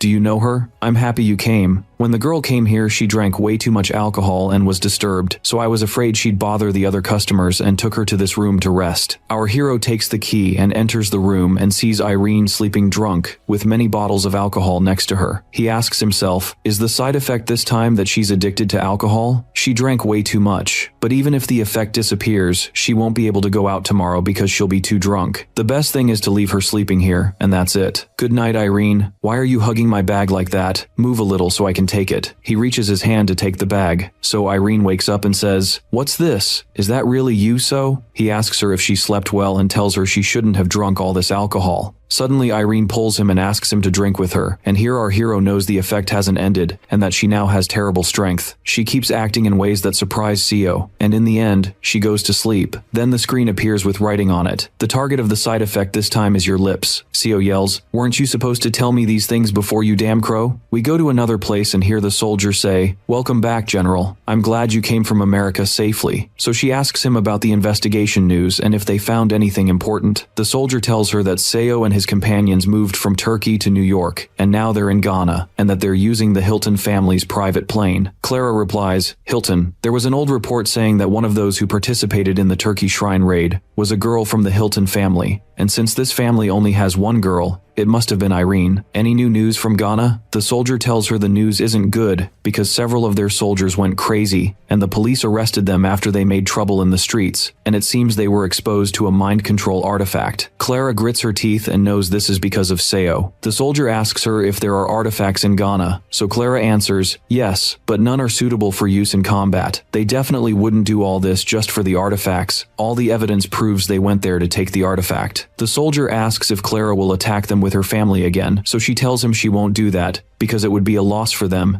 and that they need to look for another solution. So she thinks about improving her relationship with the Hilton family. At that time, our hero and Yogi are riding in a car, and Yogi asks, "Why didn't you call me when you found Irene? At least you would have let me know. Why aren't you speaking? Not saying anything?" Seo replies that this is his business, so Yogi says, "Okay, Can't you respond better than this? Here, Seo tells him that Irene was clinging to him and wouldn't let him go, and that this was because of the artifact. Then the guard tells Irene, you shouldn't drink this alcohol ever again. Irene agrees and asks him to stop talking because they're entering the shrine, and he sees the screen appear, warning Seo that he's entering a dangerous volcano area and that the shrine has been taken over, and the artifact now has an owner. Our hero asks himself, is there any artifact in the shrine? And why hasn't the shrine closed yet if what the screen says is true? And what is Clara doing here? I'll know when I enter the shrine. He asks Yogi to give him some low-ranked artifacts, so Yogi asks him if he's planning to destroy the artifacts to open another path, so he answers, yes, I'll do that. He throws the artifact out the car window and a strong explosion happens. The guard yells, oh, there's a hole in the ground. These are bombs, right? Our hero replies, why are you so shocked? Pay attention, we'll enter through this hole now. Don't pass out. The guard is surprised when Seo breaks and enters the hole with the car. The guard screams and says this road is very bad and it's definitely not the right road. Seo looks at him and says, but this is the best road. The guard replies, impossible. How can a road like this be the best? Our hero knows the artifact is under this shrine and that if he walked the normal way, he'd waste a lot of time, and that this road is faster. They're surprised that their path is blocked by rocks, so Seo asks Yogi for another artifact and blows it up. Then the guard gets terrified and asks Seo to stop because he wants to live. Yogi replies, looks like I'll meet my ancestors soon, and then the screen appears written on it that there's a human controlling this shrine, and because of this, Seo can use human tools. Our hero looks at his phone and confirms it's working, and so what the screen says is true. He finds Yogi saying, what's this? Look quickly, boss. Do you see this big tea farm? How can it exist in a shrine like this? It's strange. This is 3 times bigger than regular farms, and also children are working in it. But are these kids hypnotized, or what? Even though we made a lot of noise a moment ago, they still don't give any reaction. Indeed, Seo understands this situation is very strange, and the screen tells him that these children are controlled through an artifact, and that the farm is harvested by order of the artifact. Seo asks the crow for more details and asks him if the one who made this farm is the artifact itself. Then it appears on the screen that the tea tree leaves are filled with the power of Shenlong's artifact, and this is rank A, and that this artifact is felt, and if So tasted them, he'd never forget them. Here, our hero tells them that the tea farm is related to Shenlong's artifact, which is named after someone with a human body and cow head and exists in Chinese legends, and it's said he's the first who invented farming tools and taught people how to use them, and that there's a story saying he's the king of natural and poisonous herbs who used to chew tea leaves and put them in poison to increase its toxicity. Yogi asks him, okay, and what about Seobok's artifact? Our hero answers, it's somewhere here. I don't know exactly what's happening here, but I have a bad feeling. This tea farm was here when Clara arrived, who definitely won't miss an opportunity like this. I noticed that if she had taken the artifact, this shrine would close, and she wouldn't benefit from the farm. So she decided to harvest the herbs before closing the shrine. And definitely there's a reason she's making only children be in the farm, and she's definitely using an artifact to control them and make them work here. Let's split up now and look for Seobok's artifact, and if there's an opportunity in front of us, we'll take Shenlong's artifact. Suddenly they hear Yogi scream, ah, my hand, come quickly help me, boss. This kid is crazy. The kid had attacked Yogi and is biting his hand. Seo is surprised when he sees 2 children whose eyes are glowing and approaching him, and an aura forms around him, so he asks them what they want, so they get scared of him. Our hero takes out the rope artifact and gives it a command to tie the children, so it binds the boy attacking Yogi and hangs him and the other 2 boys. Yogi is holding his hand, so Seo asks him if he's okay, so Yogi replies, I'm fine, but it seems this boy ate my arm. Our hero checks on Irene, who tells him she's fine,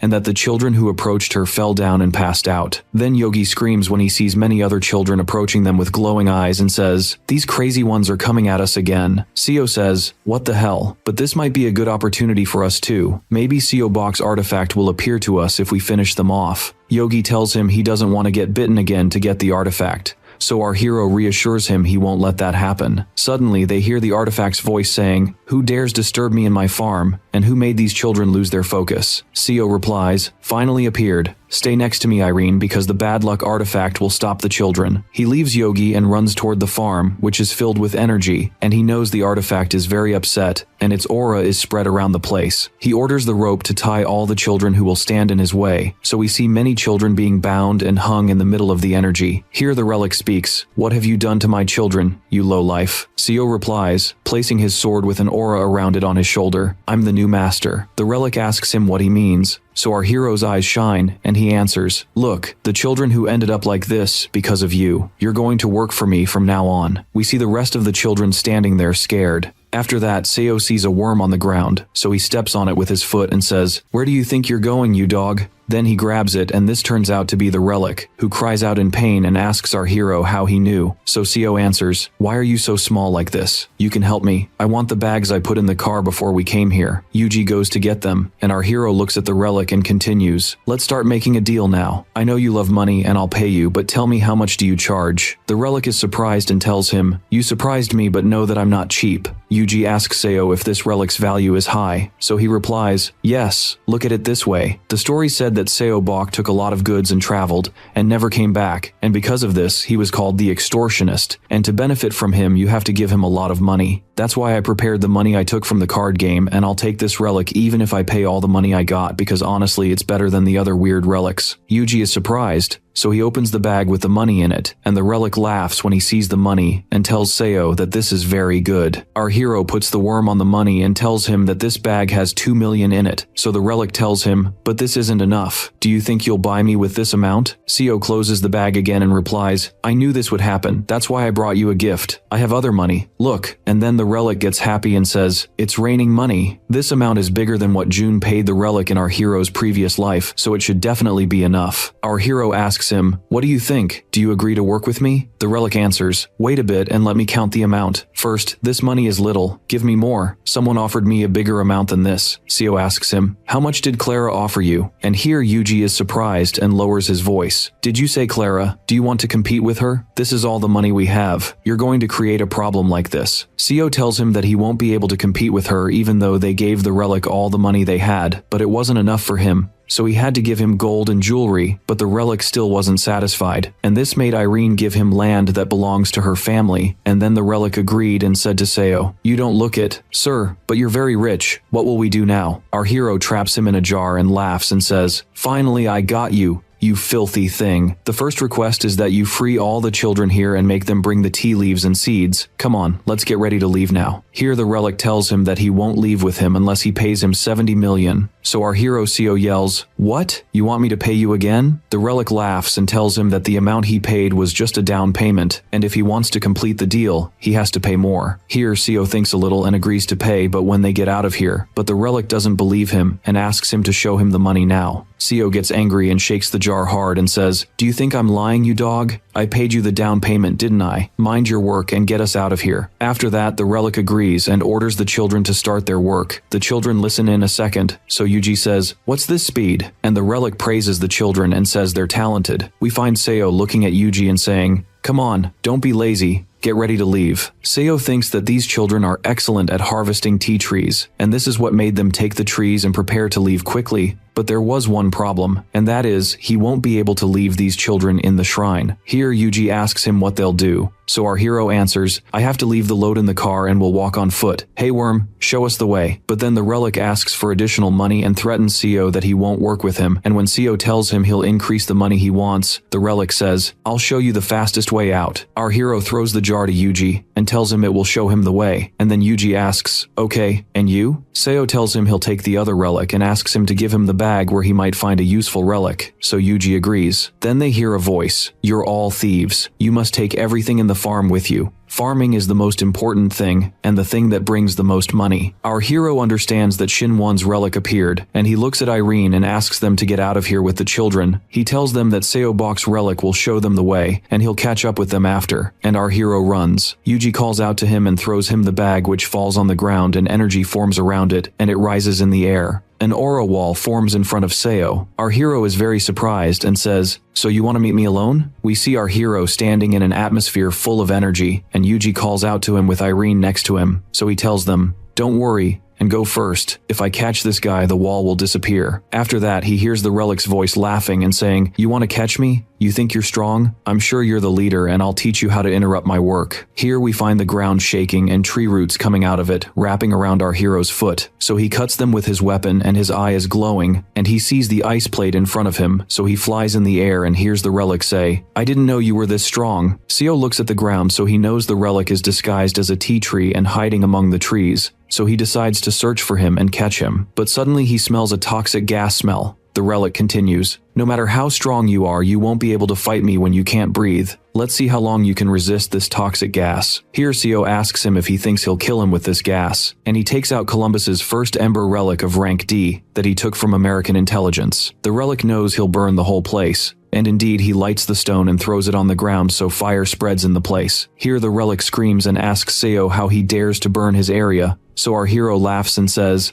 "I didn't imagine this would work like this. In a story related to Shin, you can control fire, so I want to see it. The relics are mine now." He runs and takes out a sword and attacks the tree. Suddenly the ground shakes and Seo falls and is pulled into a big hole full of fire, and he hears the relic laughing and telling him, "You're dreaming, you idiot. I'll blow up the ground now with the fire you lit and take you with me to hell." Here Yuji screams and calls out to Seo, who is very scared, and asks the relic, "How is this happening? Please stop what you're doing. If you want to go to hell, then go alone, you dog." Then a tree trunk is cut and wraps around our hero's foot, who is terrified and holding his sword and is pulled down. The relic tells him he won't let him escape easily this time. Then the guard warns Irene that this time isn't like before, and that the mountains are about to fall on them, and asks her to leave here quickly. Yuji says, "But if we leave Seo here alone, he might die. And if he gets out, how will he get out without any relics?" Here the guard puts his hand on his head and says, "But you know the road is closed because of the rocks, right?" Yuji gets nervous when he sees the rocks constantly falling and blocking the road, and says, "Impossible. We have to get out first. Even if we stay here, we don't have anything to help Seo with." At that time, our hero is hanging in the hole, and the relic is provoking him and saying, "You're now like a coward mouse and you'll die in the hole. There's no escape that will let you get out of here alive." Seo holds his sword and cuts the part tied to his foot, and tells the relic he won't die easily, so the relic replies, "Look at the state you're in now." Then our hero sees Shin's relic, which is of ruler rank, and he knows it's a second level and hard to control. Here Seo leaves his sword and approaches the relic, so he asks him, "What? Why did you leave your sword? Did you surrender?" "It seems you surrendered." Our hero answers, "Your words aren't correct. I just want to try something specific. If you die before me, I mean if a big explosion happens here, then everything will be fine, right? This place seems good for an explosion. Come on, get ready." He's holding the relic in his hand and ready to throw it, so the relic says, "Ah, you bastard. You'll blow me up to kill me? What do you think if you do this? You'll die too." Seo tells him his words are also wrong and that he knows what he's doing well, and he squeezes the relic so a spark comes out of it, and our hero gives it a command to release all its energy. The relic hurts badly and says, "You'll kill me. Please stop." But Seo doesn't care at all and keeps going until an explosion happens. At that time, Yuji and the guard and Irene with a girl are standing outside the shrine, so they hear the explosion and see the fire coming out of it. The shrine then starts to collapse, so they all scream and move away from it. But all this suddenly disappears, and Seo appears, saying, "I'm ashamed of you." So they immediately approach him, and Irene asks him if he fell in the hole. "I thought you died." Seo replies, "I told you I won't die easily. Don't worry about me." And this shrine closed like this. Irene tells Seo that Yuji was about to cry from worrying about him so much, and here Yuji speaks and says, "What are you saying? I wasn't going to cry or anything. The whole thing is I was just a little worried. Plus he's my boss. I mean, if something happens to him, I'll be out of work." Our hero throws him the tree trunk and the stone and tells him, "You told me you were worried because you won't find something to work on?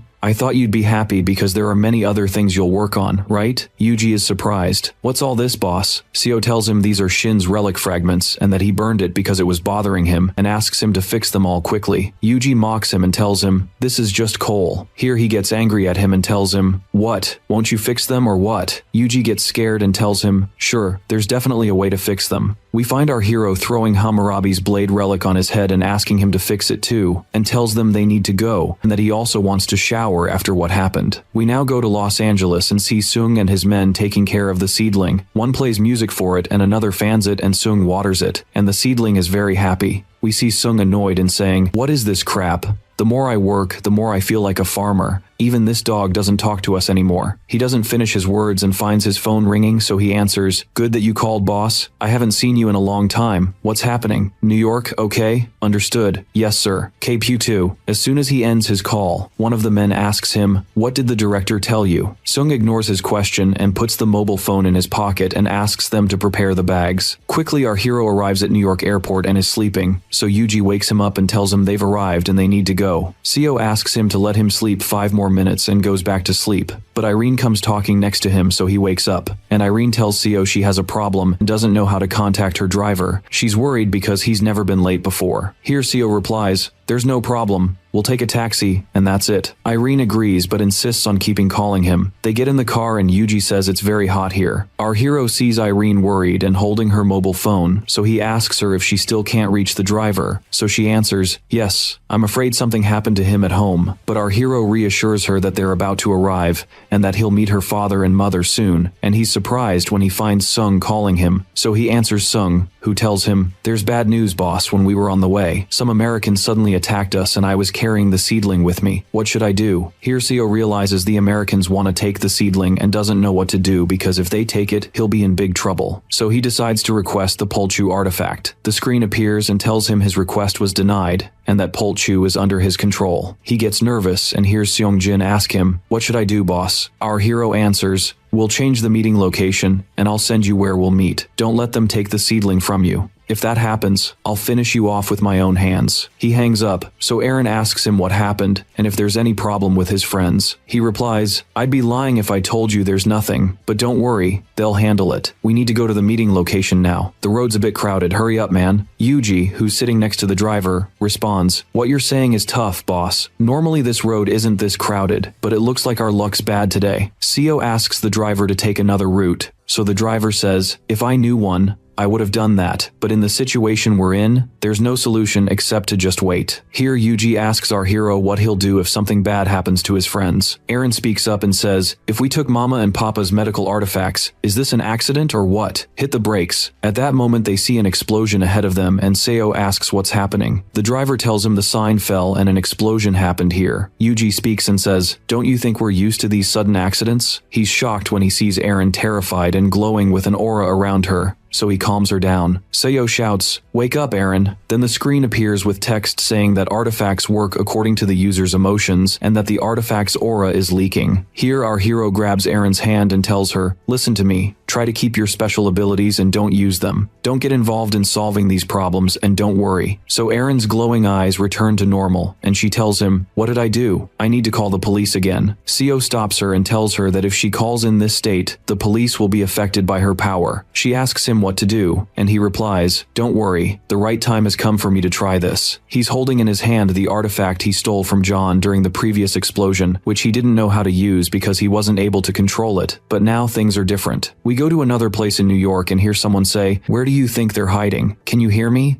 If you give us the seedling, you'll get 1,000,000. Another responds and tells him, "I don't think they're listening. I feel like they're around here." The brown-haired man knows he can't wait any longer and that they need to take the seedling by force, and so no one cares anymore about the foreigners disappearing. He goes and asks him to finish them off now. The other man grabs the gun and loads it, saying, "Yes, sir, they're definitely still close by. Let's go." At that moment, Songjin is disguised as a nun and looking at them from the window, talking to his men. "They finally left. I didn't expect your plan would work." Suddenly, an officer comes to them and shouts, "Don't move. We got word that there are suspicious men disguised as nuns. Come forward so we can question you." One of the men pushes with his hand, and they run away. Seongjin says, "Will we find it from the Americans or from the police? Which idiot told us the nun outfit idea?" One of his men replies, "Not me. If we'd pretended to be tourists, it would have been better." Here Seongjin tells him to shut up. Suddenly, they find the Americans behind them, so the men get nervous when they see them with a gun, but Seongjin reassures them and tells them the police are coming behind them. Then the brown-haired man gives the other an order to shoot at Seongjin and the men with him. But we find the man nervous, and he tells him, "But sir, the police will arrive soon." And indeed, the police arrive and surround the men. Here the brown-haired man encourages the other and tells him, "Shoot and don't worry, General Clara will take care of it." The officer is about to arrest the men when they're surprised that the police and Americans disappeared, and they hear So say, "Looks like I came at the right time." He's holding in his hand the artifact he stole from John. Songjin asks him what happened, so Seo answers that he sent them away with the people on the road. The three men are standing stunned in shock. We now go to Mongolia and hear someone's voice say, "Where are we? We were just on the road. How did we end up in a farm field? What's happening?" The Americans are piled on top of each other on the ground with horses around them, and they're surprised when they see them. At that moment, Seo remembers that the artifact he has is the Soul Ruler summoning artifact of Ranxus, and that this artifact belongs to the records of the principle of Kamikakushi in ancient Japan, which believe the ruler takes people who disappear. He sees Songjin holding the plant and giving it to him. So says, I'm happy I finally saw you. I'll be able to treat them with it. There's light around him and the plant is glowing, so Seo's Seo book artifact comes out saying, I feel like the kid over there is my other half that I can't find. I don't know why. Seo replies, you recognized it then? Wait a bit. He pulls the seedling hard and it screams, who do you think you are? I hate humans. What's this violence? Here Songjin screams and advises Seo to hold the seedling gently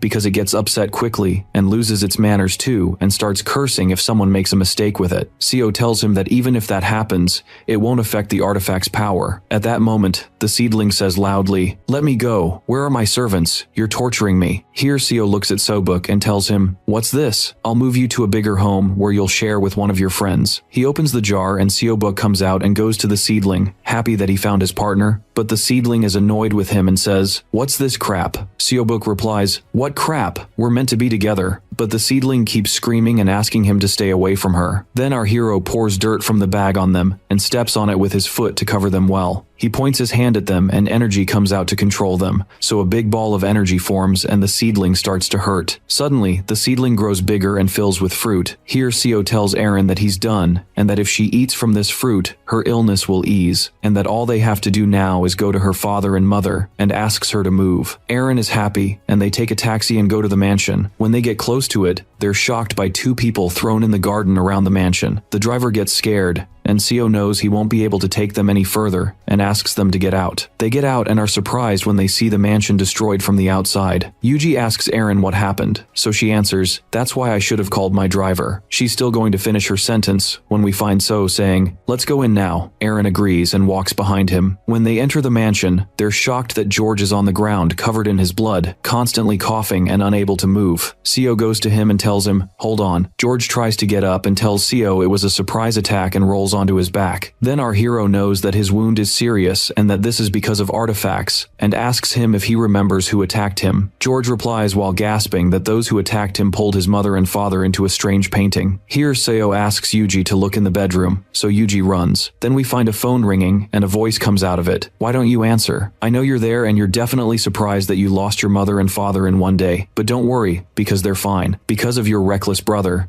If you promise us you'll listen to us, we'll guarantee they'll be okay. When you're ready, call this number yourself, but remember, we won't wait for you long. Do you understand or not? Eren and Seo are standing surprised, and we see Seongjin say, what's this craziness? And who's this woman? Our hero tells them it's Clara, and that he was expecting this because she's the only person who can do something like this. At that moment, Yuji comes and tells Seo that the bedroom is empty, and that he didn't find Eren's father and mother anywhere, and that they disappeared. Here Eren worries and falls on her knees, so our hero reassures her that there's a way to solve things but they need to save George first. Then the men start collecting the fruits from the plant that's hurting. Seo gives it to George and tells him, eat this and you'll heal completely. George tries to apologize to him, but Seo shoves the fruit in his mouth and says, what you're going to say isn't important now. Just eat this. George replies, what's this crap? It tastes very bitter. Are you trying to help me or kill me? Our hero tells him that healing medicine tastes bitter. Here George is surprised when he finds all his wounds suddenly disappeared and he's back to how he was. He's still getting up from the ground when he finds Eren asking him, what's the news? Everything's fine, right? She runs to him and hugs him hard, so he pats her and tells her he's fine and asks her to save her worry for their father and mother. They hear Seo say, no need to worry about them either, because they weren't kidnapped. We see George shout, what are you saying? I told you I saw them being pulled into the painting with my own eyes. Seo replies, I'm sure you saw that, but they were fake. George is shocked and sees Yuji laughing and pointing at him. Seo explains to him, I had my assistant fake them and replace them, and all this happened before we went to Ghana. Here George gets very angry and grabs Yuji by his clothes and says, impossible. You mean I was taking care of fake parents this whole time? Yuji tries to calm him down and tells him this had to happen. Seo tells him, anyway, this way we were able to protect your real father and mother from being kidnapped. Didn't you ask us to help you again? At that moment, Eren's eyes glow, and she tells Seo, if this is true, this is a beautiful thing. She asks him how he did this and if he knew this would happen. Our hero answers that he didn't know anything and continues in his thoughts. All this is because Eren became a queen of different disasters completely unlike before. I thought someone might exploit her weakness. Then her father and mother got artifact syndrome early, and their condition was bad, and this was the best weak moment to exploit her in. Also, their illness is now progressing quickly, so I decided not to leave them alone because they were in danger. I was ready for everything. He tells Eren that there's someone making her father and mother's illness illness worse, and that this person is capable of doing more than this, so he couldn't leave them alone. George says, "You should have told us this." Our hero smiles and replies, "The best way to deceive your enemy is to deceive your friend first. Now let's go treat your real father and mother, and get revenge on the woman who made this mess." They get in the car and we see George ask Seo how he'll oppose Clara,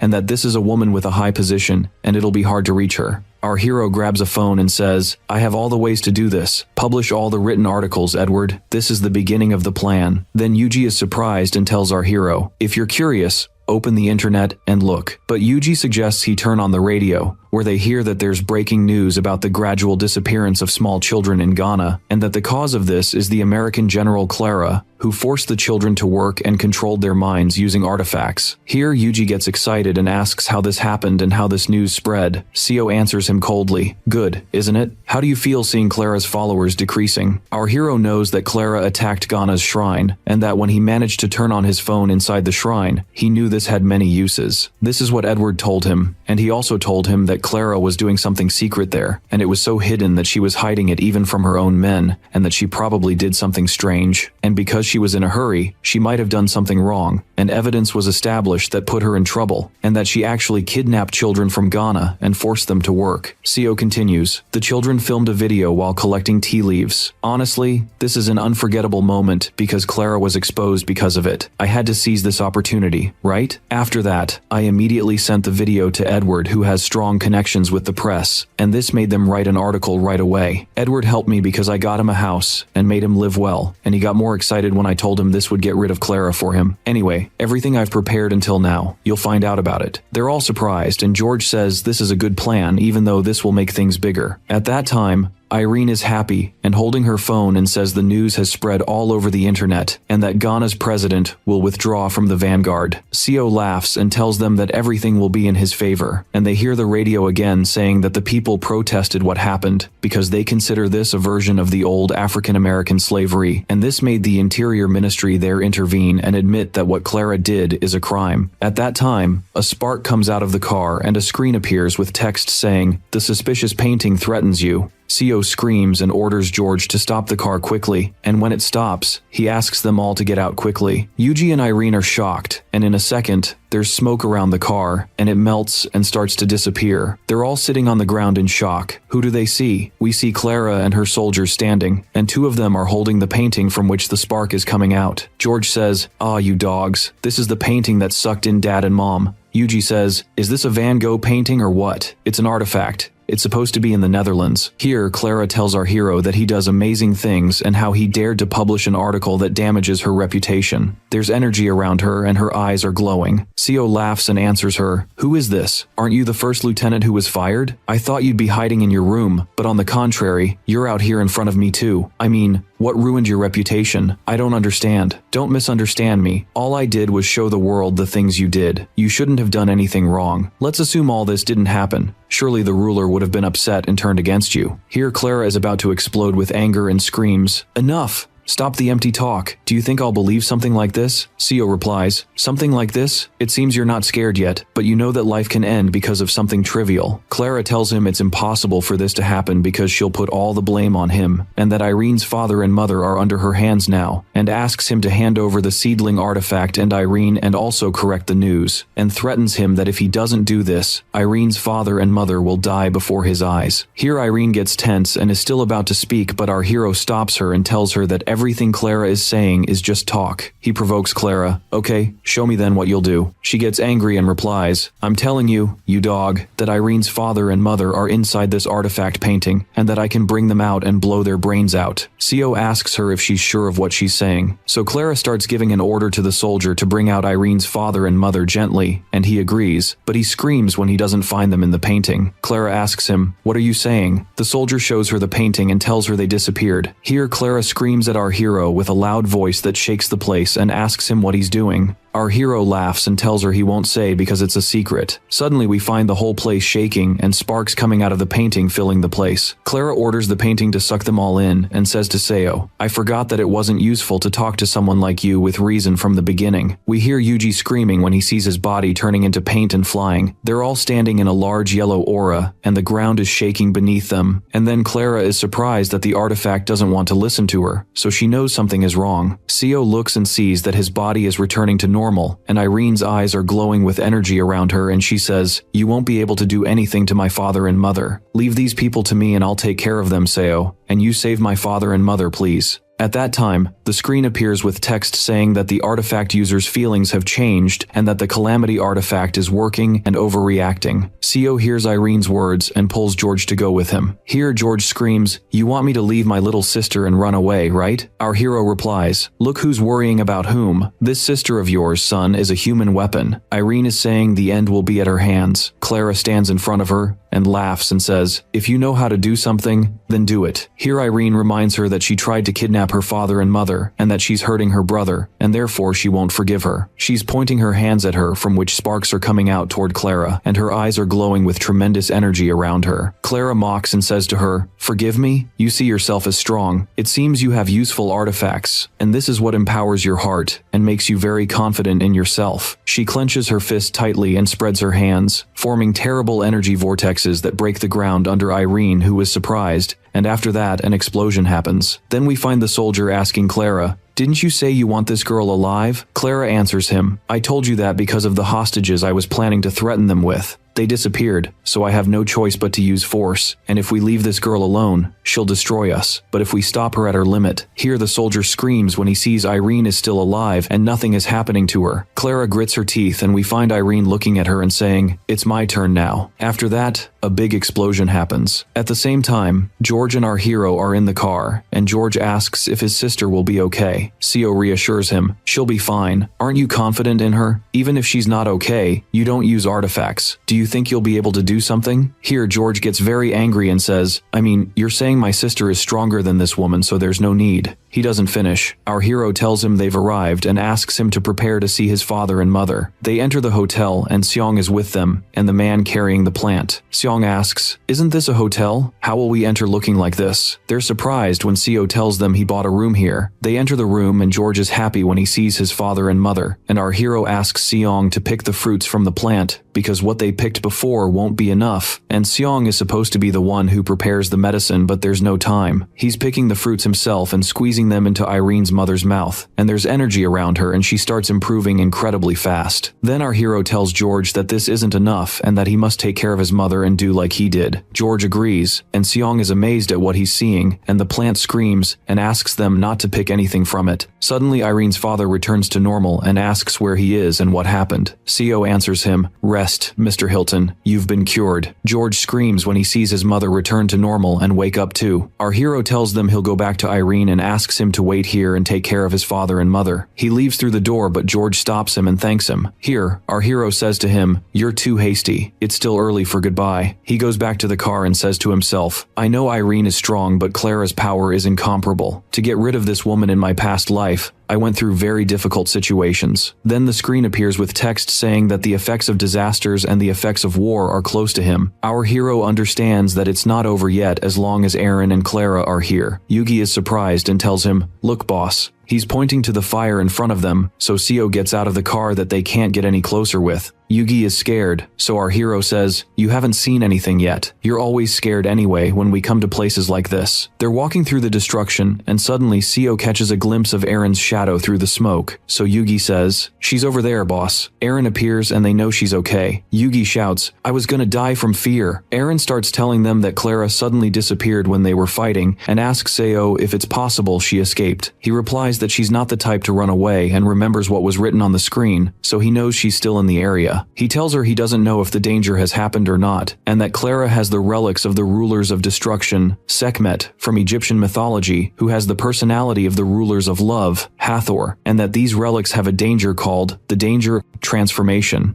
And Clara is definitely here, but they can't see her, which means she transformed into something invisible, and this will make them overcome her without fighting her. but it's also hard to search for her in this place. Clara hears all this talk and gets scared and transforms herself into a worm and says, I need to use great power. The danger came too quickly. What happened this time? I can't see in front of me and my body won't move the way I want. If they catch me in this state, it'll be trouble. Here, Yugi steps with his foot in front of her, and Seo knows he found something that caught his attention and must take it. He's holding in his hand the painting that Clara's soldiers left behind, and he's still saying it's a Van Gogh painting. Our hero finds him cutting a piece from it, which makes Yugi scream and ask him what he did. Seo walks and tells him this is a relic and he needs to fix it. He places a piece of what he cut from the painting on the disguised tech map in the form of a notebook, and asks it to show them the location of the map's relic, so it starts moving and energy comes out of it. At that moment, our hero sees Clara crawling on the ground and hears her say, I never imagined I'd see you in this state, General. He's sitting in front of the worm and laughing. He puts the worm on his hand, so Yugi asks him if this is Clara and that this is just a worm. Seo answers that he's sure it's Clara and she transformed into this form. He tells Eren they won against her and thanks her and reassures her that he treated her father and mother. Eren is very happy and thanks him and doesn't know how she'll repay him,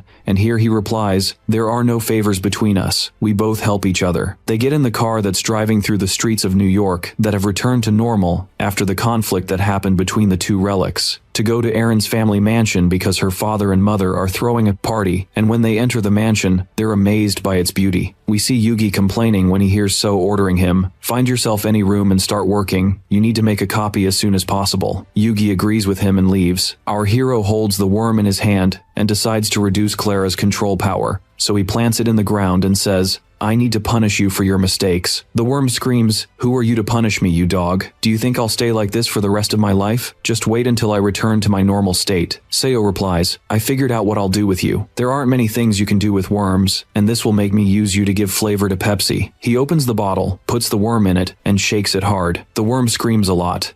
At the same time, a message appears on the screen saying that the war ruler's mood is improving because of Pepsi and his power doubles, and that the war ruler is getting excited, so Seo knows his decision was right. He remembers that ancient legends said humans were hurting Ra, who sent Sekhmet to stop them, and then people feared they would die because of Sekhmet's cruelty. So Ra made a large amount of red beer and made it flow on the ground. Sekhmet thought all this was blood, so she drank it all and afterward became drunk and returned to her form, Hathor, and thus the danger of extinction moved away from people, and this is the reason why these relics are weak and quickly affected by alcohol. Seo says while looking at the bottle, this worked in my past life too. I'm sure she feels like she's dying, but she won't die because she's in her transformed state. A while ago, Yugi made a copy of the painting relic in the other room, and this will be the basis of our plan. After a bit, Yugi goes with the painting in his hand to Seo, who's sleeping on the couch, and tells him, I'm done. What crap? Am I gonna sit and work while you take everything ready? Our hero gets up and tells him, what do we do then? Servant's life is like this. Don't annoy me. Here, Yugi is surprised by the word and gets very angry but gets scared when he hears sounds and asks Seo about them. He replies, Clara's soldiers might be around the house. Yugi says this isn't good, but Seo tells them he means to bring them here, and that he didn't hide the relic's aura and left many traces too. Seo looks at the painting and asks him if this is the copy. Then Yugi asks him why he did this. Our hero answers that not everything will be fixed when they get rid of Clara, and that they need to eliminate her soldiers too. And they saw how they destroyed the Hilton family, so he'll use Clara as bait to catch the soldiers. Suddenly the soldiers enter the room and point guns at them and say, stay where you are. You're surrounded. Where's Clara? When Clara hears the voice,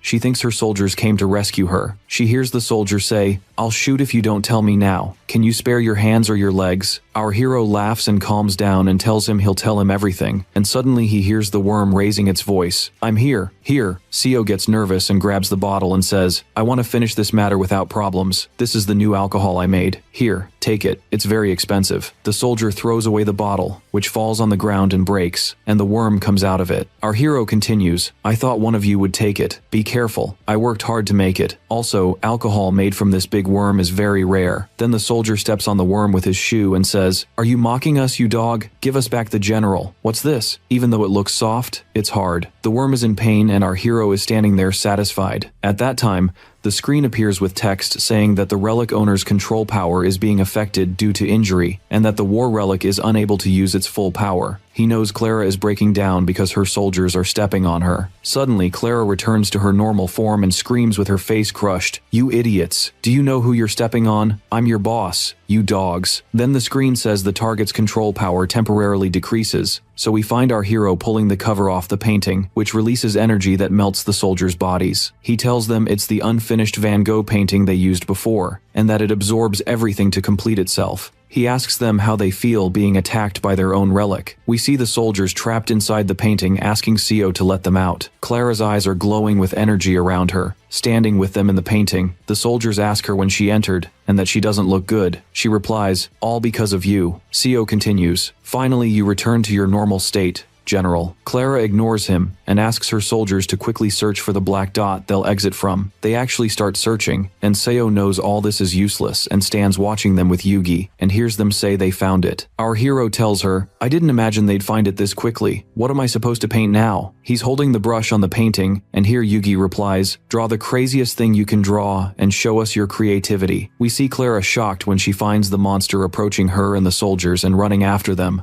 with one large eye and many arms. Clara goes toward the black dot that's supposed to get them out, but is surprised she's still inside. Seo laughs. "This black dot is useless. There's no exit from this painting because I played with this relic a bit. Did you hear me?" Clara is standing looking at him, and afterward they had to give him secret information about the American military and kept trying to trick him to leave them alone. We see our hero carrying the painting and saying, "There's nothing more I can do with you now." The soldiers scream, "What are you planning this time? Didn't you say you'd let us out if we gave you the information?" We find Seo standing in front of the fire and replying, "Did you believe I'd really leave you if I took the information? I'm sorry, but if I leave you alive, things won't be the best." Clara, wrapped in the monster's arm, shakes when she approaches the fire and screams, "Ah, you filthy bastard." Our hero bids her farewell and burns the painting. We see the news saying, Clara, who exposed herself recently, has disappeared, and a large number of her important soldiers have also disappeared, and it will be difficult to find them and investigate them because there's no evidence leading to their location. Seo is following the news on his phone, wearing sunglasses and on a large ship.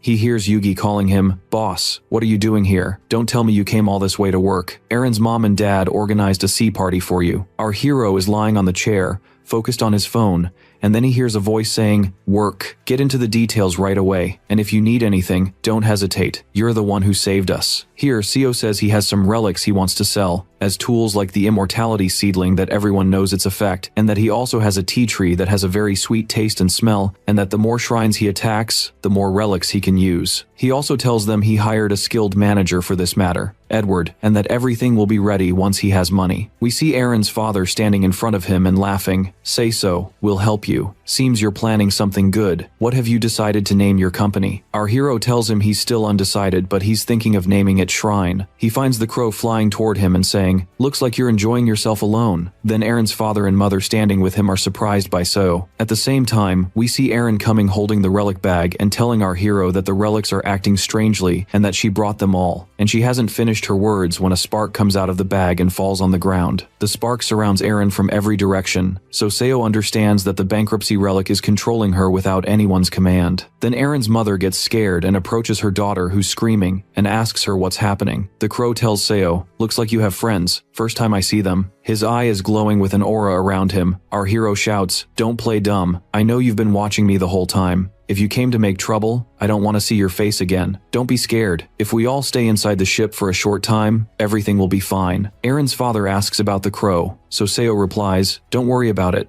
This is someone who watches me, and whenever he finds himself free, he jumps to me anywhere." Here the crow gets annoyed, so our hero asks him what he wants from him this time. He answers, "I was writing down the achievements you made, but it seems you want to be a thief and not a shrine raider." Then Seo gets angry, and his eyes glow, and he tells him, "Get out of my face. If you came to give me a lesson, I don't want to see you. I chose what I want to do however I want." The crow explains to him that he came to see him and tell him something important, which is that there are relics that will target him. Our hero responds, "The technical map has told me things like this before. There were rumors spreading about me among the relics, saying they would put me in their brain. I know they don't like me because I'm standing in their way." The raven tells him, "That's not wrong, but your actions make the relics hate you easily, especially since they don't know how to control you. The relics hate these types of people more than anyone else. I came here to warn you that there are many relics that have bad intentions toward you. You know there are leaders among the relics, and they're the reason for what happened to me. Be careful. The relics' movements lately haven't been controlled, and there are tombs that will appear soon that you weren't expecting. Our hero laughs and tells the Raven that he doesn't care about the tombs or anything else, and that no relic will be able to do anything to him. The Raven then flies and says, "You're very confident in yourself, so everything I said doesn't scare you? I found this on my way here. I'll give it to you since I don't need it." He then throws something into the ship, so Seo asks him what this is, and the Raven answers that this is something that will benefit him, and leaves. The screen appears and tells Seo that this is Hyung and Nolbu's pumpkin arranged by S, and that it's a consumable relic with no other uses, and that it was supposed to arrive via a swallow bird, not a crow. At that moment Seo thinks, I wonder what use it has. Yuji runs over and is surprised when he sees the pumpkin and asks if the Raven has left. Our hero replies that he's already left, and left behind Hyungbu's pumpkin relic that might have treasures inside. Here Yuji gets excited to open it, but his excitement fades when he hears Seo tell him, but if this is random, and Hyung's pumpkin actually comes out, we'll find something good. But if Nolbu's pumpkin comes out, it'll be a disaster. So we'll examine it another time since we won't be able to handle what happens to us. Here George is behind him asking where he'll examine this huge thing. Our hero reassures him, and glances at Yuji from the corner of his eye. Yuji puts his hand in his pocket and pulls out the relic he stole from Clara and her soldiers. Then the screen appears with text saying this is Van Gogh's unfinished drawing arranged by S, and that it's a consumable relic with 25 uses left. Yuji lifts it with his hand and energy comes out that sucks the pumpkin inside. Yuji is happy and says, "This is very convenient. After this, I won't worry about carrying a heavy bag with me again."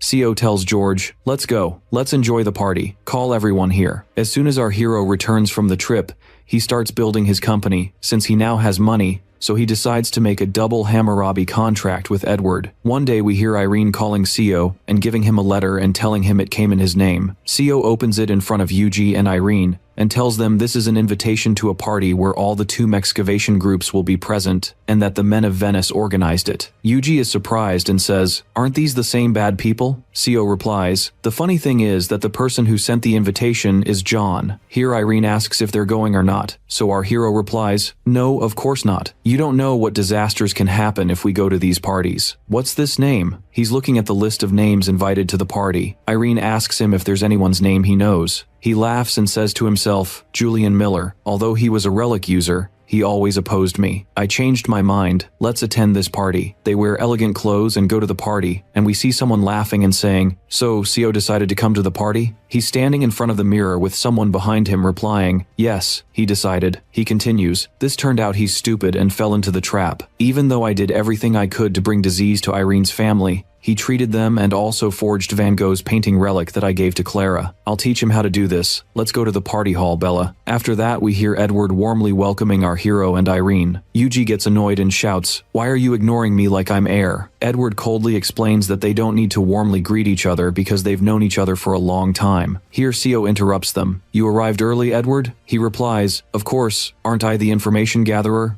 I have to come early and watch the atmosphere." Our hero asks him if he found out anything, and Edward answers, "I don't know. Everyone's trying to gather strong and useful tomb excavation groups around them, including those Venice scumbags. What more do they need? I believe this could be the party's purpose originally. I think it's natural because many tombs have started appearing. Don't you think they'll try to include you too, boss?" Seo says all this is unnecessary and he doesn't work for anyone. Edward continues, "Even if you're not, you should still be careful. There are other people interested in you." He sees 3 girls at the party who admire Seo. Our hero says, "Whatever their goal is, I didn't come here to please anyone. I came for my own interest." Suddenly, he hears a voice asking, "Are you the famous Seo? I heard about you and want to welcome you. Since I'm one of the party organizers, I'm Austin." Then Yuji is amazed and says Austin is a famous person. Irene continues, "This man has many talents. He's an artist and author and acts in movies and also plays music." Seo confirms their words when he sees everyone looking at Austin, who he finds has a malicious aura around him, but he doesn't sense any relics because Austin is hiding them. We see Austin approaching our hero and telling him, "I just came to greet you, but it seems you're annoyed by me. Anyway, nice to meet you." He's still extending his hand to shake our hero's hand, but is surprised when Yuji gives him a notebook and asks for his autograph. Austin pulls out the pen that emits energy from his pocket and writes with it on the notebook while saying to himself, "This kid gave me a chance to take out my relic. He can't know this is a relic in any way, and with this I'll make this kid respect me and admire me. But before all this, I have to make him under my command and control. He's surprised when he sees Yuji hopping and tearing the paper and screaming because his body is moving on its own. Then Austin asks him, "What's this? I only gave you my autograph." Here Yuji looks at So, who's holding the phone, and suspects he's the one who did this, asking, "Isn't this Shakespeare's pen? When did you hide it? Everyone who has an autograph come to me because I'm going to cut you all up."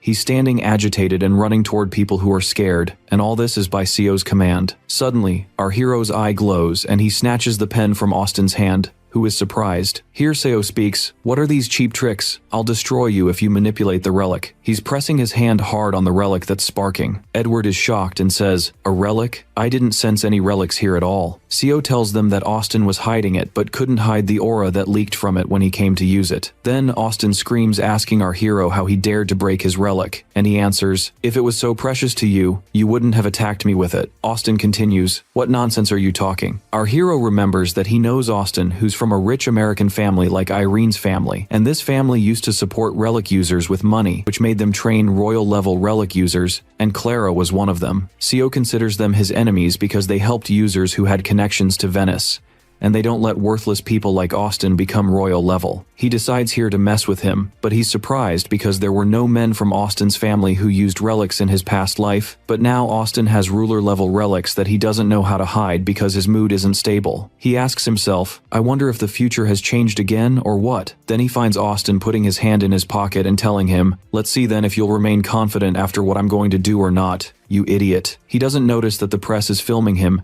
and starts asking him if he'll show them how he uses his relics and if he uses them often, and they inquire about the type of relics he has. Here Austin gets very nervous and tries to deny it. Seo laughs and provokes him. "Are you afraid of the camera or what? Aren't you famous?" Austin screams, "Shut up, you dog." Our hero interrupts and tells him, "If it's not as they say, then you should clarify for us, because I'm honestly very curious. Were you doing suspicious things with this relic or what? Is this the reason you don't know how to talk?" Here the reporter asks Austin if what Seo is saying is true, and he responds with lies, of course. Then our hero continues coldly, "Okay man, if it's not like that, then forget what I said. I'm not afraid for my reputation anyway, unlike you." They hear a voice saying, "We'll start the explanations. Many people lost their homes because of these tombs appearing, so our foundation will provide shelter and help people who are suffering." The speaker is Julian Miller, and this man was a partner with John, and was his left arm because Seo was his right arm, and he has the Lin Yang relic that helps him know everything about tombs and relics. In his past life, Julian Miller was the one who made the plan that Seo executed, and despite that, their principles were completely different, and they didn't agree,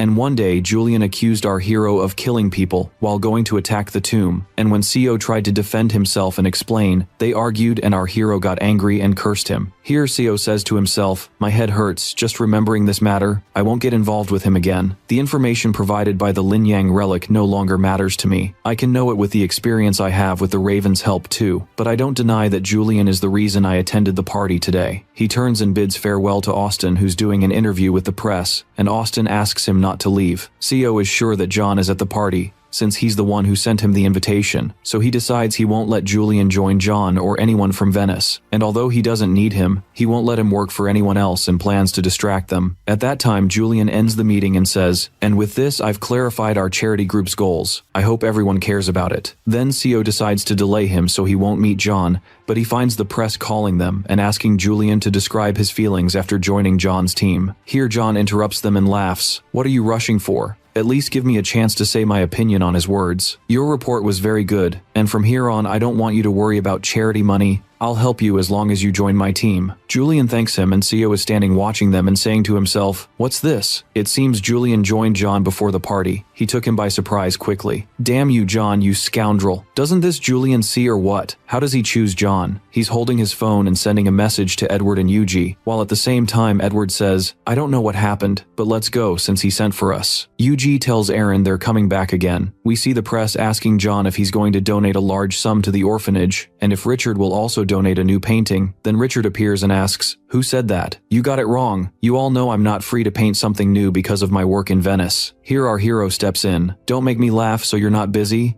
You wouldn't even know how to paint it anyway." And here we hear Yuji calling out to Seo, Looking annoyed with Edward beside him, our hero continues, "This Venice thing is just an excuse, isn't it?" Richard gets really angry, and then Julian asks, "So, what does he mean by that?" He answers, "Haven't you heard the rumors or what? There are people saying Richard forged someone else's paintings. This is well known." Richard shouts, "What are you saying? Do you believe this?" Then Yuji asks him to prove otherwise and paint something new if he's innocent and doesn't want them to doubt him. So Richard tells Yuji loudly that he's crazy and how dare he do this. But Yuji also shouts at him, "Why? Can't you draw something after you stole my drawings with your hurricane's help or what?" When the press hears this, they start taking pictures and writing articles, and then Seo is happy there are so many reporters, and we see Richard very angry, approaching Yuji and telling him, "Look, I'm fed up with you. You want me to finish you off? You're not going home in one piece today." And he starts hitting him, but Yuji blocks him and tells him he's not like he was in the past. The press is filming, and here our hero advises Julian not to get involved with Richard and John because they're troublemakers, and he was their victim. And this is because John uses the Conquest relic and forces people to listen to him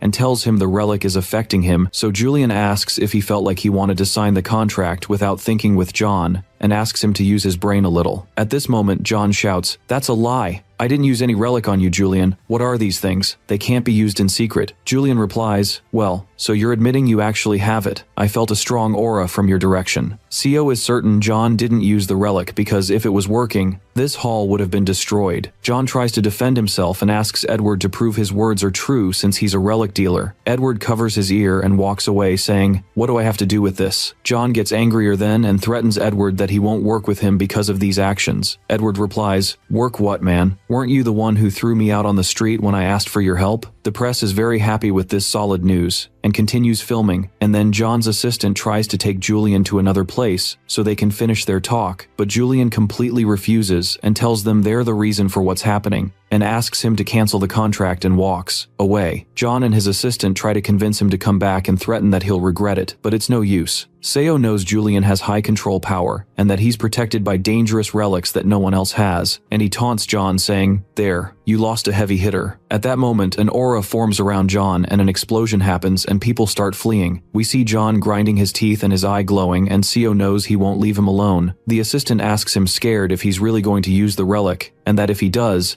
there will be many losses on their part. John answers, "Doesn't matter, I won't let him walk away like this time." Our hero challenges John and tells him, "Try it. The situation won't be like last time because my control power has increased." We find John preparing to use the relic, but Austin stops him and says, "Leave him to me. If you use the Conquest relic here, the hall will be destroyed, and the remaining Venice members won't be happy. There was a challenge between me and this kid. Let me finish it." And he points to Seo, so John calms down and agrees. And there's energy around him, so Austin holds a book in his hand, and there's an aura around them, and our hero knows he's going to finish him off. Seo remembers this is the Avesta relic, which is S rank, and it's a very powerful relic, and it belonged to the ancient King of Strike, who was one of the strongest kings, and it's at the same level as the King of Conquest who's with John, and the King of War who was with Clara, and that this king ruled a large number of people using the relic, and because of it, people gave him all their wealth and relics, and sold themselves to be soldiers under him, and this is what made him one of the 4 powerful kings. He suspects the future has changed as long as this relic is with Austin. He sees Austin opening the book from which sparks come out as he says, "Surrender to me, my followers. Defeat this man standing before me, and put him under my image." Then everyone's eyes in the hall glow, and they approach Seo, ordering him not to bother Austin, and then the screen appears written on it that Austin controlled the people because of his power and fame, and that his ability level and followers increase by 10%. And we see Yuji trying to save himself from the people grabbing him, and Seo who understands that people's minds are controlled,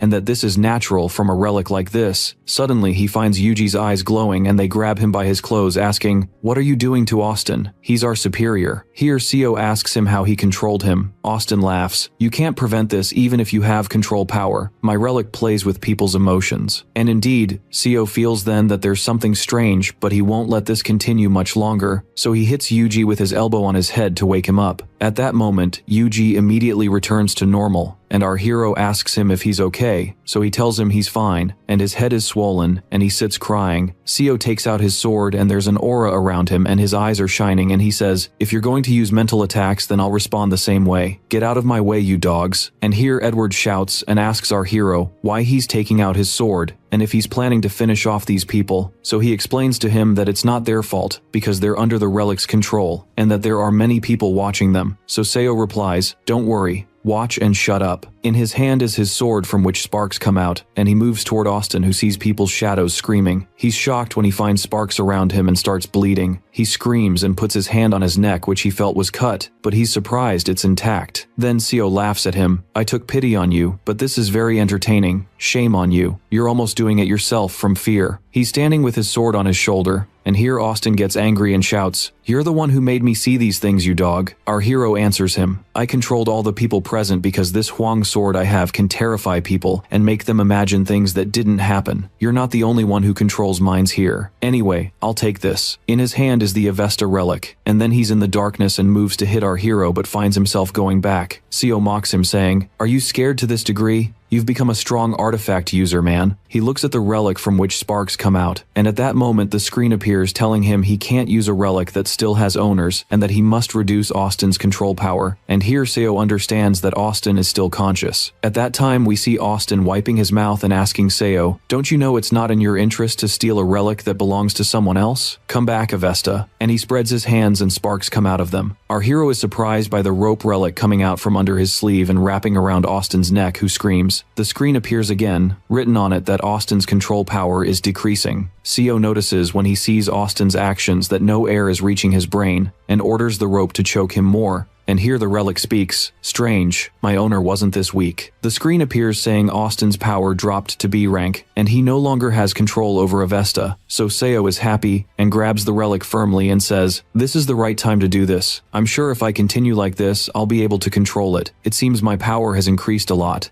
I struggled before to control Muramasa, which is A rank, and it seems to me I won't lose against this even though it's S rank." The relic says to our hero, "Even though you're human, your power is very great." At that time Austin tries to undo the rope, and Seo asks him, "What are you doing with my relic?" "Don't bother me, rope. You're just a low-rank relic. I'll show you my control power now. Listen to me, all of you." The rope breaks apart then, but Seo orders it to choke Austin, so the rope wraps around his neck again. And then Bella intervenes and cuts the rope, which hurts with a sharp knife, in an atmosphere full of sparks. Here Seo asks, "How dare you destroy someone else's relic?" Austin answers with his hand on his neck, "You're the one who destroyed my relic before." And here our hero explains to him, "I did that because you bothered me first. Anyway, you no longer have control over this relic. I'll leave since I'm done. Enjoy the party." Bella is standing between them, pointing the knife at Seo, so Austin orders her to grab Seo and not let him escape. We see Bella running after our hero, who tells her he doesn't have time for this child's play, and throws a bottle at her that releases smoke, so the place explodes in front of her. After that, Seo runs to Edward and Yuji, and asks them to follow him, so they can leave, but they need to find Eren first. When he sees Julian in front of him, he calls him and asks him to come with them, and tells him he has a useful relic that will help them escape. Here Julian asks, "And what makes me trust you? You're the one who made all this mess." Seo replies, "You have to admit the truth. Those dogs brought it on themselves, and I'm the one who helped you. If I wanted to threaten you, I wouldn't have helped you from the start." So Julian asks him why he's trying to help him. We find Seo laughing. "Who knows? Maybe we knew each other in our past lives." After that, we see Edward and Eren and Seo and Julian gathered around Yuji, who sits on the ground and draws on it. An energy comes out. Julian asks, "So, you're saying we'll be able to get out of here once you finish this drawing?" Our hero tells him, "Yes, he'll finish the drawing right away. I heard you have a younger sister who's still..." He doesn't complete his sentence and Julian interrupts him and asks how he knows.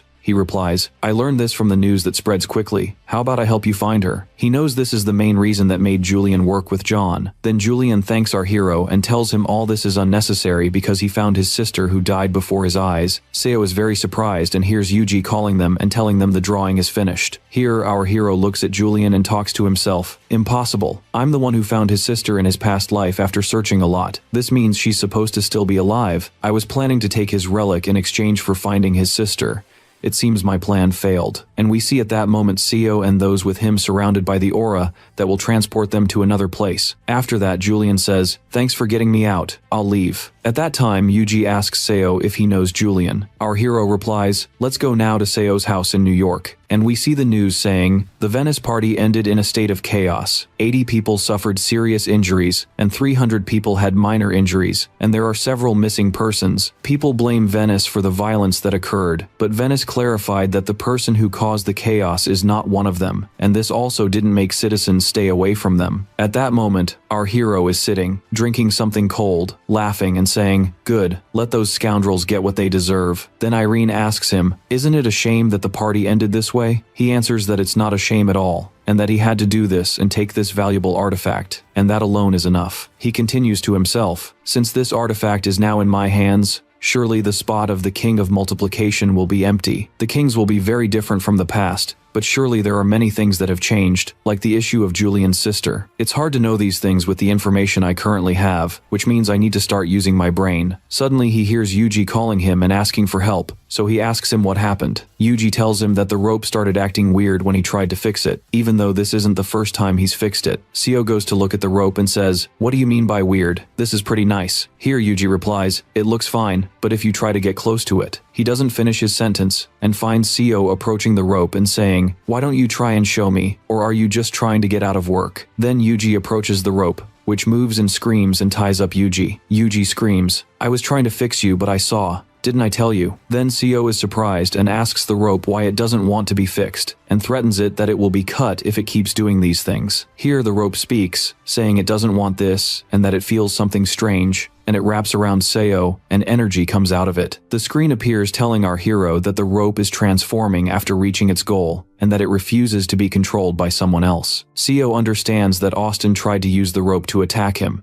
and since the rope has no owner, it should have listened to Austin's words, but that didn't happen. We see the screen with writing on it. This is a rare silver rope that descended from the sky and has many uses. Rank B. The rope's rank increased and it transformed into a possession artifact. At that moment, the rope feels it has become good and starts moving everywhere, and here Yuji looks at it and asks him what's happening. Our hero answers that the rope's rank increased, and that this is the first time he's seen it in this state. Then the screen says the rope has no owner. The rope is wrapped around Seo's head, and here Yuji is happy because he won't need to fix it, and asks Seo if this possession artifact is dangerous. The screen replies that the danger of this rope is that it flatters too much. Seo laughs and continues, "I thought all artifacts had weird dangers, but it seems there are things that treat their owner kindly." Seo mentions that this rope has a special case, and the screen appears again to label Seo as Artifact Trainer, and tells him that his compatibility has increased with all artifacts and that he can bring out 90% of the artifact's power. Our hero says to himself, "This compatibility is hard to increase, but it's a good thing and is considered the key to everything. If I can make the tornado transform like the rope, then the game will be over." He tells Yuji that he's going to do some research on artifact transformation, with the rope wrapped around his neck. Now we go to the Venice Institution where there's a meeting, and we see a blonde-haired guy saying, "This party was a huge loss for us. Venice's system that collects information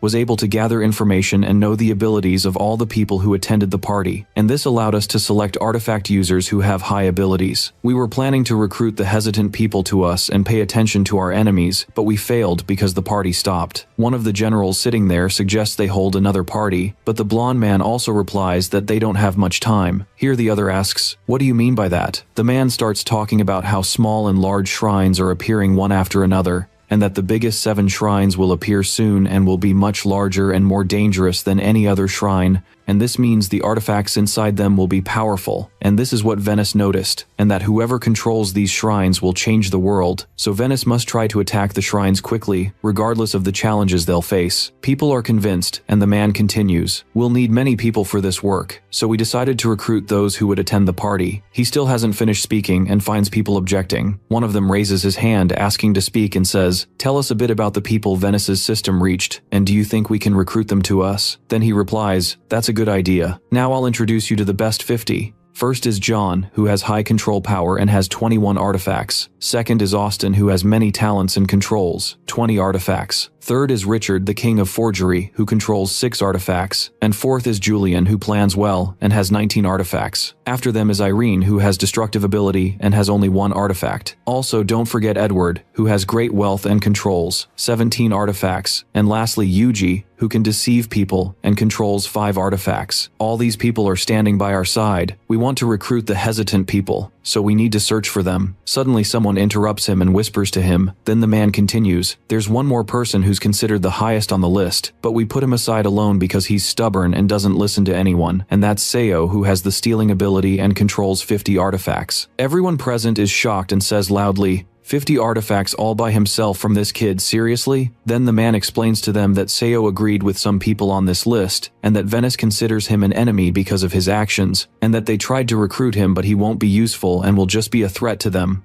Nothing more. After that we see people shouting, impossible, can't you handle this kid or what? Here the blonde man claps and asks them to calm down, and tells them that Venice exposed Seo despite his high abilities, and that they have a lot of information and strong support and different talents, and this will help them prevent Seo from entering the 7 shrines before them, and this information is extremely confidential. Then the screen appears explaining to Seo the basic conditions for artifact transformation, which are that the artifact must have a certain rank, like the antique rank C or rank B or rank A, and finally the ruling rank S, and that he must preserve the treasure's value and be a hero of the era, and that he also uses artifacts from the ruling level. Then our hero is sitting on the ground and asks, you mean I have to do all these things for my artifacts to evolve? Hey Crow, can you explain this in detail? What does it mean to preserve the treasure's value? And what does it mean to be a hero? Like, do I have to be famous, for example? For the level of the artifacts I have to increase. The artifacts are in front of Seo talking to each other,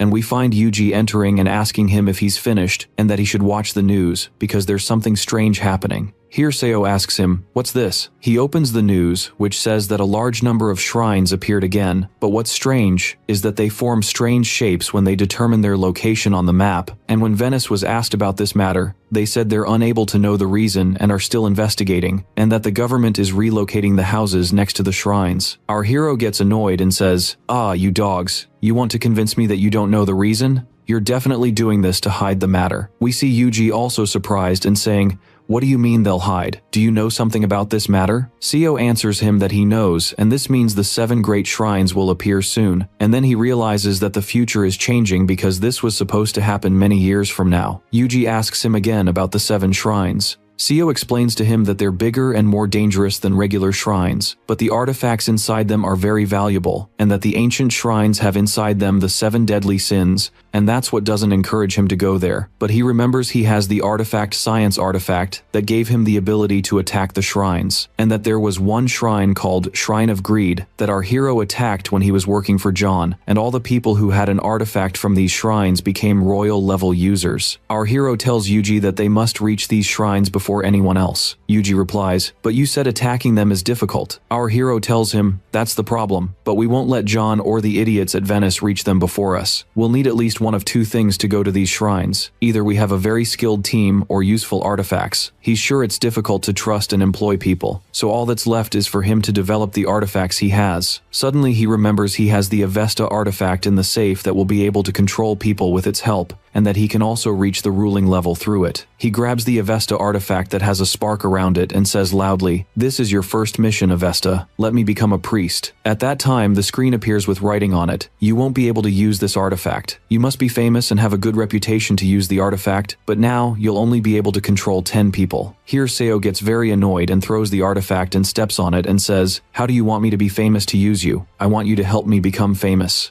Since Austin was famous, then surely 10 people is a small number for him. Seo asks Yuji, what exactly did Austin do? Yuji tells him he sings and acts and that he wrote a nice novel and he read it. Then Seo says to himself, I don't know how to sing or act, but I can try writing a novel, so I'll need a laptop and I should read his novel first. And indeed, he starts reading the novel, and then Seong is watering the plants and hears Seo saying, I don't understand what's so good about this novel to make it this famous. Seong asks him what he's doing, So our hero answers, I'm reading this to help me write my own novel, but it didn't turn out as beautiful as I imagined. Tell me, will people like the novel if its style isn't good? Seong replies, maybe that's the reason for its fame. Here, Seo closes the novel and tells him he'll write something much better than it. We find Seong asking him why he wants to write a novel, but Seo leaves him and walks away saying, none of your business. Our hero starts writing the novel and discovers that the matter is fun and will make him very famous, and he thinks he'll make this a side job. He finishes and goes to give the papers to Yuji and the guys to read. Seo asks Yuji, who's reading, about his opinion, and here he replies, you wrote all this? Good for you. And he talks to one of the guys. I heard you write in a bad style. Is that true or what? Our hero replies, yeah, just finish and read. Seo stands watching the guys as they read and says, I got 4 fans like this, 6 more to go. What should I do for the publisher to contact me?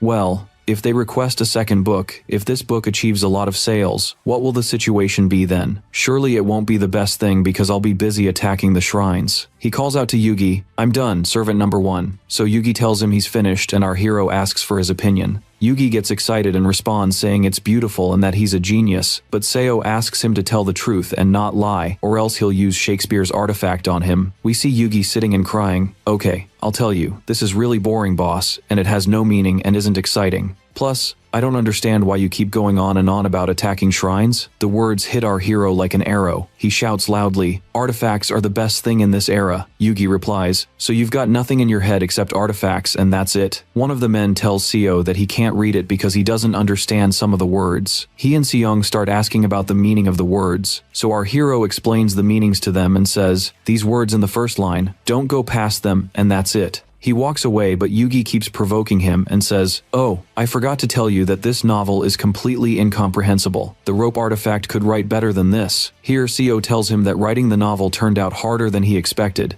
and decides he'll focus only on what he's good at, which is attacking shrines. We see Yugi fixing the artifact and saying, I'll never finish this repair job. He's surprised when Seo opens the door, throws him a bag, and asks him to get ready because they're leaving. Yugi asks our hero where they're going, and Seo tells him they're traveling to Kyoto, Japan. At the same time, they hear news on the phone saying that 1,000 people are missing in Kyoto City. All girls. Our hero says he knows the reason for this and that the harem artifact is the only one capable of doing this. Yugi asks him, what's this harem artifact? Seo replies, it's useless. All it does is seduce girls and that's it, but it's useful for me now. Yugi gets really happy and says it's an amazing artifact. Our hero laughs and tells him, I'll seduce all the girls and make them like me. Yugi screams, you're determined, you won't change what's in your head. Then Seo tells him that this way he'll have 10 admirers and will be able to use Avesta's artifact. Afterward, they travel to Japan and we hear So say, I heard that all the missing people are outside the bamboo forest. There are officers everywhere. Yugi tells him that things went crazy when the Prime Minister's daughter Ayagi disappeared and that an officer died while rescuing her. Seo asks him, so they're here for that reason? What the hell? Yugi is following the news on his phone and asks if this artifact isn't dangerous. Then Seo says, it's not possible that among all the artifacts that seduce people, the artifacts that work on women are there, like King Uiga's artifact who had 3,000 concubines, and also Casanova's artifact that flirts, and yet none of them could eliminate the person. This means whoever is using the harem artifact has other artifacts too. I'll go see what's going on and leave you here. He leaves Yugi after that and walks. At that time, the officers are searching for people with flashlights, but suddenly they hear a sound and see a spark, and our hero runs at them and hits them with a whip, throwing them to the ground. Afterward, he says, I don't want to hear the sound of the harem artifact on me. There's definitely another group near here. Then he hears 3 officers reassuring the women who are walking while they're staggering around them. There's an aura around them and they're saying, you're safe. Come this way so we can take you back. What's this? Why are you acting like this? Put the weapons on the ground. Or else. The women are holding sticks and one of them grabs an officer by his clothes and attacks him. Seo sees all this and asks, what's this? What's wrong with them? They're like ghosts and vampires. They must be under the influence of the harem artifact alone. They've been turned into human weapons. Suddenly, he finds them approaching him with their eyes glowing and a terrible aura around them. He tries to calm them down and tells them, please be nice to me. I didn't come to fight with ordinary people. But he finds one of them flying in the air and coming down on him with a stick. As soon as he escapes her, he finds another approaching him and trying to strangle him, but he manages to push her back. He's surprised when he sees Soka, owner of the Future Guide artifact, screaming and attacking him with a knife. Here Huang's sword comes out, sparking, and he decides to attack them. Soka approaches him and strikes the sword with the knife, causing the knife to fall from her hand. Then she cries out when she finds Seo holding her at the neck with his sword,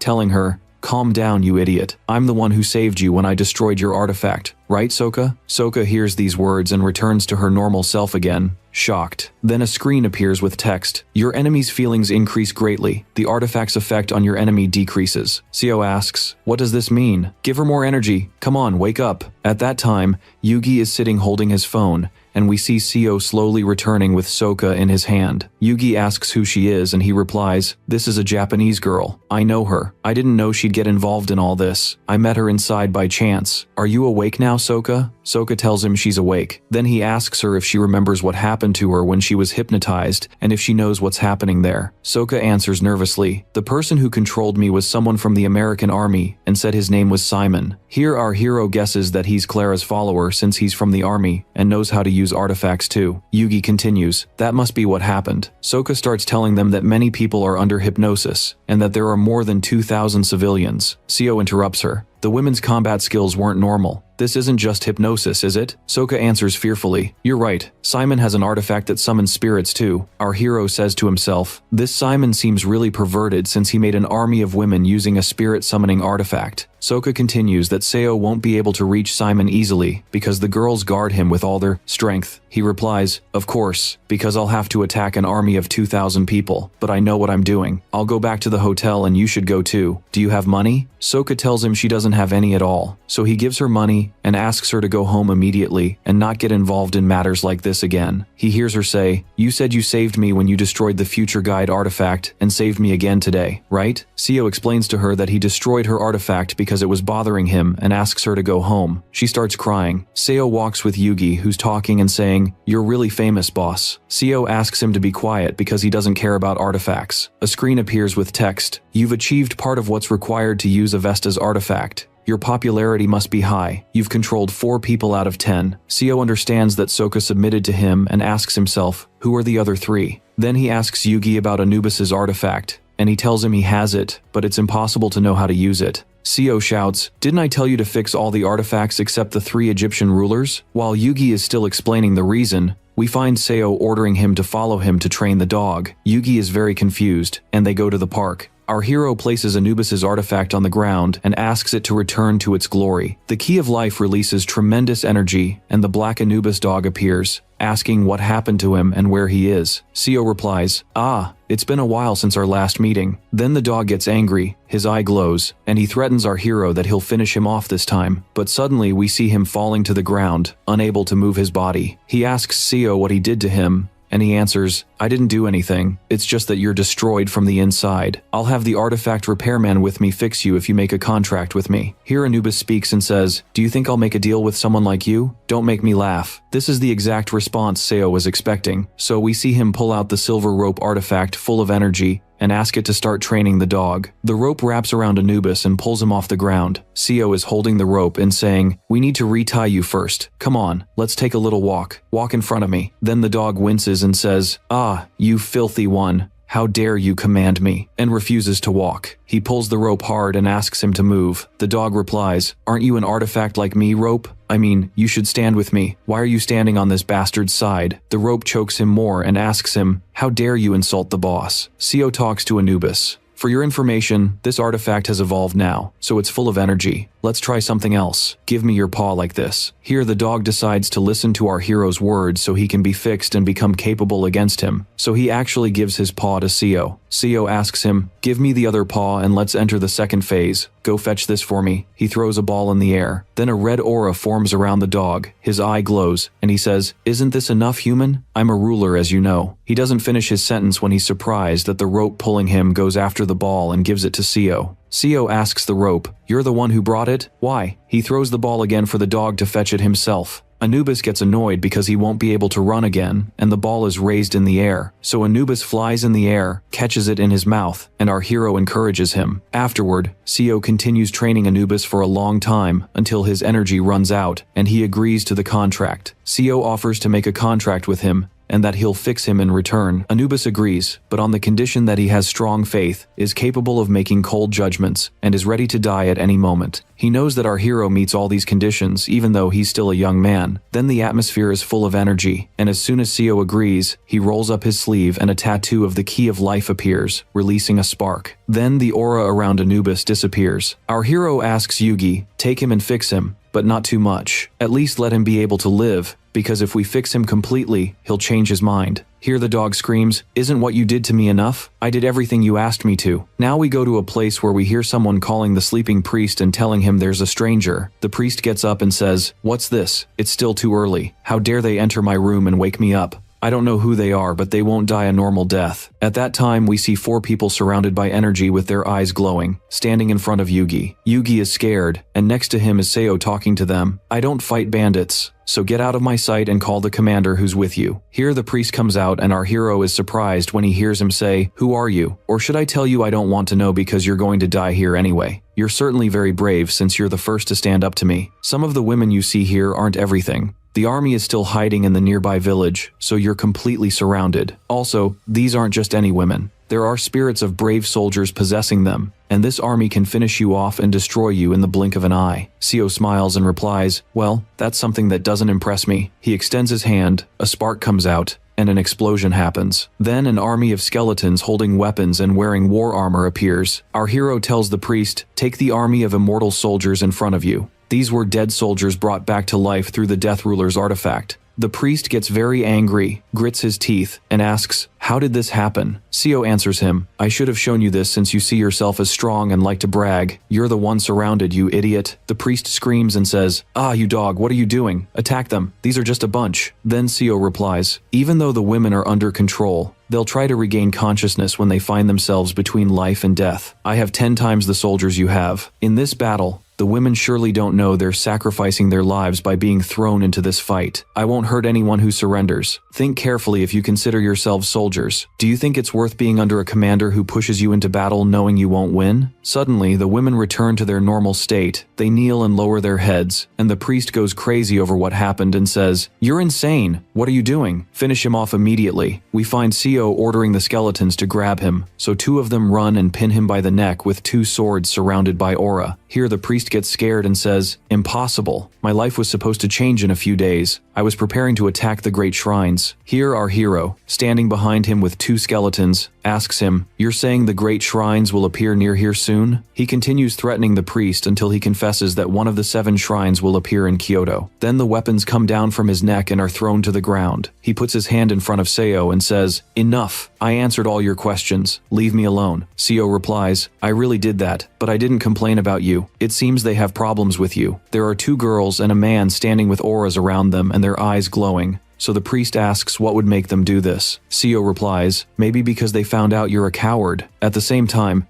the screen appears with text written on it. Your enemy's magic has decreased. The owner of the harem artifact has changed. You now have 2,000 followers. You've fulfilled the requirement to use the Avesta artifact. The priest is surprised when he hears Seo say the owner of the harem has changed, so he smiles. His eyes gleam, and he says, stomp on him. The people surrounded by energy approach the priest, and he begs them to forgive him. Now we go to the hotel. Yuji hears himself asking Seo if he's going to stay here, so Seo tells him he'll wait because one of the 7 shrines will appear soon. Yuji replies, but we came here to steal the harem artifact. Seo replies, doesn't matter since I brought all the artifacts I use with me. So Yuji, who's eating, puts his hand on his cheek and gets sad because he didn't bring many clothes with him, so Seo tells him to buy some. Then Yuji inquires about our hero's plan and asks him to look at the window where many fans are standing taking pictures of him. Our hero admits he's starting to get annoyed by this fame and goes outside to the fans and says, I don't want you now. You can go home and I'll call you when I need you. The fans get upset and scream at him, so Seo replies, shut up and listen. You can subscribe to my fan club website, and he gives them the link so they agree. Here Yuji asks our hero when he made this website. So explains to him that Soka made it for him because she has experience in this matter, and she rejected many fans, and this way dealing with fans will be easier. At that time,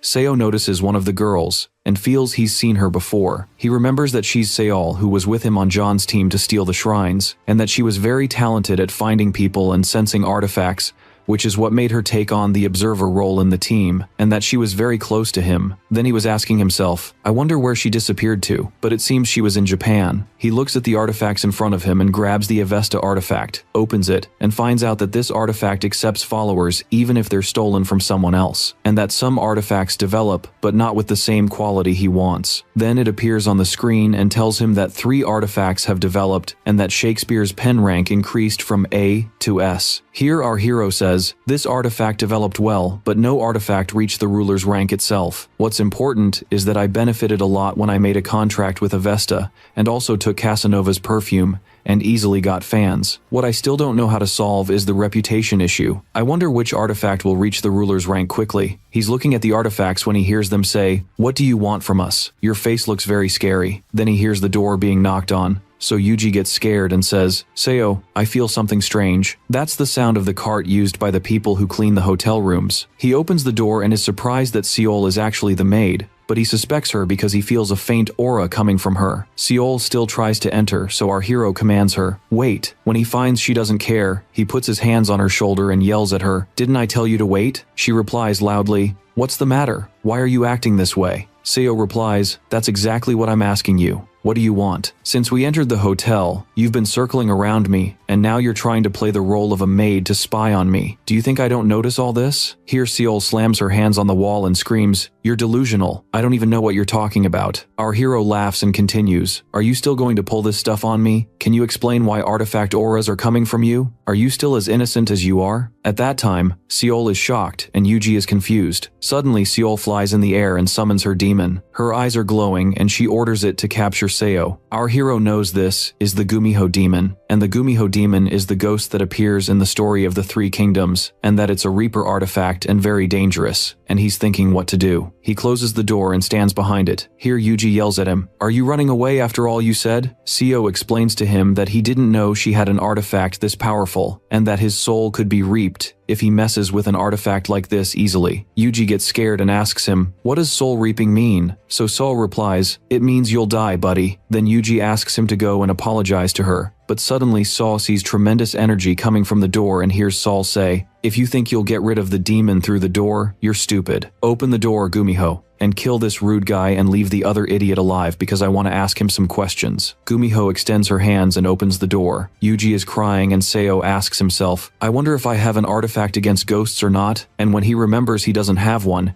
he goes looking for something else he can use. The demon is close to him, so he grabs Hammurabi's artifact and tremendous energy forms around him and Yuji. Gumiho backs away from them, and here Seol screams, what are you doing, Gumiho? Attack them. Gumiho tells her she can't do that. Then our hero remembers he has an artifact against her, but doesn't know exactly what it is because there are many artifacts. Gumiho is so scared that she disappears. Then Seo mocks and says, what's this? She ran away? That's the problem with artifacts. Seol asks him how he did that to her artifact. He answers that he doesn't know, and it might be her bad luck. He pulls out a rope artifact surrounded by energy from under a pile, ties her up with it, and says, I have to punish you for intruding on someone's room without being called. Seol asks him to untie her, but Seo tells her he won't be able to do that, and wants to ask her some questions now because he wants to know many things. He's laughing with an aura around him and asks her who sent her. She tenses up and says, do you think I'll tell you? Our hero threatens her that it's better for her because he'll use many methods and will make her talk against her will. Seol knows that Seo isn't easy because he was able to recognize her even when she was disguised, so she decides she'll tell him unnecessary information to buy time. So she tells him she's a follower of the cause and was looking for the girls gathering at the shrine, and when she saw him take all the girls, she followed him. Here, our hero says to her, since when have you been working? Are you police? Seol asks him, why are you so confident in yourself? What do you know about me? Seo replies that he knows many things about her. So we see Seol talking to herself saying, it'll be useful for me that we're talking about stupid things like this. I won't let him get much information from me, and I'll wait until my friends come and rescue me. At that time, we see 2 people wearing suits,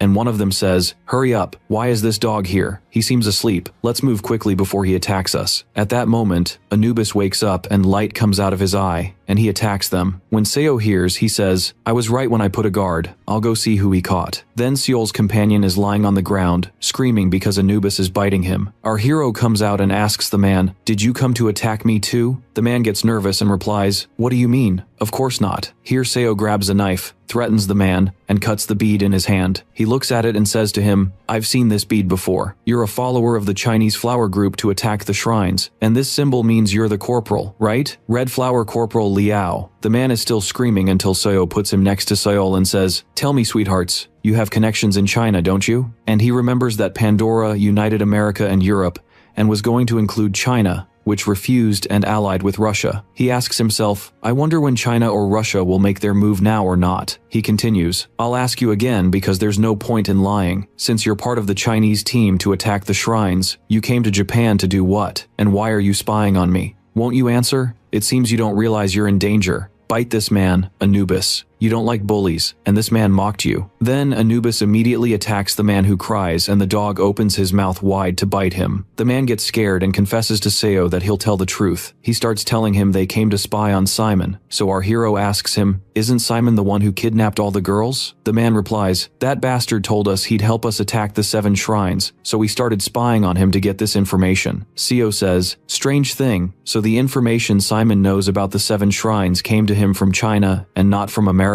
I thought he got it from America because he was working with Clara. The man tells him that Simon betrayed Clara, and our hero starts replying saying, thanks, but how did China know information about the 7 shrines? A few days later, we see Seo and Yuji walking in Otsu City. Seo looks at the flash drive he stole, and it has everything about the Red Flower group that spied on Pandora and hacked its information, and that Pandora has a high-tech detector called the Pandora system, through which they're trying to monopolize information about shrines and artifacts. But because Chinese hackers are very skilled, they were able to challenge with Russia and access this information, which is what affected Pandora's security. Although this is not a good thing because the Chinese-Russian alliance is full of people like Pandora's people, this is better because they prevent ordinary people from using artifacts. Yuji hears him ask, will you let the Chinese team walk away that easily? What if they come back and threaten you? Seo replies coldly, let them do what they want. For your information, I won't let them get away easily. I planted a tracking bug on Seol before she left. I want her to join me because she's very skilled, but this isn't the right time since I won't be able to control her as long as she has this personality. They then take a taxi and Yuji asks our hero if he has a tracking bug. Seo answers, yes, we need to gather some information from China. I want to know what types of relics I have. I don't even know what type of relic controls the demon. The driver hears them and asks where they're going. Seo tells him they're going to Kyoto, and he replies, don't you know, sir, that a major disaster happened in Kyoto yesterday? Our hero assures him they won't go to dangerous places. Then Seo remembers there's a tomb that will appear in Tokyo in 3 days, according to what Simon said, and to avoid getting trapped in the tomb, he decides to change hotels. After that, they arrive at a place where the city is destroyed. Yuji speaks, it's like we're in Rome exactly. Seo says, the city is completely ruined, and this destruction is preparation for the tomb that will appear over an area of 1,000 kilometers and will cover the entire city. This is what Venice said and evacuated the city for that reason. They get out of the taxi and walk toward the tomb entrance,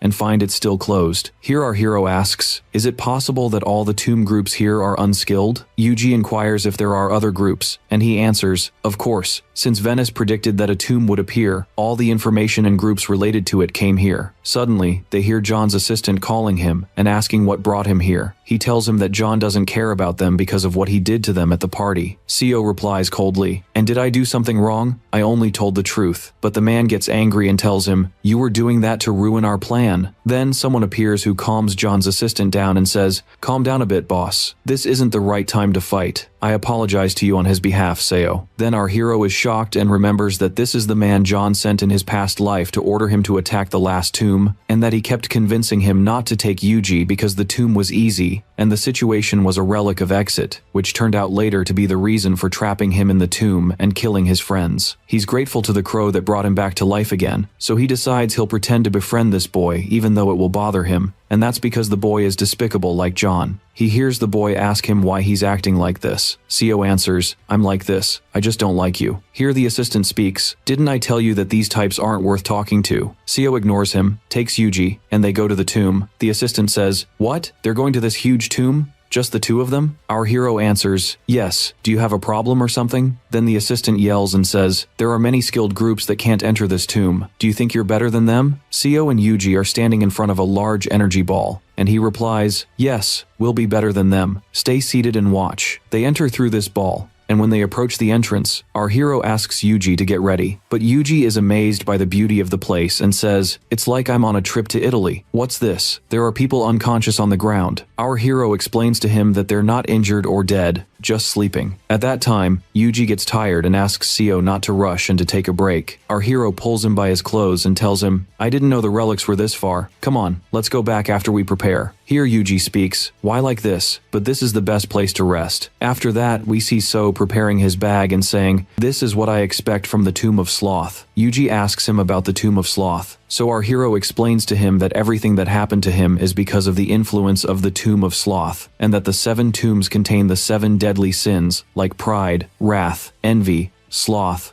lust, greed, and gluttony, and that the tomb therein is the Tomb of Sloth, which as soon as someone looks at it or approaches its entrance, sloth takes over the mind. Here they hear the sleeping people saying, what tombs should we care about? We want to sleep and don't want to search for tombs again. Then Yuji understands that this is what made him feel like he wanted to sleep. Suddenly, our hero takes out the key of life, surrounded by energy, and the dog appears and asks Seo, what do you want from me? There's nothing I can do in this place. You won't be able to cross unless you defeat sloth with your mind, and that's impossible for humans because they're naturally lazy. Seo replies to him, shut up, I called you for something else. Just walk behind me. We see the rope tie up Yuji and drag him behind them. Yuji asks our hero what he's doing. Our hero tells him he's doing this to him so he won't get lazy again. At the same time, the screen appears and tells Seo that the entrance attack and his sloth feelings have decreased because of his endurance power. So he says to himself, endurance power is definitely useful sometimes, but I need to finish quickly because I feel my enthusiasm is decreasing. He hears Anubis praising him for being able to reach this whole distance, and tells him that he needs to walk a little more to reach the entrance, because if he loses to sloth and rests in a certain place, things will get out of hand. He asks him if he's confident he can continue. Seo answers, you're right, let's make a hole here. Do I have to enter through the entrance? If I enter through the hole, it'll be like an entrance exactly, and since the area here seems difficult, I need to blow you up to help me in the process. But don't worry, you can be repaired after that. He extends his hand and a spark comes out of it and a big explosion happens. Then our hero wakes Yuji up and tells him the entrance problem is solved, gives him the key of life, asks him to fix Anubis, and they continue on their way. Yuji speaks and says, we're really inside the tomb. I wonder what relic is here. Seo replies, this is the Golden Domus Aurea Palace. Doesn't it remind you of something? This is a Roman emperor you know well. Yuji is amazed, and suddenly a fire breaks out. So Yuji screams, wait, this is fire. Could it be Emperor Nero? This is tyrannical. The tomb can be this harsh. Seo tells him they need to put out the fire first and asks him to take out the painting relic that will absorb the fire. Yuji takes out the painting and asks Seo if this will work. Our hero assures him it will work and that they can use the fire as a weapon anytime. Here Yuji commands the painting to absorb the fire, and indeed the relic sucks in all the fire. But suddenly, they hear a sound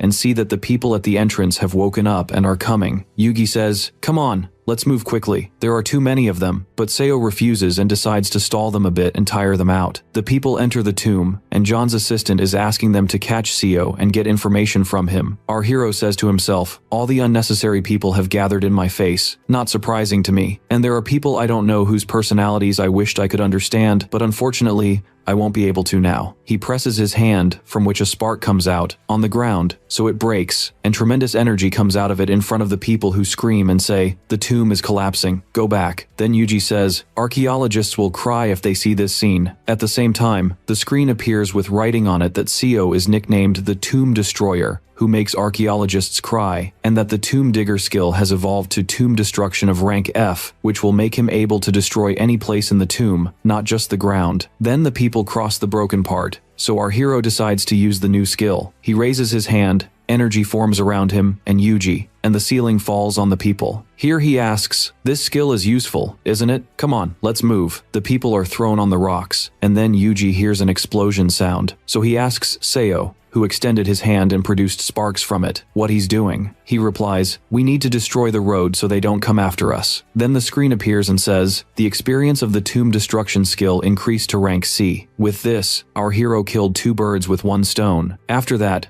We see Yuji screaming at him, "Stop what you're doing and let's go. You'll destroy our path too like this." Seo agrees, and they enter the Roman theater, and our hero is certain that Nero's relic is in this room. They're surprised by the iron door closing on them, so they understand they're trapped. Fire ignites, and the relic laughs and says, "You found me, my audience. Well, you can watch my artistic works from there, and I hope you'll praise me." The fire is filling the place and surrounding Seo, and all this is because of Emperor Nero's relic, who was famous for being tyrannical and loving the arts, and that there were people who said he would have been happy if he'd been born as an artist because he wrote some books, and that his skills were terrible to the point that the Great Fire of Rome happened during his reign. Seo knows they'll be roasted if they watch him in these flames, so he brought with him Homer's glasses that he stole from the famous Greek writer who wrote the Iliad and the Odyssey. And because Nero was obsessed with Greek culture, surely Homer's relic will catch his attention. Our hero wears the glasses, but a spark from the fire hits them and flies them away and injures Seo in his eye. Yuji asks him if he's okay, and they hear the relic's voice saying, "These ugly moves don't affect me. I really love Homer's relic, and this relic won't help you with anything when you use it because you're human." Here Yuji gets angry when he realizes the situation is getting complicated, and grabs the painting relic, which sucks in the fire, and the relic says, "You're still insisting on doing things that won't help you." Seo speaks, "This bastard is using fire like it's his servant." Then the relic laughs and asks them if their feelings have been moved, and asks them to glorify him. We find the fire heating up more, so Yuji asks the relic to stop what he's doing, but the relic refuses and threatens them that they won't be able to walk unless they escape from the fire. So Seo says to himself, "The situation is very difficult. We're really going to die." Suddenly the fire disappears. The relic speaks, "Look from here. Aren't you Seo, the author of the book, The Secret Secretary?" Yuji asks him if he means the novel that Seo wrote, and the relic replies, "Really? I was waiting for this book. It talks about relics, and is also the bestseller." Then our hero asks him what he's saying and what is this talk and how does he know and from where. The relic tells him that all the relics are talking about him and that he's famous among them. Here, Seo accuses Yuji that he sent the book to the relics behind his back, so Yuji defends himself. "And why would I do that? Think before you speak." The relic asks So to come closer and to give him a chance to meet him. Our hero will go crazy because he's certain he got rid of this novel. So he approaches the fire, and after that the Emperor appears and welcomes Seo. Then Yuji is shocked when he sees the relic in human form. Our hero tells him, "Why are you so surprised like this? Didn't you see a relic in the form of a dog? Relics whose rank is high can transform,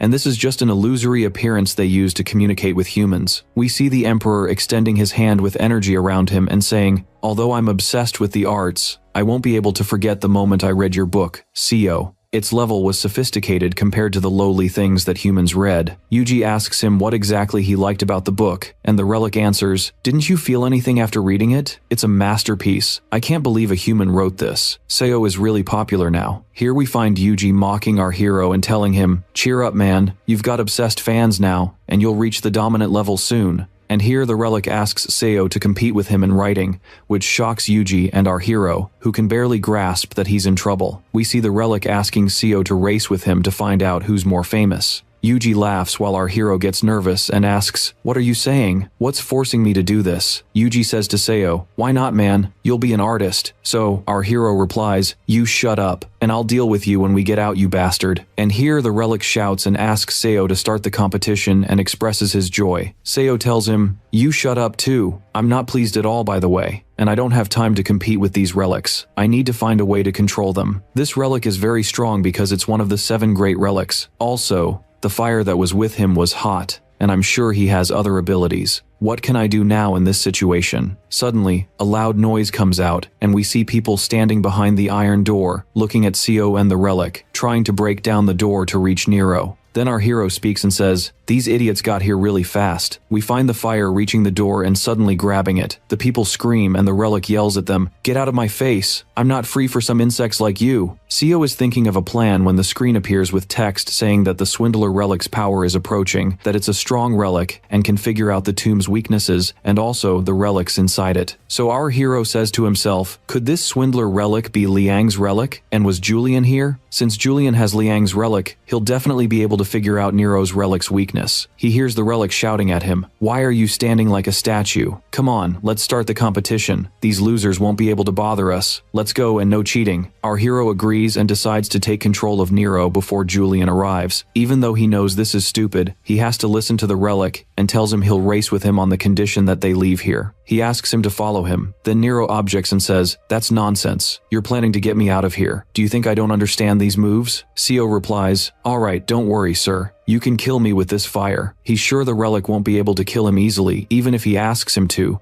because he let him live when he was able to kill him. The relic says, "I want the competition to be fair. You know the importance of this place for artists, and since I'm on my home turf, you'll be able to bring out your skills. For me, this is just a dangerous place, so it's impossible for me to use all my abilities. So if you want the competition to be without cheating, we need to do it in a neutral place that has nothing to do with either of us." Finally, the relic is convinced, and we find the whole body glowing and disappearing, leaving only the crown. Our hero grabs the crown and says, "Good like that. I convinced him. All I want now is to take it and leave." But he's surprised when he sees sparks and hears Julian calling him. Seo tells him he came too late, and that the relic is his now. Julian replies, "Stop lying. The tomb still hasn't been attacked." So our hero provokes him more and tells him, "Suit yourself. Go ahead and search for the relic from here until tomorrow. Let's go, relic." And here Seo and the crown disappear through the energy forming in the place. Julian says then, "This relic's aura disappeared. Did this kid really take it and leave? How could he do it and get out before the tomb was attacked? What's this? The tomb is collapsing after its owner left. Since there's no exit, I have to go back the way I came." The people are standing watching the tomb collapsing on top of them, afraid. Then the tomb completely collapses and disappears. We go to Austin watching the news that says, "The huge tomb that appeared in Kyoto suddenly disappeared, and the Bureau suspects the tomb was attacked, and the city has begun repairing the damage." Austin shouts, "What's this? The tomb was attacked, but they didn't say who took the relic." And here Bella tells him that new information has appeared now,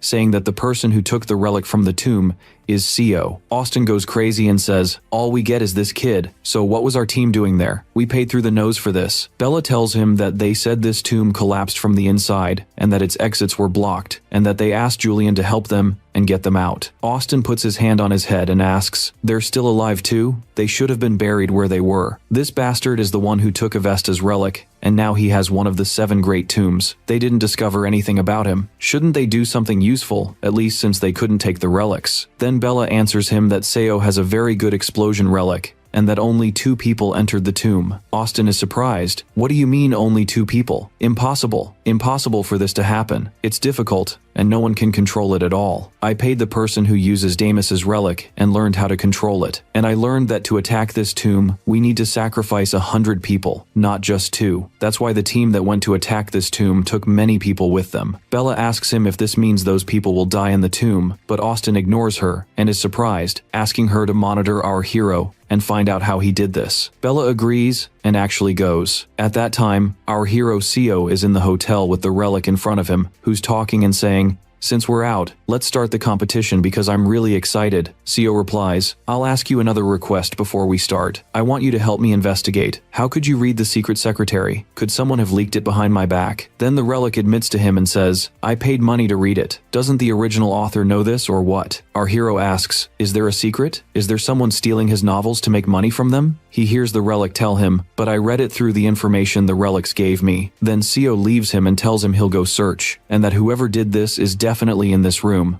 and he'll find out what happened when he asks all the relics one by one. He starts with the silver rope wrapped around his leg and says, "Your turn, rope." The rope asks if he's talking to him, and our hero answers, "Yes. Stop splitting up and calm down and stay in place. You leaked my novel to the other relics. Answer me, did you do this or not?" The rope is thinking about what to say, but Seo gets angry and asks him to tell the truth quickly. Here Anubis appears and speaks, "I was bragging that your writing is beautiful." Our hero asks him if he published the book to brag about it. Then Anubis admits to him that he got together with all the relics, and they saw the paper he wrote, and he accuses the rope too. But the rope keeps defending itself and says it didn't leak anything. So Seo knows that the one who did this must be someone else. He hears Yuji calling him to eat chicken before it gets cold. Seo replies, "Not the time. Are the relics in your room?" Yuji answers that they're there, but they're still not fixed. He replies, "Doesn't matter. Since the rope is innocent, who did this?" Suddenly he hears a relic's voice telling him, "What's this sweetness? Our income is in the billions now. Making money is really easy." Seo gets angry and says to himself, finally caught them red-handed. He opens the door, and as soon as he sees the relics gathered around the novel, they run away, and we find tremendous energy forming around Seo. Then he orders them with his eye and voice to stop, or he'll do something to them. Then he hears the relics saying that his control power is high. He asks them what they were doing with his novel. The relics reply, "How did you find out?" Then Yuji enters and asks what's happening, and Seo explains to him that he's looking for the person who leaked his novel behind his back. Yuji replies, "Yeah, you should find him." He hasn't even finished his words when he finds Seo gritting his teeth and shouting at the relics, "Who's responsible among you? Which of you did it?" All the relics point at Sybok, who gets really annoyed then and tells them they're traitors. We see our hero asking him if he's the one who really did this, and Sybok actually admits it to him. Here, Seo steps on him with his foot and tells him, "So you're wrong and you succeed too. Why are you still here? You're supposed to be next to the immortality plant anyway." Sybok replies, "What do you mean? It's dirty.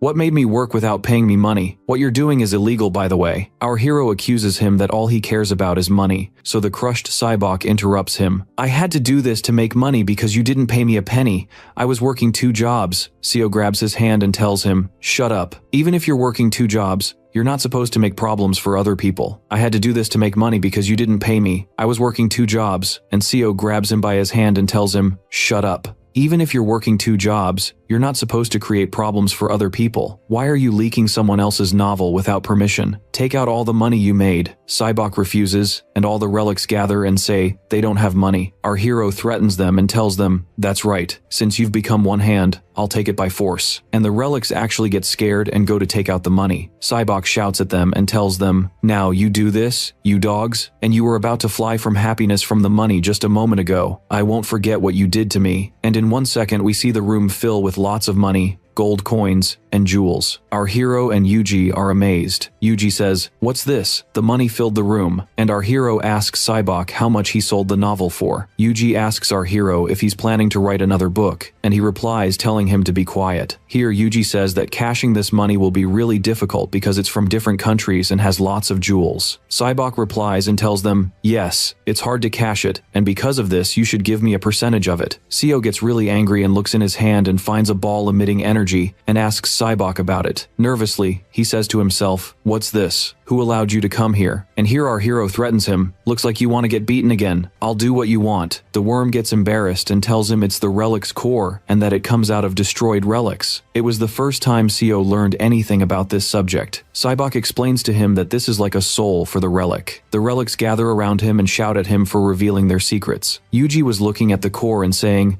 "This is really strange. It's the first time I know that relics have something like this." And Seo decides he'll research this subject because it's important. After that, he spends a lot of time stealing all the money the worm has and makes sure that Sybok is good at business matters. The next day, they finish their mission in Tayuda and prepare to return to New York. They hear a sound in the street and go out the window and look at the people saying, "Seo Pasha, our Tomb Attack team has a good deal for him." And they start fighting over him and ask about the relic he used, and he tells them he didn't use any relics. He tells Yuji that all the Tomb Attack teams are gathered here, and that rumors have started spreading about him because he took Nero's relic, which means there were many conditions present. This is natural, because the news didn't say that many people died or disappeared. Yuji asks him if people were supposed to have died. Seo tells him that the tomb disappeared after the relic disappeared from it, and there was no other exit because the tomb wasn't attacked. Those people were supposed to be returning to the entrance, and this was difficult for them. He wonders how they managed to survive and spread the news, but he remembers that Julian was close to them and is sure that he helped them and got them out because he doesn't let people die even if they're competitors, and he knows that Julian is a good person. The messages keep coming to his email, and he looks at the people who want to recruit him and realizes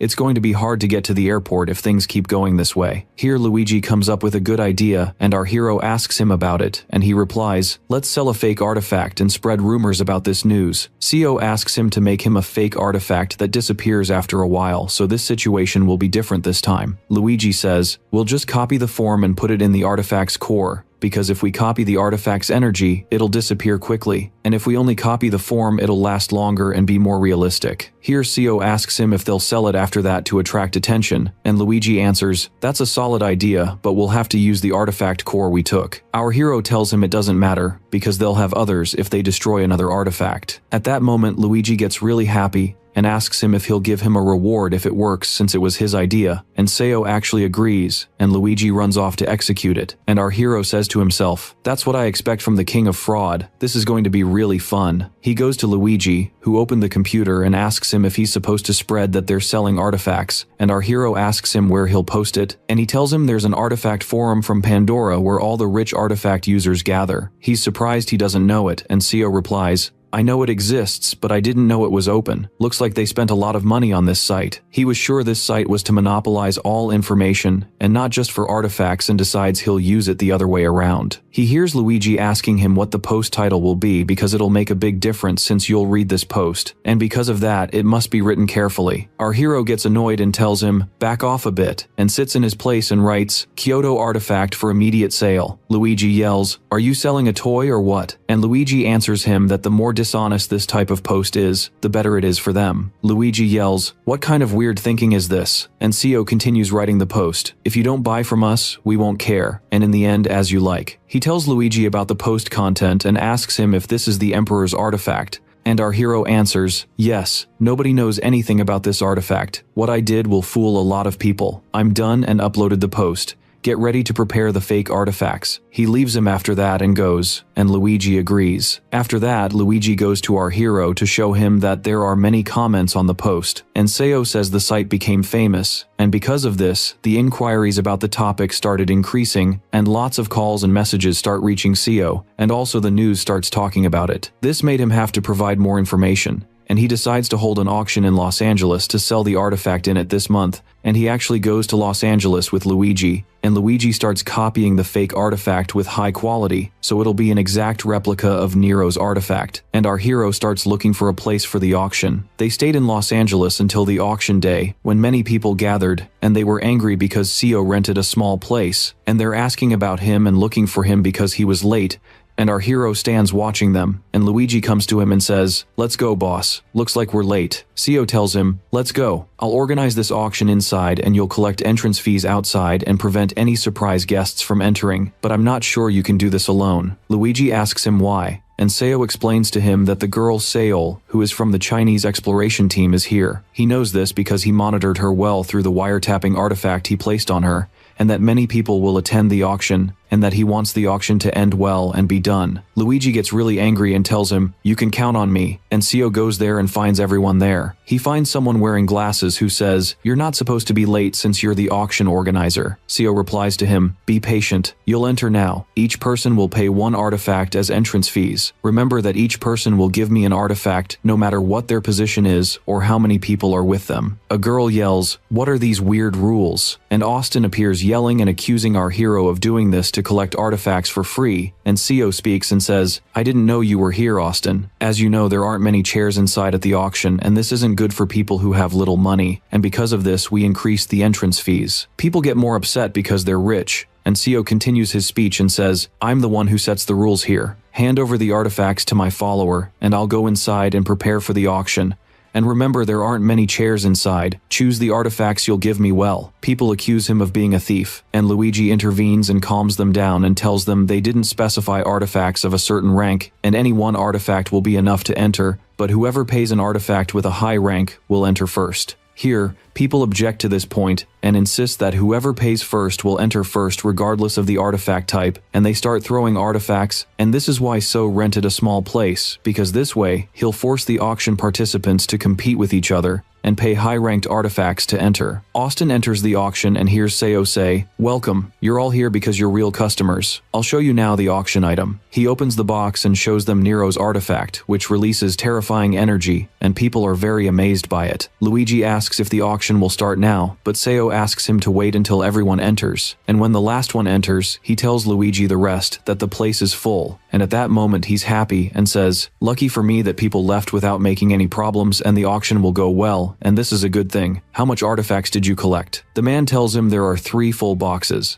And here Luigi is happy because he'll get a lot of money for this amazing amount of artifacts. And he carries a box of artifacts and leaves, but he hears Julian's voice welcoming him. Luigi replies and says, "Julian, I didn't expect this from you. What brought you here?" And Julian replies, "I'll be honest. You're trying to sell a fake artifact. What game are you playing?" Luigi is shocked and asks himself, "Were we exposed or what?" He recognizes me. I heard from Seo that this man has the artifact that lets him see the weaknesses in any artifact, and even if we copied the artifact and put it with the core, he won't be fooled. I have to fight him now. He tells Julian, what do you mean? The artifact you see is real. And he finds Julian asking him to stop lying because he can't fool him, and tells him he paid the fees and saw the fake artifact with his own 2 eyes, and asks him why he's doing this. He tells him he used to respect him because his digging ability is high, but he discovered he's a fraud and scams people with fake artifacts, and Luigi gets very nervous and thinks what he'll do, and was denying and saying, I don't know what you're talking about, you're tricking me to ask for a price reduction. Julian walks and tells him he'll reveal the truth because they insisted on lying, and Luigi was sure Julian will make a mess at the auction and asks himself, why is he doing this? I have to stop him, and tells him after that, wait, I understand, and I'll tell you everything. Julian stops and says, you're definitely going to admit the truth that this artifact is fake, right? And Luigi tells him they had no other choice, and they only displayed the fake artifact because they'll give the real artifact to whoever wins the auction, and Luigi was stalling him so he wouldn't enter. He finds Julian reply, my boss said it was real, they must have seen something borrowed, I feel like I'm being laughed at, and he walks after that, and Luigi cries and tries to stop him,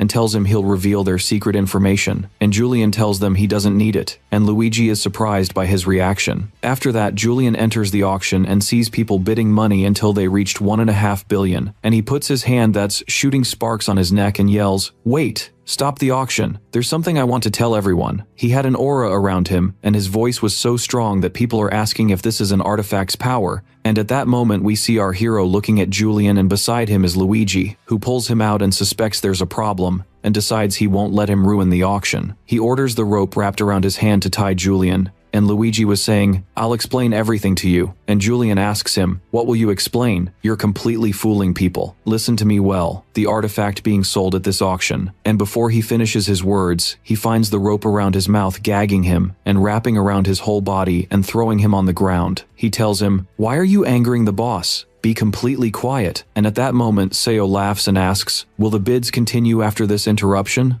I've been communicating with Julian constantly, and he's been pressuring me to sell him the artifact. I know how you all feel now, but all the people here want the auction to be fair. We'll take the necessary measures and make him leave immediately, and now we should continue the auction. The auction continues and succeeds so much that the fake artifact's price reaches $9 billion, and suddenly, we see a girl raising her hand and saying, I'll propose something different. I'll pay an SS rank artifact instead of money. People object to her, and she asks them why they're objecting. Instead of taking money for your entry, they took artifacts, and they'll definitely prefer this way more. And people keep refusing until they hear our hero tell them that this proposal is good, even though this artifact's rank is a bit weak. When they see this way is good, they started bidding artifacts of different ranks and were competing, and Seo was watching them very happy. And the fake artifact finally goes to Sophia, Princess of Monaco, who suggested she'd pay with artifacts, and after that, the auction ends. Sophia was happy, but Austin shouted, you offered the exact same deal you offered the princess, or did you give her the artifact because of your feelings toward her? Our hero told him that Sophia paid 2 billion plus an SS rank artifact, 2 S rank artifacts, 3 A rank artifacts, and 10 B rank artifacts, and he knew Austin was a spy working for Pandora. Now we go to a room where Julian was tied up on the floor, with Yuji standing next to him, and Seo as well, who asked him what they should do, what happened, and what brought this man to the auction. Yuji answered, I think he came to participate in the auction officially. He even paid the entry fee, and said it was a fake artifact just from looking at it. Seo said, even though we perfected the forgery method, we couldn't fool this guy. Julian asked Seo, you've been a con artist this whole time. Do you think what you did will go unpunished? Seo replied, it will if I want it to. What do you think? Julian told him, don't make me laugh. When I get out, I'll expose the truth. Our hero asked him not to do that because the person who got the artifact at the auction is a country's princess. Julian threatened him, saying, if you're scared, why did you do this in the first place? I won't cooperate with you. Yuji told our hero that Julian won't understand because he's too stubborn, and asked him what they'll do. Suddenly, they saw fire coming out of the room's ceiling, heading toward them and exiting through the door, and he said, this is a soul-type artifact. Where did it come from? I forgot. I guess they heard us talking. Yuji got nervous and asked him what they'll do. Julian spoke, you brought this upon yourself. Now someone knows the truth and you'll be exposed soon. Our hero knew Julian was right, and Yuji asked him if the mission had failed. Seo told him it hadn't failed, and that they need to create a portal to escape through, and at the same time Julian attacked him. At that moment Yuji said, if that happens, everything will be fine, but how will you do it? Our hero explained that he'll send a companion with Julian,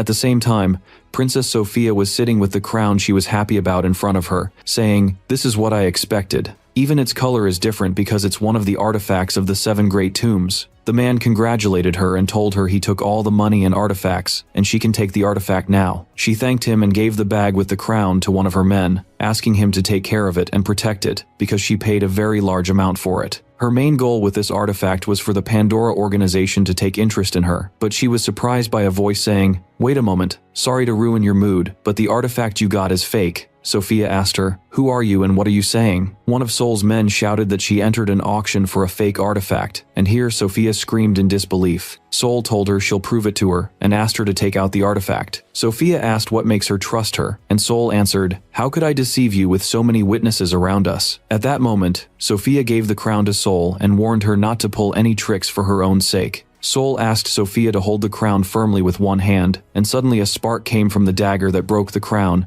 and half of it fell to the ground. Sophia screamed, "What are you doing? You broke it, you crazy woman." Soul replied coolly, "Yes, I split it in half. Pay attention, what I have is just a B-rank dagger. What rank do you think this artifact is?" Sophia told her she heard it was S rank, and Soul explained that no low-rank artifact can break a high-rank artifact at all. Here Sophia actually realized it was fake, and wasn't even low rank. Soul said, "That's right, you were all deceived. Even after you paid your artifacts as entry fees, the 2 managers are still here. We need to lock down the place and find them." The people were angry and called out loudly for our hero, determined to take him down. Soul was happy with their reaction because Seo won't be able to escape from all these people, and decided to put him in prison and run to get the original artifact from the 7 tombs. At the same time, we see our hero telling Yuji, who was forging the artifact, that everyone knows the artifact is fake, and asking him why he wasn't finished. Yuji answered, "They know? I'm almost done." Hirsio told him he must finish now because they need to get out of here immediately before people gather around them. Soul was standing asking herself, where is the real artifact? She didn't sense its presence and was sure our hero was hiding it well. Suddenly, she saw Seo turn himself in and ask them if they were looking for him. People started cursing at him, asking for their artifacts back, and asking if he'd been selling fake artifacts before or if he tricked them. We see Seo laugh and say, "What you saw was indeed a fake artifact." Soul asked herself among the people why he came out on his own and what he's planning. Our hero asked people to calm down because he'll explain everything to them, and ordered Yuji to show them the wound on his stomach. Yuji lifted his clothes and the wound actually appeared, and people asked him about it. Yuji spoke and said, "We didn't want to sell the artifact. Why would we sell something we found with such difficulty? But we got a call provoking us and demanding we hand over the Teodo tomb artifact. We didn't refuse this because the artifact is very famous, and because of this I was stabbed in the stomach as you see, and this is the hospital report. We held this auction because we remembered that if we kept this artifact we'd die." One of the people standing took the hospital report and read it. Seo continued, "We were planning to catch the culprit at the auction because he was obsessed with this artifact, so surely he would show up here." Here Sophia intervened and asked him, "Why did you sell it to me? Surely this culprit isn't me, and surely I would have been his target if he showed up here. You were using me." Our hero felt embarrassed and apologized to her, assuring her she's not in danger because she has private security. He told her they'll explain this story to her and give her the real artifact when the culprit is caught. Since in their current situation they won't be able to catch him,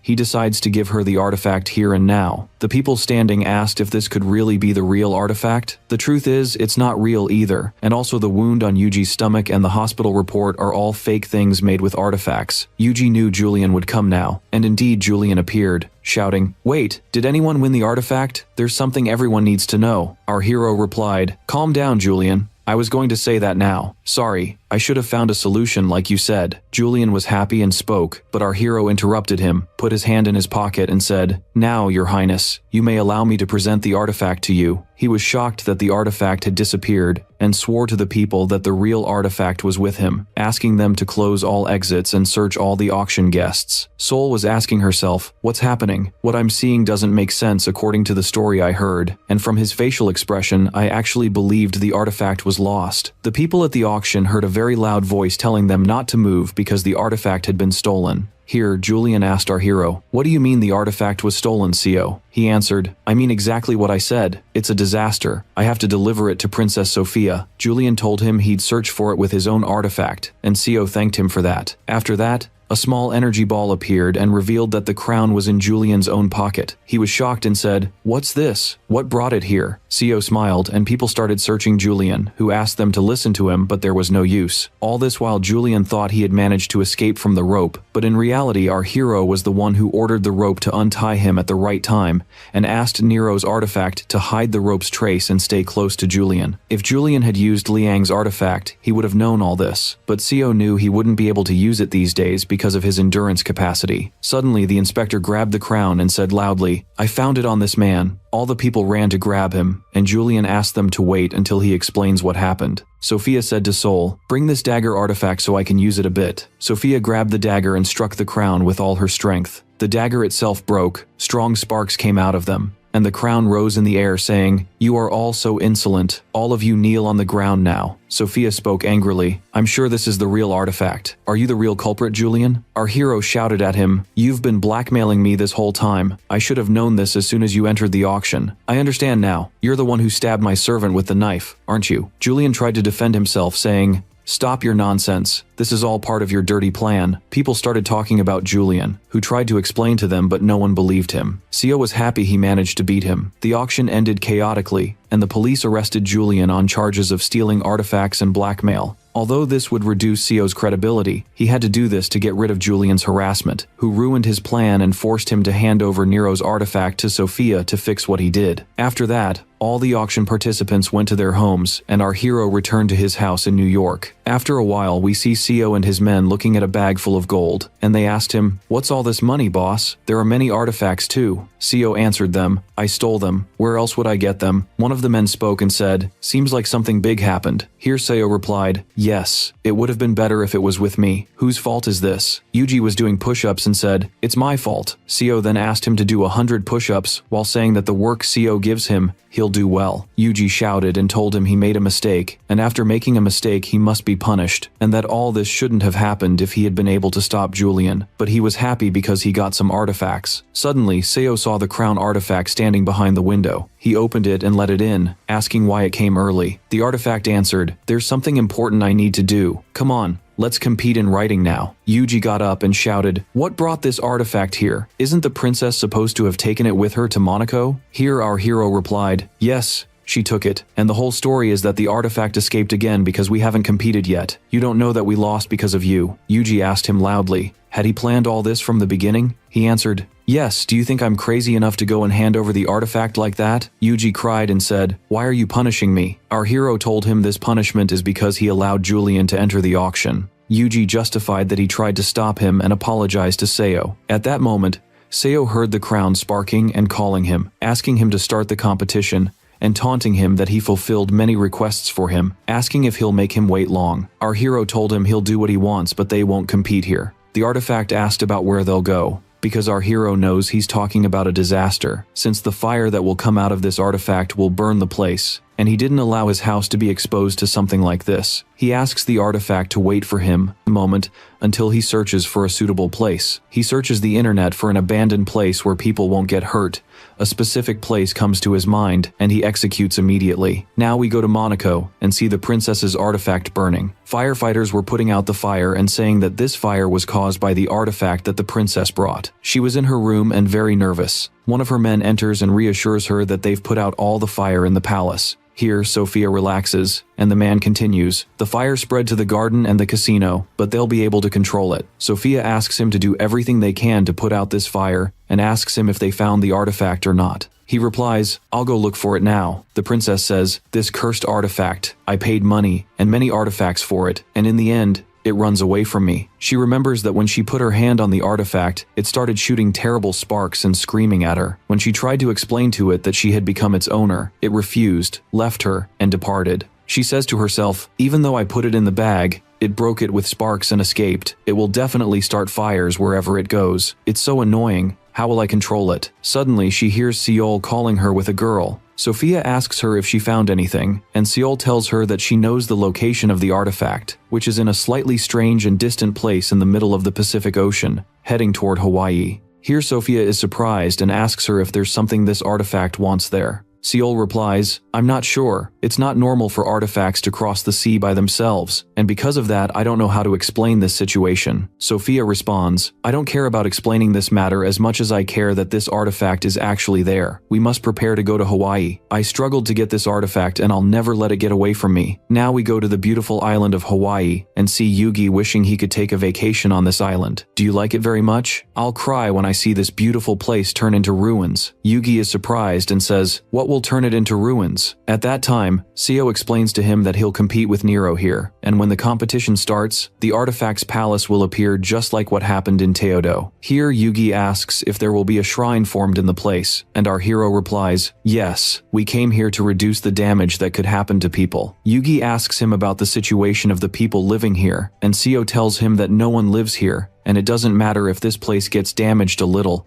because John's villa is located there. Because of this, he'll make the shrine be here to level John's beautiful villa that he loves to the ground, and see at that time how his reaction will be. After that, he starts to prepare for the beginning. We see John's villa with guards on it, and we see someone asking, what do you think about having a cup of tea after work? The other replies, of course, but I feel like time isn't passing. They're surprised by 4 of those who work at the villa standing happily with their hands raised, and above them is the rope holding a bag of money dropping on them. The worm tells them, go ahead and take the money you love. The guard says, you're from another team. What are you doing? A blonde-haired person answers him while collecting money and says, that talk isn't important now. These are dollars. Come collect them with us. Or should I tell you, don't do this because all this money is mine. I'll be rich. The guards look at each other and run to collect the money. The rope keeps moving and money flies in the air, and he says, yes, follow me, you idiots. At that time, Seo gets a call from Seong, telling him they got many people who work at the villa away from it, and that there's no one guarding it now. Seo replies, that's very good, you're very fast. Leave the rest to the artifacts and come follow me, and I'll send you the details. And you, Yugi, what's your news? Are you done or not? Yugi answers that he's almost done, and Seo says to start. He holds the crown with an aura forming around it and starts to rise in the air. Sparks come out of it and he says, the wide space and this forest are suitable for the Emperor and the confrontation, but we're missing something important. There are no judges or audience. Here our hero reassures him that he invited an audience and asks him to calm down so they can start. At that time, terrible energy vortexes form, an explosion happens, the villa collapses, and the shrine appears in its place. Yugi is amazed and says, the shrine appeared again. Seo replies, I told you, look like this. I made it more luxurious than the one that was there. Look at all these statues. These statues are all a display of the king's greatness. The stage is ready now. Encourage my wonderful art and glorify me. The artifact transforms into the form of the Emperor surrounded by fire. The screen appears and tells our hero that the shrine has formed and that it's isolated from the outside world and trapped inside the Golden Palace. He won't be able to leave unless he claps for the Emperor and praises him. This is because Nero's power inside the palace is very high and everything belongs to him. Seo says, very good, this is a strong theater. Now we can bring the crowds. He hears the artifacts asking, what's this? They're really starting. Let's go in. We paid 30 million in taxes to enter. Another artifact replies, what's this?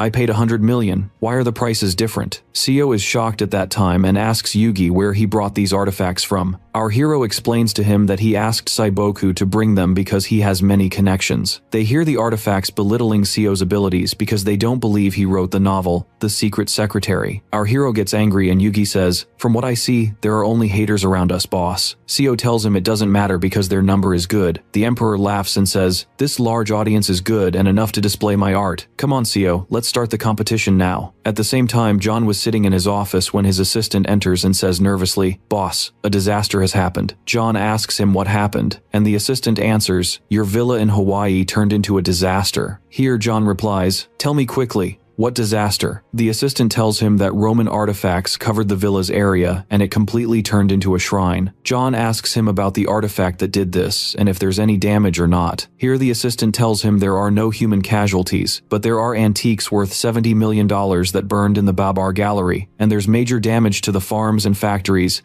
and the damaged properties are worth about $200 million, and this is considered something minor. John is shocked and puts his hand on his face. The assistant was going to continue, but John yells yells at him, "What else is there? You haven't finished." The assistant continues, "We got calls from the royal family in Monaco saying they want to stop the trade of new products." John stands up and asks him if there's something wrong with the product or the design. The assistant tells him nothing like that happened. John asks him about the reason, and the assistant explains while afraid, "I have no idea about this matter yet. I called the royal family. Maybe they'll answer and inquire about the situation." John takes the phone and talks with the princess, who replies, "I haven't heard your voice for a long time, John. This is Sophia, Princess of Monaco." John is shocked and asks the assistant if the princess herself is on the line. He replies, "Yes, she is." John laughs. "You surprise me, to be honest. Tell me how I can help you." Sophia threatens him and says, "If you make a mistake in your words again, your foot will never enter Monaco again. I think you know that I have Julius Caesar's artifact, right?" John tells her he knows this because she won it at the auction. Sophia replies, "Yes, and I paid a very large amount to get it. But tell me, what is my artifact doing at your villa?" John was asking her if she's the one who destroyed the villa,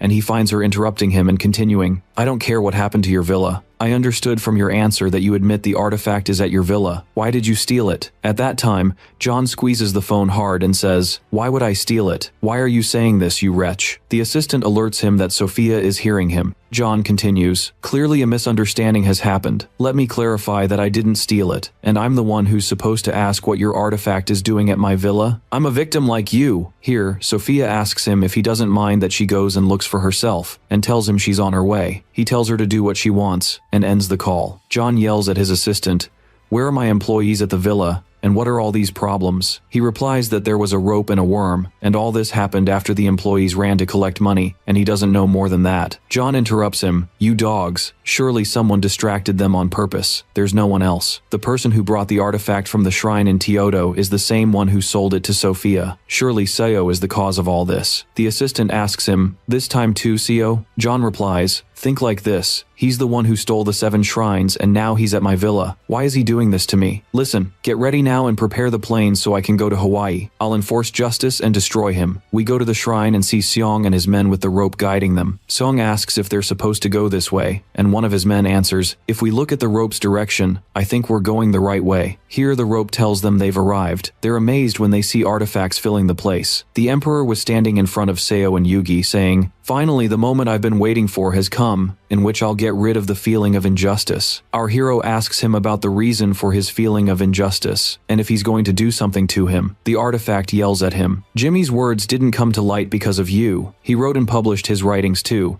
But the sales count was only 1, and this is all because you published first." Seo tells him this is all because of the stupid worm, because it did what it wanted, and asks him if he's the one who bought the book. At that time, the emperor gets angry and says, "What are you saying, you fool? Anyway, Jimmy is the victim because his work didn't sell because people were busy with your novel." We hear the artifacts asking each other if he wrote something, and if there's anyone who knows the novel's name. One of the artifacts answers, "I know its name, Ruler of Art Nero. Has anyone read it?" Another artifact tells him it's very bad, and no one saw it, and no one bought it except one person only. We see Nero lighting fires and asking them to shut up. Here, the screen appears with writing that Nero's violence and selfishness have increased, and that everything he wants will be achieved in this place. Everything will be in his favor, and no one can escape from this artifact before Nero allows him. After that, Nero screams, "I order you all to rule that Jimmy is the one who won this competition, and if you don't do this, I'll kill you." Yugi asks him how he can do this, and our hero says to himself, "This is what I expected. He's very strong even though he's stupid, and this is because he's from the 7 great shrines. I'll never be able to deal with him fairly." The fire reaches the relics that are screaming, and Nero tells them, "Shut up. This is your fault because you don't appreciate Jimmy's art." Meanwhile, Seo is thinking about how he'll win, and because winning will be difficult, he makes him turn his attention away from fighting and calls out to the relic, asking him to calm down and start the competition. He pulls out the novel he wrote for the audience to decide. Nero asks, "What makes me want to show it to you?" Seo replies, "You read my novel. Shouldn't I also read yours?" The relics mock our hero and say he's crazy and won't be able to understand their language, but they can understand the language of these worthless humans. The emperor confirms their words. Exactly as they said, humans won't be able to understand the language of high-ranking relics. Or do you want me to translate it for you too? Seo tells him to shut up and give him the novel. The emperor extends his hand that has fire and throws the novel to our hero. "Here it is, try to read it. I dare you if you can read a single line from it. And if you do this, I'll kneel before you myself. Seo asks him if he's the one who made this challenge, and he reads the novel, and Nero is shocked. Our hero continues reading and tells the relic, "It seems you were writing about your reign." The relics were very shocked at what was happening, and at that moment Seo asks Nero, "Kneel. You told me you'd do this if I read a single line. If you don't like it, I'll make you kneel another way. Since we're supposed to have a competition, let's talk about the writing itself. I've never seen such terrible writing in my life. It seems you don't know anything about writing at all." At that moment, Nero's heart breaks, and our hero knew from his reaction that his plan worked and that Nero wasn't good at art. And despite that, no one could admit this because he was an emperor, and they were always flattering him because he never accepted criticism. Seo decided to destroy his mentality and provoke him, saying, "What do you mean by this stuff in the novel? I don't understand anything. I bet a dog could write better than this. Throw this garbage away. I'll fix it instead of the competition." He opens the pen and changes the title, and Nero asks him, "How dare you correct my writings? What are you doing to the title? I put a lot of effort into thinking about it." Seo ignores him and changes the title from "The Ruler of Art Nero" to "The Emperor's Arrogance." And at that moment Nero hears the relics praising our hero and saying this title is much better. Seo keeps erasing the text and writing new text, and all this while the Emperor stands shocked, hearing the relics encouraging our hero. Yugi was objecting to the words, and Seo tells him, "What do you know about this? The audience loves this." Suddenly, you find the Emperor screaming and spreading his hand from which fire comes out, saying, "I can't stand all this. Tell me quickly that my writings are better than this." But the relics refuse to lie, even if they're going to die. Yugi and our hero were standing between the fire, and Seo asks him, "Nero, do you think you'll do everything with your power?" Then he cuts the novel and the Emperor tells him he doesn't have the qualifications to become an artist. The screen appears and tells Seo that Nero's heart has been broken and that he's fallen into shock and won't be able to hold the pen again,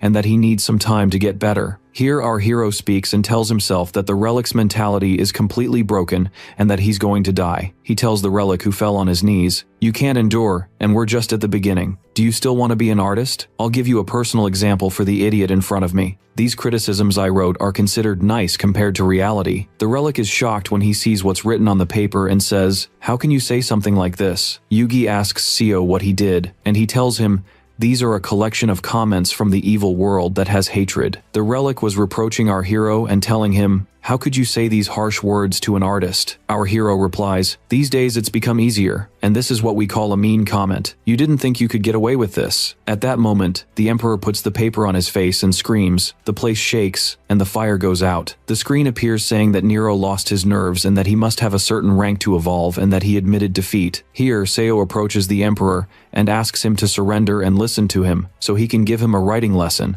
and that if he were in his place, he would give up writing. The relic agrees, and energy comes out of him, and we see the crown burning and the tattoo being drawn on our hero's hand, and then he falls to the ground. The screen appears again, and it says, "Your contract with the relic of sloth has succeeded, and you took the power of sloth. You can now overcome the enemy's morale and manipulate the Golden Palace, and everything you dream of will come true. Your dominance has increased because you controlled the Emperor's relic, and all this will make you able to control difficult relics." As soon as Seo picks up the crown from the ground, another screen appears and tells him he took one of the 7 venerable keys, and he says to himself, "What is venerable? Is this also an imperial relic? Really, the relics of the 7 shrines aren't ordinary relics." You hear the relics asking if the competition is over, and they move to go to their homes, but our hero refuses. We see a large net wrapping around them and trapping them, and Seo pulls the rest of the rope and says, "This is a huge catch." The relics try to cut the net and ask Seo to let them go, but he tells them, "You guys are wrong. You watched my show for free, and now it's time to pay the price. Who said you're going home?" The relics reply, "Who said we came in for free? We all bought tickets." Here Seo silences them and tells them there's an additional tax. We see Seong and one of the men running toward one of the relics who get scared, agree to pay, and ask about the price. Our hero answers them that their body is the price, and he remembers that this competition was made for the price. When he asked Yugi to hold many ropes together, all so the relics couldn't get out. Suddenly he sees a hand holding an axe, cutting the net and coming out, and he's shocked because he thought they wouldn't get out, and this is because any relics lower than rank A have difficulty getting out of the net. He understands that there are relics of rank S or higher in this net. At that moment, a huge man appears from the net with terrible energy around him, and our hero hears Yugi calling him and telling him all the relics are escaping. Seo replies coldly, "I know that, and I have to do it another way." Stay in place, relics. The relics feel a very high aura of control, and Seo realizes their number is so large that he won't be able to control them alone. He calls the Egyptian dogs with him and tells them he needs to use their power. The 3 dogs appear, and Anubis asks where he is. At that moment,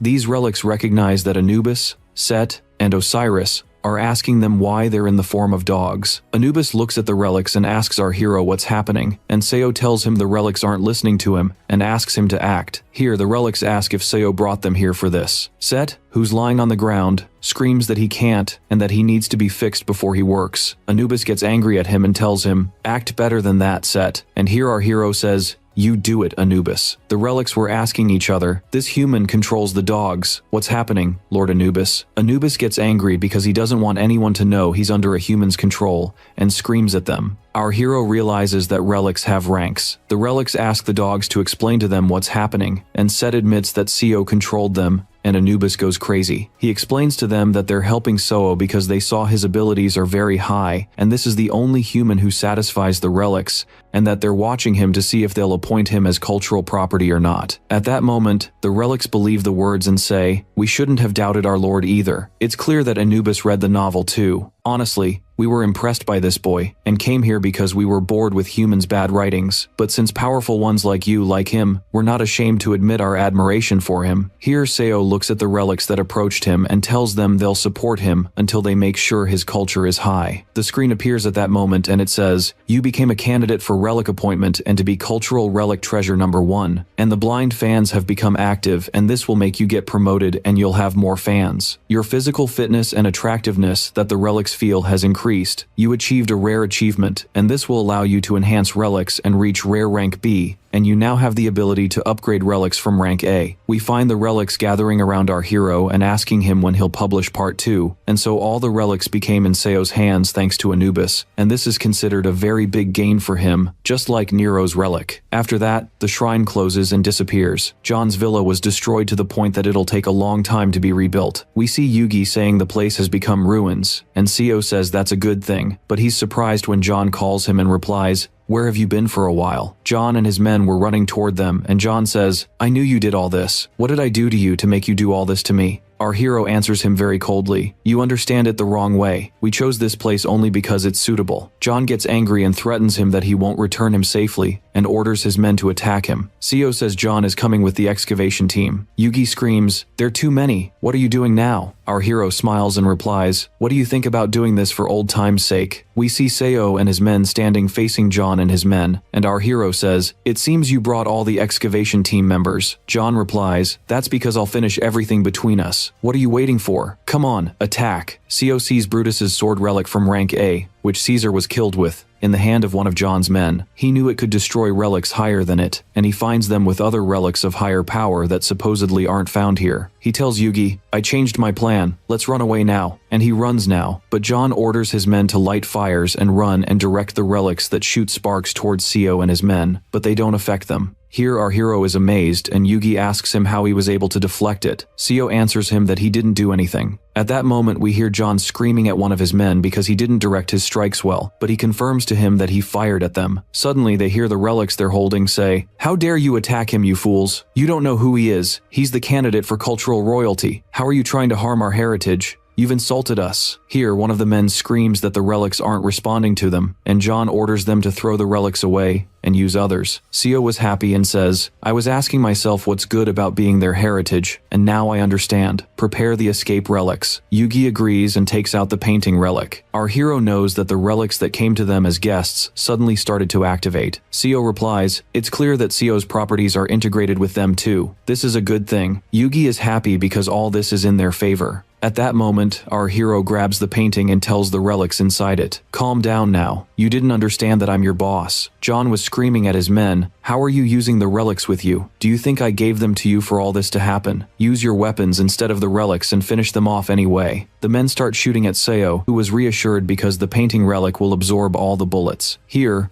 our hero and John are surprised by Sophia, who has 3 people with her, and she asks them to stop what they're doing. Seo looks at Yogi, who's drawing on the ground, and says, "This is the right time." Yogi tells him that everything is ready. At that moment, our hero calls out to John and throws him the crown. John catches it, surprised, and Seo says, "Really? Everything you told me? This is the end of our agreement. I made that very clear." John asks him what he means, and finds Sophia very angry, saying, "What does he mean by this agreement? I knew you made him steal my artifact." John tries to explain the situation to her, and looks at Seo and his men, who are walking with circles of energy around them. He orders his men to stop them before they escape, but our hero and the men disappear. John gets very angry, and the princess continues, "Don't try to dodge this. What's the deal he's talking about?" John replies, "I told you that kid is lying." Sophia responds, "Do you think I'm going to believe that?" We go to the Green family villa in Hawaii and see our hero sleeping in a chair. Yogi asks him if he's sure they're safe. Yogi explains that they're not far from John, and that the 2 islands are close to each other. Here, Irene appears and reassures Yogi that they're safe,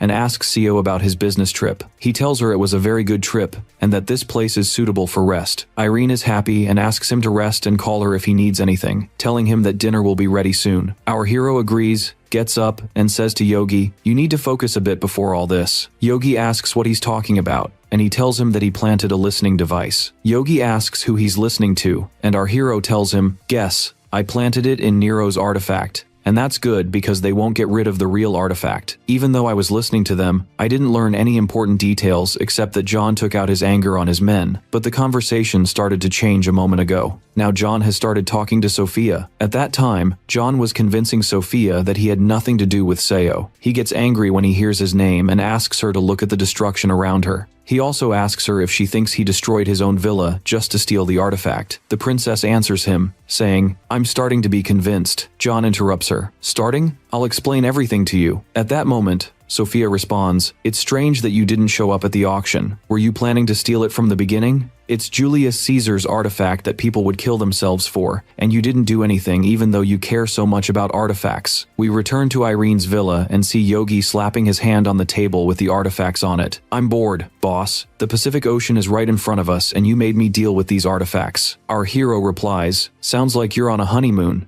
Yogi tells him, "I know it's a work trip, but honestly, the view is amazing. It made me very tense. And all this while I'm here and not enjoying it." Seo tells him that all oceans look the same. Yogi responds, "You know, sometimes I feel like you're 15 years older than me at least." Seo asks him to stop joking around because it makes him angry. Yogi asks, "What are you even doing? I'm the one fixing everything." At that moment, our hero explains that he's writing about the uses and types of the artifacts they have, including the artifacts they collected this time. This is because there are a lot of artifacts, and there are artifacts they don't know anything about. Because of this, he decided to take the useful artifacts with him everywhere, and the rest he'll leave for development. He'll send some to help Edward, and also develop them to a higher rank. Yogi tells him that just hearing this gives him a headache. Our hero says, "I'll do this one day." At that time, the screen appears and tells him that the chain he's holding is called the Old Yong Chain, and that it's a consumed S-rank artifact with 74 uses remaining. He looks at it and says, "I didn't know I had something like this." This is Dae Yong from the Three Kingdoms. He remembers Yong was born in a strange way, and because of this, she was able to manipulate ghosts. When the king heard this rumor, he asked her who could help him with spells, and Yong presented him with the demon Jidal, who was known to be excellent. This is the artifact that controls Seol, and she's one of the ghosts that Yong controlled. Because of this, our hero had the chain artifact that Jidal couldn't attack him with last time. Soo looks at the chain and says, "Obviously, it didn't appear much because it only works on ghosts, and there's nothing that would help me in facing Soo like it. You slave, fix this too." He throws the chain at Yogi's head, who yells at him saying, "Seriously, when will I rest?" Our hero asks him to pay close attention to this artifact, because it'll be with the useful artifacts. Yogi accuses him of never giving him a break and being unfair. At that time, Irene was watching the news. Seo asks her if there's anything important, and she answers, "Are you done with work? You must be tired." He tells her he's not finished and that they came out to rest. She tells him, "Finish up, sit down and watch. They're talking about the events that happened in your country." At that moment, they hear them talking about a large number of senators missing and that state affairs are unstable. Irene says, "It seems they're disappearing gradually." She's shocked when Seo tells her that the second of the 7 shrines will appear. Seo tells her that these are signs of prophecy and that it's obvious that Cleopatra's artifact will appear. This time, the shrine responsible for one of the 7 deadly sins, which is lust. Yogi shouts, "The famous Cleopatra artifact and the Shrine of Lust. isn't this the shrine everyone's talking about? Seo replies, I know what you're thinking, but this doesn't concern you at all. Lust isn't enough. It describes someone like Cleopatra, who was the last queen of the Ptolemaic dynasty. At that time, Egyptian internal affairs were unstable, and there was strong oppression from Rome. Cleopatra used the Romans as keys to solve problems. She managed to control Caesar and expelled the forces that caused all the problems. After Caesar died, she took advantage of the situation and made an agreement with Antony. Despite that, she lost to Octavius, and Egypt became a province of Rome. The only thing Cleopatra cared about was the men she had power over, and the disappearance of senators is proof of that. Yogi asks him if she would care about him. Seo answers, if I pressure her with my dominance, she'll care about me, but what would I do with her attention? There's another obvious way. Irene interrupts, I don't think it's just senators who disappeared. At that moment, the news says that city residents in Korea have disappeared and that authorities are searching for the senators. Irene is shocked and says, even the elderly, young people, and women have disappeared. How can this be an incident happening at the same time? Our hero tells her it's really strange and that he needs to go and check for himself. She asks if he's going from here to Korea right away and if she should go with him. Seo refuses to let her come. Irene asks why, and he tells her, you need to think about the danger of using your power. I'm uncomfortable because the risks are increasing. Don't worry, this type of shrine won't need your power. Even I'm thinking of going alone. We see Yogi getting angry and asking, what about me? You've been dragging me along this whole time, and now you want to leave me for repair work? Seo replies, I'm sure you won't focus if I give you this kind of work. You go to New York and continue the repairs. Yogi keeps crying after that. After our hero spends a few days classifying the artifacts, he takes them and travels to Korea. This is after he asked Yogi and Seong to return to New York again because they would bother him in the shrine due to their weak endurance and dominance. Seo arrives in Korea and realizes there's a problem when he sees many people standing. He says to himself, I followed the artifact's energy. Why are there so many people here? It's July, and we're not on vacation or even on the weekend. And if these are tourists visiting Seoraksan, this is too many as well. They're wearing different things. Some are office workers going to work, and some are wearing mountain climbing clothes. The artifact is definitely controlling them. I'm sure the missing people will come to this mountain, and there are definitely many people who have been affected after walking on the mountain. There's something strange. Cleopatra's artifact doesn't randomly pull just anyone like this. It might not be Cleopatra's artifact. Could the future have changed? He hears the artifact's voice saying, I'm sure these people will be enough. Suddenly, an earthquake happens, and Seo understands that the shrine is forming. He sees that it's an earthen shrine. He hears the artifacts again saying, now it's over, humans. You will never leave here, and none of you will mind this. You all like this situation, don't you? Our hero is certain that this isn't Cleopatra's artifact shrine. A screen appears with text saying, you are trapped in an earthen shrine and won't be able to escape it in any way unless you control it. Seo says to himself, I watched the artifact's energy and got trapped in a shrine that appeared out of nowhere. It's obvious this artifact intended to gather people in one place and trap them. At that moment, the artifact confirms to the people that they won't be able to escape and asks them to follow their desires. The screen appears again and tells Seo that all the people trapped in the shrine have started to be affected by the artifact, that its power has increased,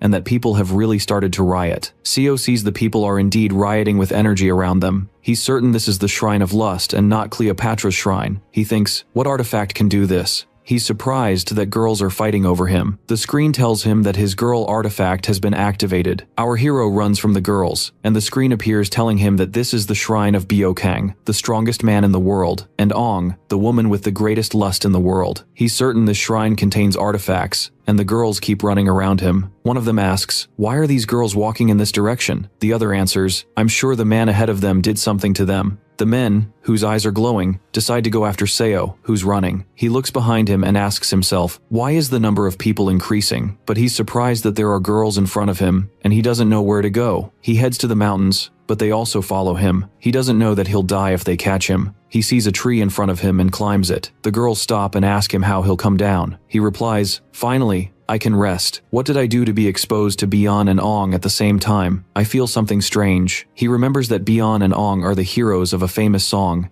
and that the village ostracized Ong because all the men who loved her died. But one day, she met Bion, who had a bad reputation because he was a warrior, and they loved each other and got married. A short time later, Bion died and left Ong alone. This story is true, even though it's strange. He says to himself, I wonder if they're really S-rank artifacts of the heroic class? To be able to open a shrine from these 7, The artifact must be at least S rank. The girls were standing and asking him to come down, and he was surprised to find two people cutting down the tree. The silver rope appeared and asked Seo to grab it and hang in the air, and our hero said to it, "You're a rope from the sky, aren't you?" At that moment, the rope was happy with this compliment, and the screen appeared warning Seo that only good people could climb up and that he wouldn't be able to go up to the sky and would be punished with lightning. A powerful spark happened, and he fell along with the rope tied to him, but Seo hit the ground and put his hand on his head. The rope asked him if he was okay, and our hero reassured it that he was fine and still alive. Here the girls were happy and headed toward him. A girl approached him and said to the others, "Wait your turn and keep order. You seem different from the previous men." Then she pulled him away, and the rope hit her in the face and pushed her and the girls away from Seo. Here our hero was amazed and said, "The rope helped me and saved me a lot today." The girls were tied up with ropes and hanging in the air, and Seo ran and asked Seo to follow him, but he was shocked when he heard the rope tell him that he was the reason all these girls were here. Here our hero saw an aura of energy releasing terrible sparks, and he asked if this was Ong's relic, and if this relic had evolved because it faced a powerful and evil enemy. He knew the situation wouldn't be easy at all. We go to Irene's villa, where she and her mother were watching the news that said, "We confirmed that the shrine that appeared in Seoraksan in South Korea is one of the 7 shrines." And Pandora said it's the Shrine of Lust, and it's stronger than Teodo's shrine. Her mother asked her if this was the shrine where Seo was, and Irene answered yes. Her mother continued, "I'm worried. It seems like a dangerous shrine." Here Irene reassured her. She heard the news say, "Pandora's excavation teams will go to the shrine now. The closer people get to the shrine,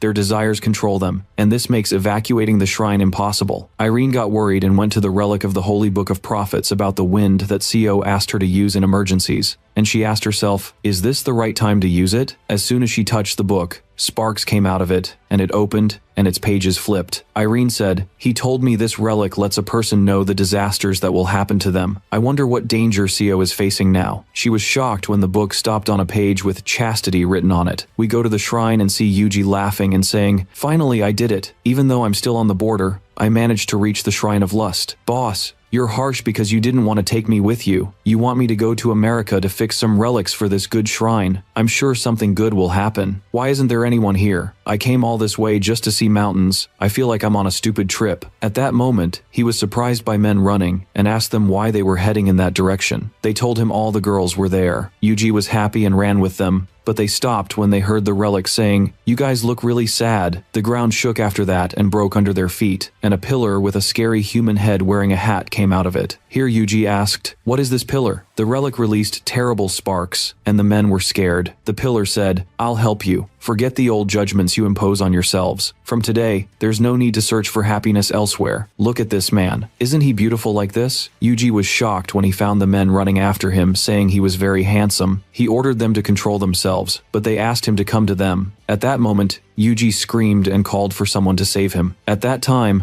our hero was walking in the shrine saying, "Finally I managed to trick them. I feel the relic's energy, but what is this area?" Here he was surprised by the shadow of a girl, surrounded by an aura with her eyes glowing. Seol appeared, approaching him and saying, "Do you know how much I suffered because of you? You stole the girl's relic from me and attacked Teodo's shrine, but I won't let you take this from me too." She held a knife. Seo asked her to calm down and ordered the rope to tie her up. At that moment, the rope ran toward her and she said, "Do you think you'll scare me with it again? Be a man and come here." The relic went toward the rope, which blocked, and was amazed that she had become stronger than him. Then it wrapped itself in cloth with energy around it and asked her to get it out. The screen appeared with text saying it was Knight Fiona's bag, a distinctive A-rank relic. Our hero remembered that it was one of the most famous Irish legends that mentioned treasures and distinguished people, and that this relic could hold and store anything, and was very valuable. We see Seol holding the bag and asking, "What will you do now?" Seo answered, "I don't know, but I guess I'll get what's mine back first." He ran toward her, and she provoked him, saying, "And who will allow you to do that?" She knocked him down to the ground. Seol sat on top of him and pointed the knife at him, ordering him to surrender quietly. But her facial expression suddenly changed and she made a very strange request, and she started tearing his clothes with the knife. So was scared, and said to himself, "She's crazy. I suspect she's under the influence of the spell because it doesn't make sense that she'd be this weak." The screen appeared and told him that this relic could bind to any being. He continued to himself, "What's happening? Can it do this too? If the relic is directly connected to someone, this will increase its power.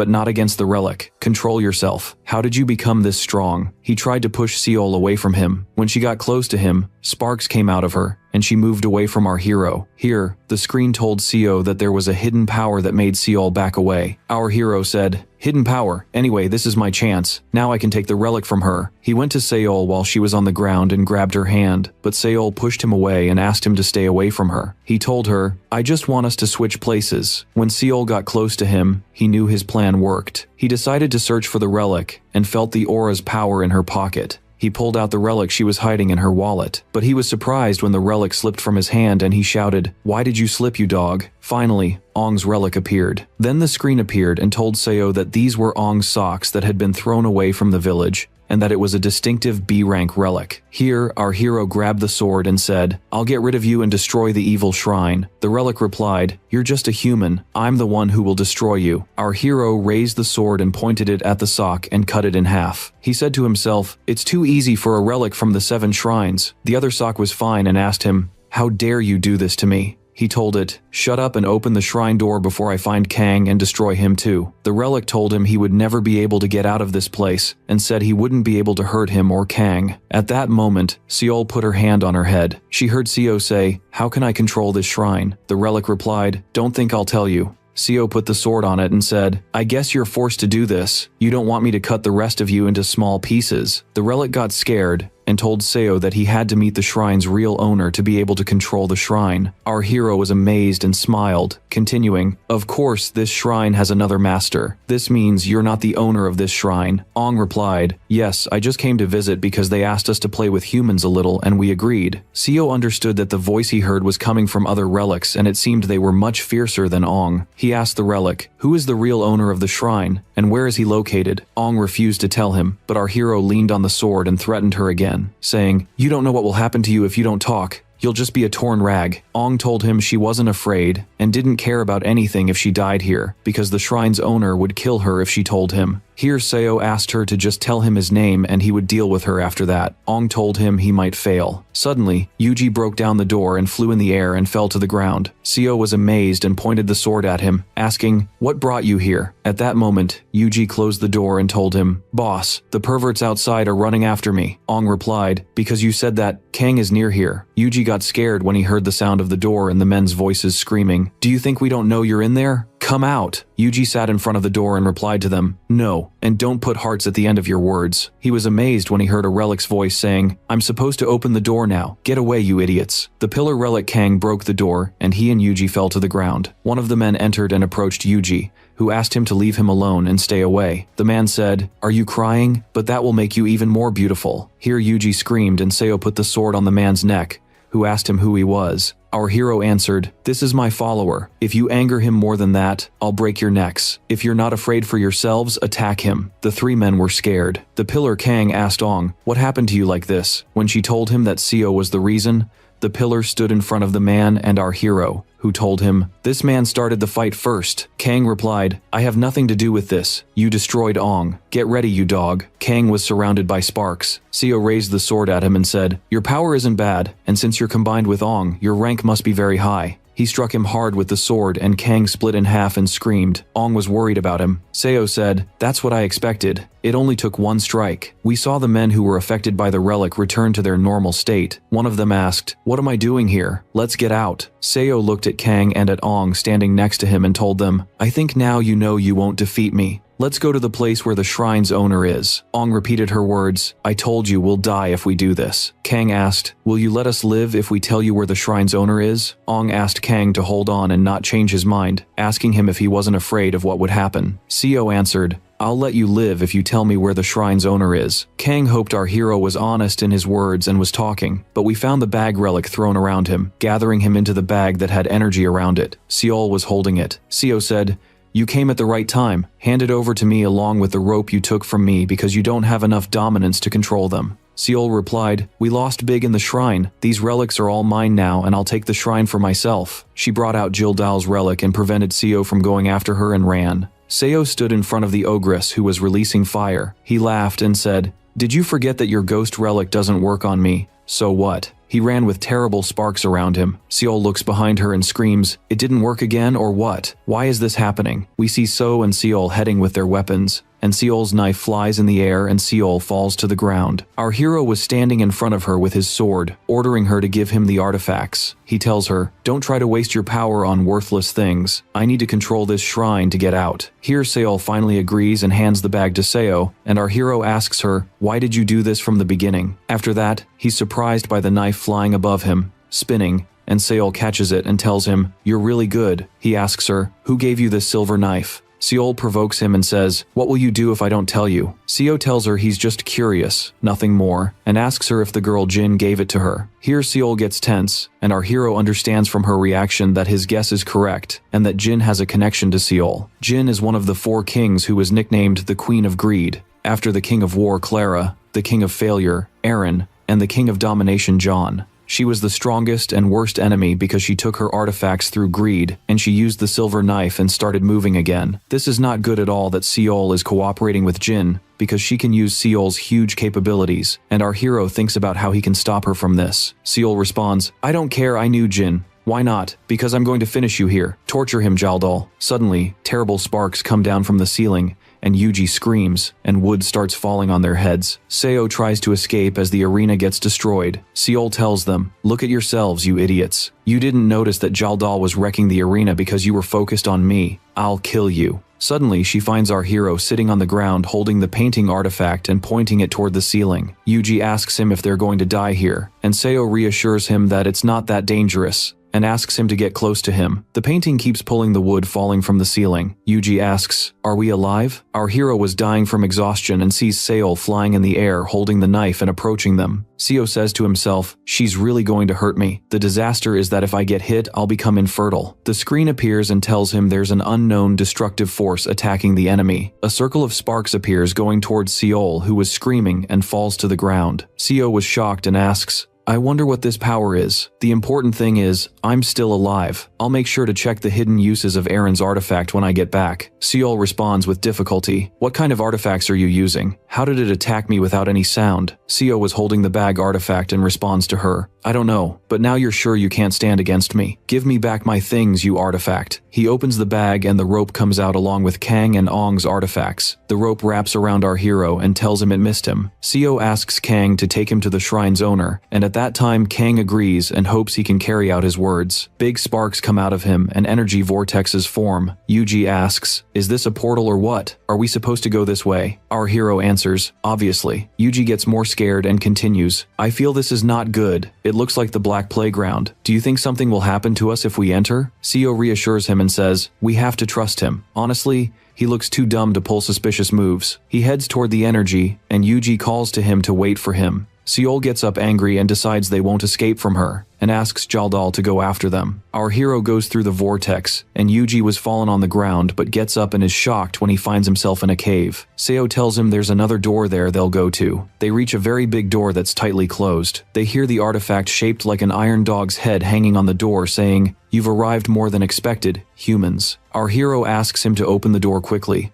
and the artifact explains to him that it will open but with a condition. Here Seo asks him about this condition. The artifact sets a condition that would be difficult for them to achieve. Yuji yells at him, but the artifact confirms to them that this condition won't change even if he has an appointment. They hear Seol behind them saying, "What's happening? This isn't fair. Even girls don't have a chance." Our hero asks her, "What brought you after us? You never get tired." The artifact keeps repeating that they won't enter except after fulfilling the condition. At that time, Seol asks our hero, what can he do in this situation? Seo thinks, "I wonder if there's someone who can open the door." He asks Yuji if he can do it. Here Yuji gets tense and responds, "Why are you looking at me? I can't open this door. Aren't you supposed to open it? You're even younger than me." At that time, Seo grabs his sword and tells them he won't be able to open it, but there are other ways, which is that they break it, and this will need very high power from them. He orders Yuji to get ready so he can fix the sword. Yuji asks him to use the sword calmly. Our hero runs and points the sword toward the door, but he's amazed when the screen appears with text saying he fulfilled the condition and that the door will be opened. At that time, the artifact speaks, "What a surprise. We thought people like you wouldn't exist anymore. I'll open the door for you." Indeed, we find the door opening and Seo enters, telling Yuji, I changed my mind about him, Yuji inquires. What do you mean you passed through it before, boss? The door is one piece. Here our hero gets angry and continues to himself. I forgot this was 15 years ago. Yuji provokes him. Why are you lying to me? Seo threatens him that he won't give him money, rewards, or vacations. When they enter, Yuji is amazed by the beauty of the place, and we see many boxes on the ground. Yuji says,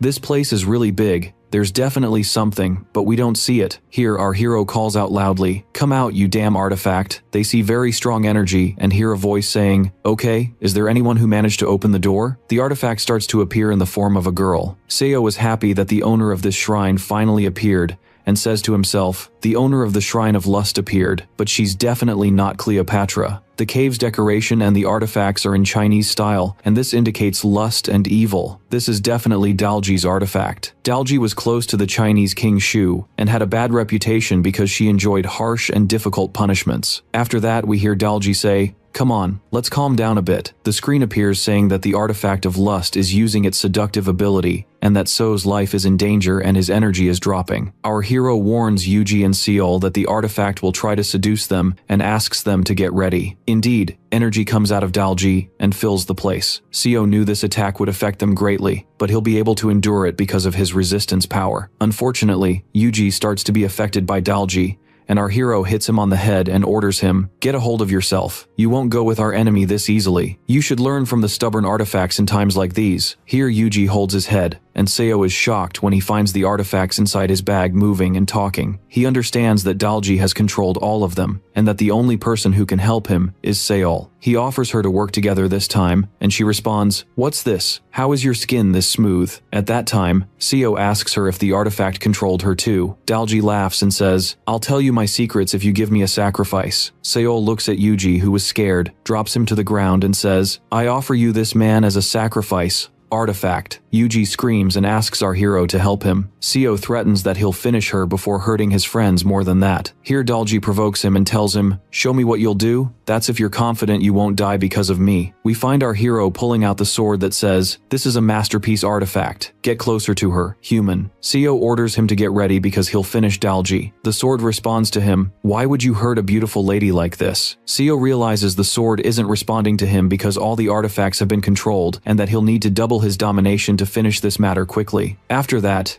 energy forms around Seo, and he points the sword toward Dalji, who told him, "There's no use." Sparks come out toward him and she grabs his whole body with tails. Our hero asks, "What's this?" "It's fox fur. You're a nine-tailed fox, you scum." Dalji answers him coldly, "Yes, that's correct." Seo wasn't expecting something like this, because this has to do with the fox that has 9 tails, because he read a story about a monster fox that transformed into Dalji. Suddenly, Dalji puts her tongue on his face and says, "Where should I start eating you? I'll suck all your energy and make it mine." Why does he taste this bad? Will his taste change if I eat him all at once? The screen appears saying the artifact is using the paralysis skill, and that Seo won't be able to control the shrine if Dalji takes his energy. Dalji approaches our hero and then acts strangely, which shocks Yuji and Seol. After that, the screen appears again with text saying, "Destruction artifact is activated," and then a big explosion happens. Yuji asks, "What's this? Did a bomb explode or what?" Dalji screams and grieves over the shrine she built after great effort. The shrine starts collapsing on Dalji, who's screaming. Our hero at that time was fallen on the ground, gets up, puts his hand on his head, and asks, "What happened?" He hears someone calling him and finds Eren helping him stand up. He tells her he's still alive thanks to her and asks her, "Why are you here?" She asks him that she came because the prophecy told her there was danger. He responds to her, "Help me get out. Since you came here this time, the shrine isn't easy." Eren reassures him and continues, "Leave this matter to me." After that, she says, "Is this girl still here?" She approaches Dalji, who tries to defend herself. "Come on.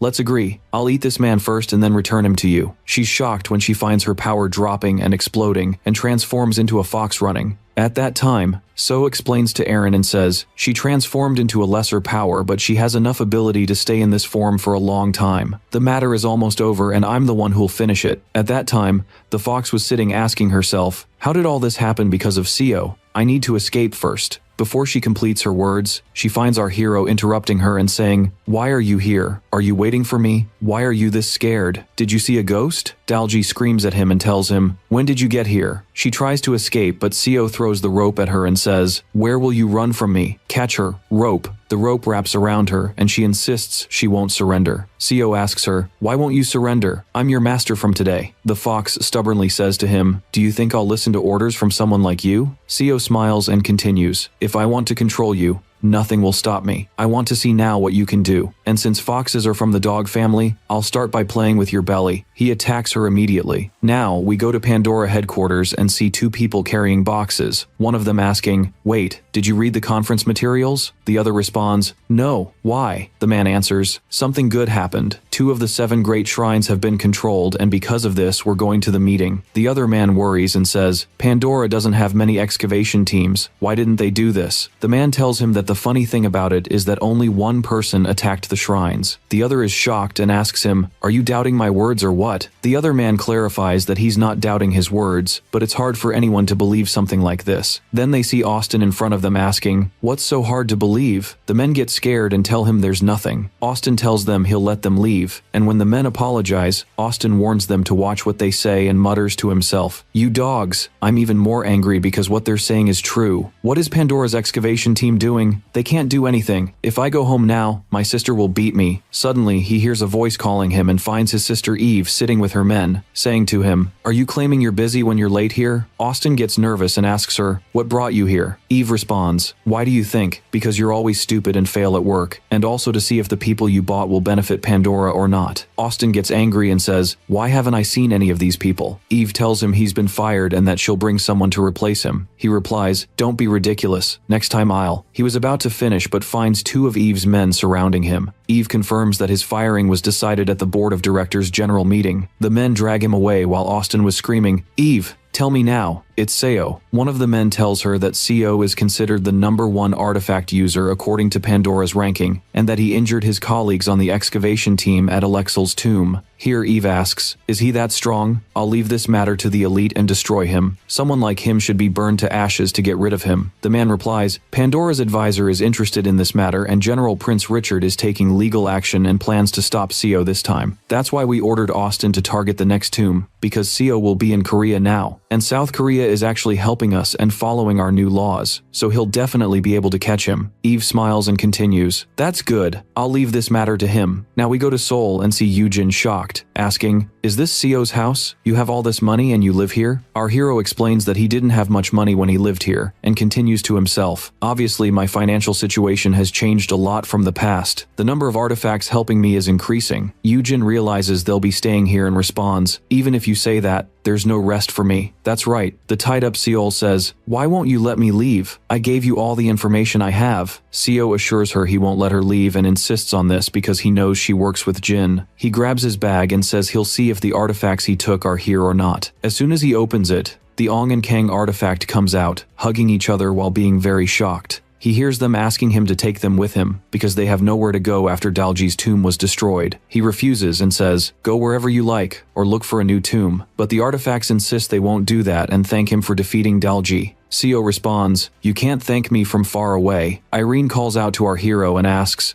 "What are these artifacts doing?" Seo puts them in a bag, ties them up, throws them away, and says he doesn't need them. Irene is shocked and our hero tells her this is just garbage. The fox comes out of the bag, followed by Anubis who says, "Where's that fox smell coming from? You should have run when you knew he could control your tomb." Here the fox asks him, "Are you Commander Anubis? You're with humans and we know you hate them." They fight together, and Anubis justifies to her that he was in a difficult situation. Dalji provokes him more and says, "My situation was bad too." Then Anubis asks our hero what he'll do with this fox, and asks him to punish her for at least 4 hours. Here Seo says, "You're making me laugh. Are there betrayals among artifacts?" Anubis answers him, "Yes, and not like humans. Although this fox has a high rank, she has no value." At that moment, Dalji accuses Seo of stealing her power, and that she'll never forgive him. She and Anubis fight again, and our hero understands that if he doesn't watch them carefully, they'll cause a lot of problems. He orders the rope to accompany the fox, and the rope wraps around her asking to be friends. But the fox screams at him, "Don't touch me. Get away from me, you low-ranked dog." Here the rope squeezes her hard and she screams again. Then Seo says, "In this case you won't be able to get out." He hears his roommate Jion calling him and asking, "What's happening? Who are these people?" Seo says, "These are some acquaintances of mine." Jiun welcomes Irene and says to Seo, "Don't lie to me, since when do you know foreigners?" Our hero replies, "I've become social, haven't I? Even if the house is a bit crowded, we have to put up with this for a few days because I'll be traveling soon." Joan is shocked. "Were you traveling?" Seo tells him he was moving from place to place. Joan responds, "I understand from this that you haven't heard what happened." Our hero asks him what happened, and Joan answers that Kim has a problem. Here Seo is shocked and leaves with Yu-jin, who asks, "Who's Kim?" Our hero tells him he's his savior who raised him even though his condition wasn't good, and also helped him get out of prison after he returned to the past. He thinks, what happened to Kim? They actually arrive at Kim's house and see his wife Kion saying to two men, "Wait, I want to understand why you're accusing us of being criminals. We're just victims of a tomb accident." The black-haired man answers her, "Yes, but you also have to pay a fine and tax on the artifacts." Kion screams, "We didn't want to remove the tomb. Why would I let my daughter be harassed by the artifact?" The brown-haired man answers, "Not sure, but according to Pandora's data, level 1 tombs don't hurt anyone. Do you have any evidence of harm, or do you not want to pay the fine?" Our hero approaches her and tells her that Kim didn't tell him anything about this. Kion clarifies, "Obviously he didn't want to worry you because the tomb wasn't big." Seo asks the brown-haired man what's happening, and the man says there was a tomb that appeared in this house, and the owner of the tomb attacked the house without reporting it. Seo asks, "What's the problem with that?" The man explains, "What are you saying? It's not legal for ordinary civilians to destroy tombs or excavate them in Korea. Also, using artifacts requires permission first." Our hero is shocked and says to himself, "What are these strange laws?" The black-haired man continues, "If you excavate a certain tomb or use artifacts without permission, you'll be fined or jailed." Here Yu-jin asks about the fine amount. The man asks him to wait, pulls out a paper and reads that excavating a tomb costs 50 million yuan if the person took the artifact and didn't report it, and 50 million also if they use the artifact. So the total penalty will be 150 million yuan or imprisonment for no less than 10 years. Yu-jin screams, 150 million? But wait, they said they attacked the tomb but didn't say they'd use the artifacts. At that moment, Kion confirms loudly, "Yes, that's right, we never used the artifacts." The man says, "These people will drive me crazy." He enters the house and Kion tries to stop him but he doesn't care. He enters the kitchen and sees the water tap open with golden water coming out. He says, "This power is coming from artifacts. I can feel it from far away. This tap produces golden water, right? You must be happy using this water. I heard you opened a new shop. Did you exploit this to get money?" Kion clarifies and tells him, "I couldn't even touch it because it looks strange and scary. I don't know how to live in the house without water. And the shop I opened, its money is mine and from loans." At that moment, Seo intervenes and says, "You should finish this matter. We didn't even notice this golden water was coming from artifacts." The man assures him he can't do that, and that these laws were set by the state and Pandora to protect citizens. Seo asks himself, "Pandora, I understand now what's happening." He reassures Kim's wife in a low voice that he'll solve this problem, and Kim's wife agrees. The black-haired man speaks and says, "What are you two saying?" Seo tells him, "Nothing, but look at your clothes burning like this." The two men are surprised by the fire burning them. Seo runs and hits one of them, making him fall to the ground, asking, "Do you think I don't know how to direct artifacts? You can't even handle it." The brown-haired man screams because he's burning,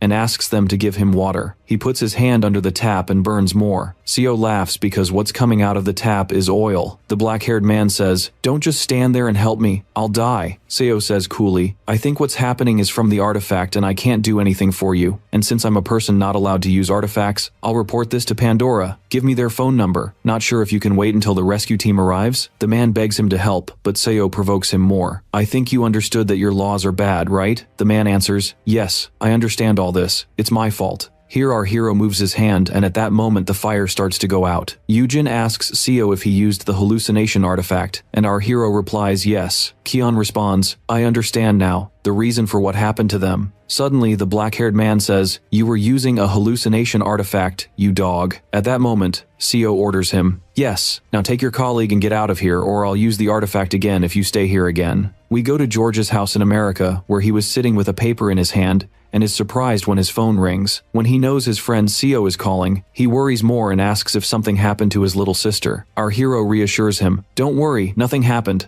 I'm just calling because I have work for you. Go and become part of Pandora. George is shocked and asks Seo why he should go there. He tells him he's busy and that Pandora is crowded with many strong people. Here our hero yells at George, "You're not ashamed saying the Hertel family doesn't have enough power to be a member of Pandora?" George replies, "Who said I can't get in? I actually can do it, but I feel it'll be annoying. I don't know why. Do you think I want to deal with an organization related to artifacts?" Seo answers, "Do you think artifacts are evil? You're a bit right because artifacts are dangerous to humans, and that's why we need an organization like Pandora. But unfortunately, this won't happen with the current members. So there needs to be a good person like you there. Don't worry about getting in there. Will be many empty positions in Pandora soon." George asks, "What do you mean by empty positions? What do you want me to do? These people won't straighten up." Our hero explains that he wants him to monitor what's happening there, then hangs up the phone. At that moment, George screams because Seo didn't tell him any details, and we find Yuji asking our hero about George's reaction. He tells him that George is stubborn when it comes to relics, but that doesn't matter because he'll go even if it's against his will. They return home, and when they open the door, they find John collapsed on the floor with his hand on his stomach in pain. Our hero asks him, "What happened to you?" Joan replies weakly, "The girl who was tied up escaped from that girl." Seo says to himself, "Soul. She focused on Jeon and escaped quickly. She searched the room for her relics to take them." Yuji asks our hero what they should do now, and he answers that they need to track her location because the listening devices are still on her, but he's sad that he didn't make a deal with her. The most important thing for them now is Pandora, and asks him to get ready to fix the relics. Yuji gets angry, and at that moment they see the crown relic and sit in front of it. Yuji asks Seo if this is Neuro's relic, and if he's going to use it. Our hero looks at his phone and says, "Yes, if we look at the list Edward sent, we'll see that Pandora has a lot of members. I'll need something like the golden relic to gather them together and punish them." But the problem is that his mind isn't with him. Obviously, he got traumatized after the writing competition. He doesn't talk or move and he looks like a crown of anger. But I won't deny that when I gave it to Joan, it was able to work like a walkie-talkie. He thinks about how he'll use it. Yuji hears him asking if this relic doesn't need fixing, and here Seo answers him, "Yes, because it's a possession relic." Isn't a relic restorer supposed to be able to fix its mental problems? Yuji puts his face to the ground and says, "That's not right. I'm bored." Our hero asks him to calm down because this is his mission and not to leave the room until Neuro wakes up. He explains to him that there's no problem with the relic's power, and it's all just tired. Yuji asks our hero what he wants him to do, and he replies, "You're an artist, and you're supposed to know what makes you satisfied with your work. Take this," and say it in his ear. Yuji goes crazy and says, "What kind of perverted work are you giving me?" After that, our hero thinks about the plan he'll carry out, which is to invite all Pandora members to Neuro's Golden Palace and punish them using Irene's bankruptcy relic. The number of people will be 200 according to the list Edward gave him, and this is a very new plan because he can attack all the people completely at once. He leaves the room, and when he closes the door, he sees Irene and asks if she was outside. Irene tells him she went to the store and asks if his friend is okay. He answers her, "Yes, I think we can solve it. By the way, can you help me?" Here Irene agrees and asks him how to help. He tells her, "There have been strange changes happening in your body lately, Irene." Irene reassures him that nothing happened, and our hero tells her that he thought side effects could happen without her noticing, but it wasn't like that. She replies, "I did use a lot of energy last time. Sorry, I feel like I bother you every time side effects happen." Seo tells her this isn't something she can control. He continues to himself, "If we use the bankruptcy relic, we'll have to plan to face the big side effects. What will happen next time? We need to stick to the plan exactly." Midas's hand gives the danger of greed that doesn't work randomly and increases one of the owner's major desires. In the past, it kidnapped people at 25 like the King of Failure and then left them and apologized, saying she didn't know what made her kidnap them. But this could be because she lost her parents, and the dangers made her have a desire for a father and mother. The symptoms that affected her in the previous period were body odor and then beer, and all of them were strange and surprising things. Unfortunately, the level is increasing. But no matter what,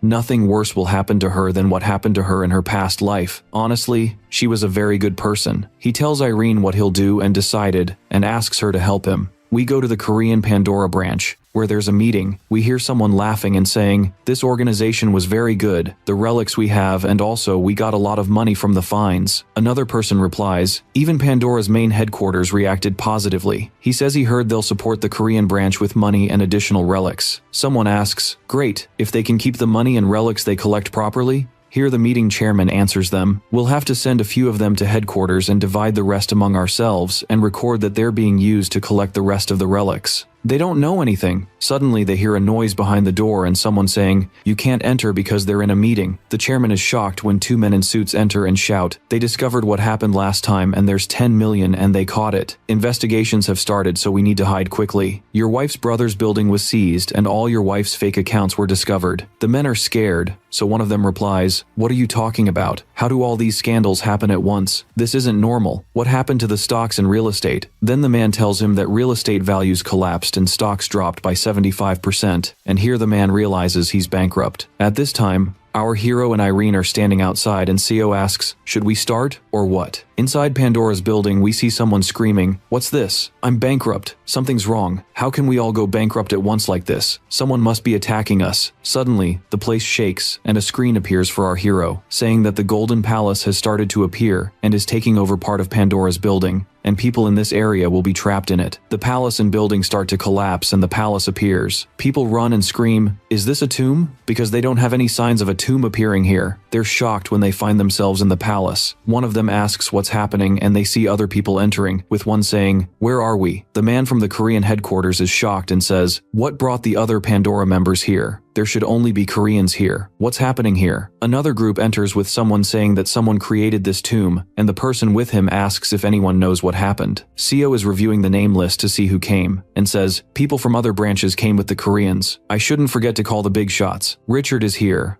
So the total number of people present is 268 because I didn't leave anyone outside." When Richard sees the Pandora members, he screams at them and curses our hero who's standing next to Irene. Then they hear the relic speaking loudly, "Ah, you scoundrel. How dare you make noise in my palace? This is your mistake, Seo, that you invited people who don't appreciate the art in this palace." Seo replies, "Shouldn't someone distinguished in art like you teach them a thing or two?" Then, Schrödinger screams at our hero and asks if he's the one who did this. Seo answers, "Who else could do this horror?" Here Richard gets really angry and pulls out a weapon from his pocket and threatens our hero that he'll finish him off, but he finds Neuro directing a spark toward him and taking the relic from him. Seo understands that Neuro is starting to recover and asks him to activate the relic quickly, and Neuro agrees immediately. Then the ground starts shaking under the people with us and a screen appears, informing Seo that the Golden Palace's rules are increasing in power and the whole place is under his control, and the palace changes according to the user. After that, a maze appears on the ground, and Richard says, "This is a maze, and there are strange sounds coming from it." Our hero replies, "Of course, this isn't just an ordinary maze. This is the disaster maze created by Neuro with the help of the bankruptcy relic." Irene is standing with heavy sparks coming from her, and then the people inside the maze scream when they see a lake of acid and monsters. The remaining people get scared, and Seo tells them that those in the maze are facing difficult times, and they must cross through the maze to find the exit, and every two people will pay 100 million as entrance fee for the tomb.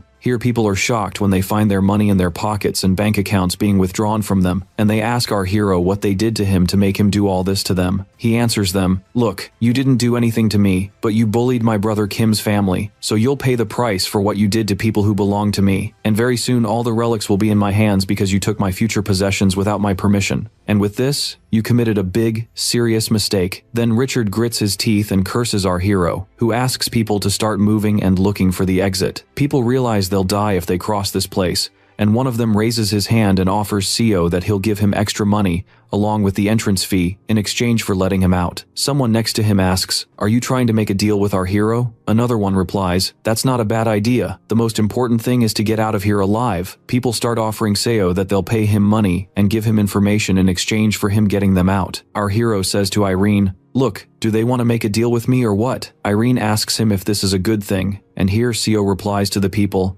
"Fine, you dogs, but what information will you give me? It must be useful." He hears a man telling him he'll tell him the location of land that will be expensive soon, and another one says he'll tell him about all the relics Pandora has. Richard is about to explode with rage, and warns people that Seo is deceiving them and won't let them out. He asks them to cooperate with each other and search for the exit, but he finds one of them refusing and saying, "Don't you care what will happen to people? Why don't you show us your skills and start, or will you mumble to us again? Since you're the head of Pandora and will leave us behind in trust, Mr. Seo, I know that this Richard's work wasn't legal." Our hero laughs and says he loves these things, and here Irene asks if what's happening is good. Seo replies, "Yeah, of course, taking information and money is good, but these are things they'll be able to compensate for. But if they reveal all the secrets and information they know about each other, and destroy their relationships with each other, it will be difficult for them to get it back again. And this is something nice for M. He films the people and tells them he'll leave evidence of what's being said, and that he'll let those who want to reveal big secrets go out first. So the people start telling him about the secrets of Richard,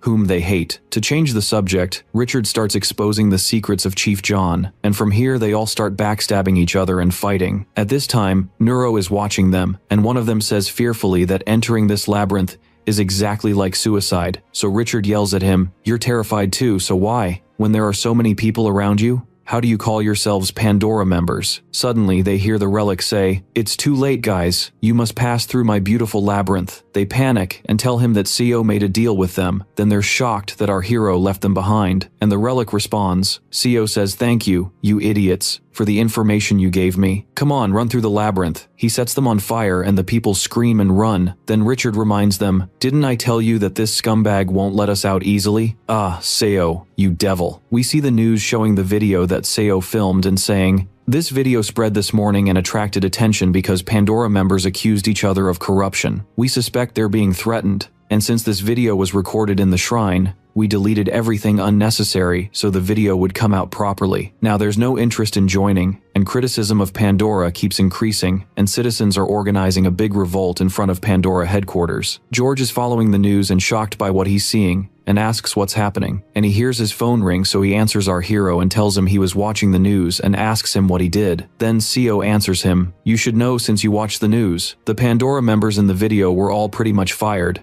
and now there are more than 200 empty spots. What do you think?" George asks our hero, "Are you still insisting I join Pandora? I told you I don't have free time and don't want to get involved with relics." CO asks him to watch the video he sent him and think about it again. George opens the video and finds someone confessing to our hero. "I have something I want to say. You're close to the Hilton family, aren't you? You know that their illness is because of Austin and his men. I heard them myself." He sees Irene in the video, furious with anger, and CO calms her down and reassures her that he'll handle it. And here George is shocked and asks CO, "What is this?" He answers, "This is a clip I cut from the video before I posted it online. By the way, the scumbag who told me his name is Austin is still in Pandora. You definitely won't leave him alone, will you? There are people much worse than him in Pandora. They do all the bad stuff. All the people I face are just obstacles. And since I was only looking for shrines, it would be really good if someone could get in and steal some information." George agrees but asks our hero to tell him the name of the man in the video, and Seo replies, "You just focus on Austin, the man in this video. I threw him into the disaster labyrinth." George says, "It's not easy at all for someone to give someone a disease like this." Seo replies, "Looks like I made a mistake telling you. When you go,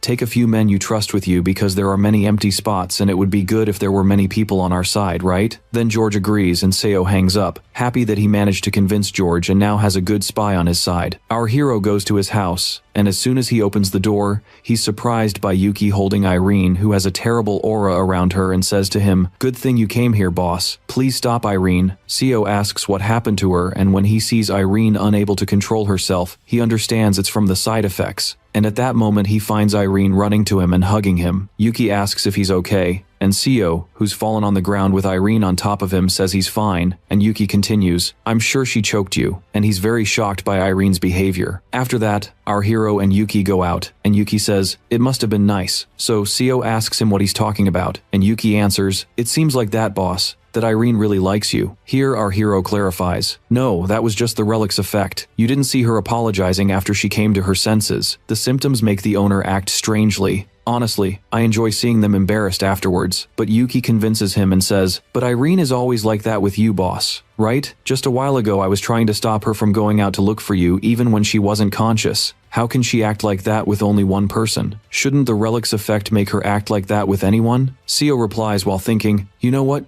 You're right, Yuki. The side effects amplify the owner's desires." He keeps confirming his words, so our hero says to himself, "So what makes her act like this every time she's affected by the symptoms isn't because she's bad, but because she likes me. Anyway, I'm happy she doesn't do this with anyone else." He hears Yuki say to him, "So when are you two going to start dating?" So our hero yells at him and tells him to stop talking too much, and threatens that if he keeps talking about this, he'll finish him off. A little while later, we see a gold coin with eyes screaming and saying, "What are you doing, human? This is my home, you scumbag." Seo, who's sitting on the floor in front of the sink, replies, "This isn't your home. This is Kim's house." Just as I expected, there was a relic attached. But after I remove these 2 gold coins, everything should be fine. We see Kyun thanking him because she'll be able to use the water tap again because of him. So Seo asks her if he can take these 2 gold coins, and then the screen appears saying that these gold coins thrown by the Togeman brothers are of normal rank C, and are considered relics of the affiliation type. Kyun allows him to take them and asks what these relics do, and our hero tells her there were 2 brothers from the Juryo family who picked 2 gold coins and divided them equally. When they boarded the boat to cross the river, one of them grabbed a gold coin and suddenly threw it in the river. When his brother asked him why he did that, the first brother answered that he kept thinking if his brother wasn't there,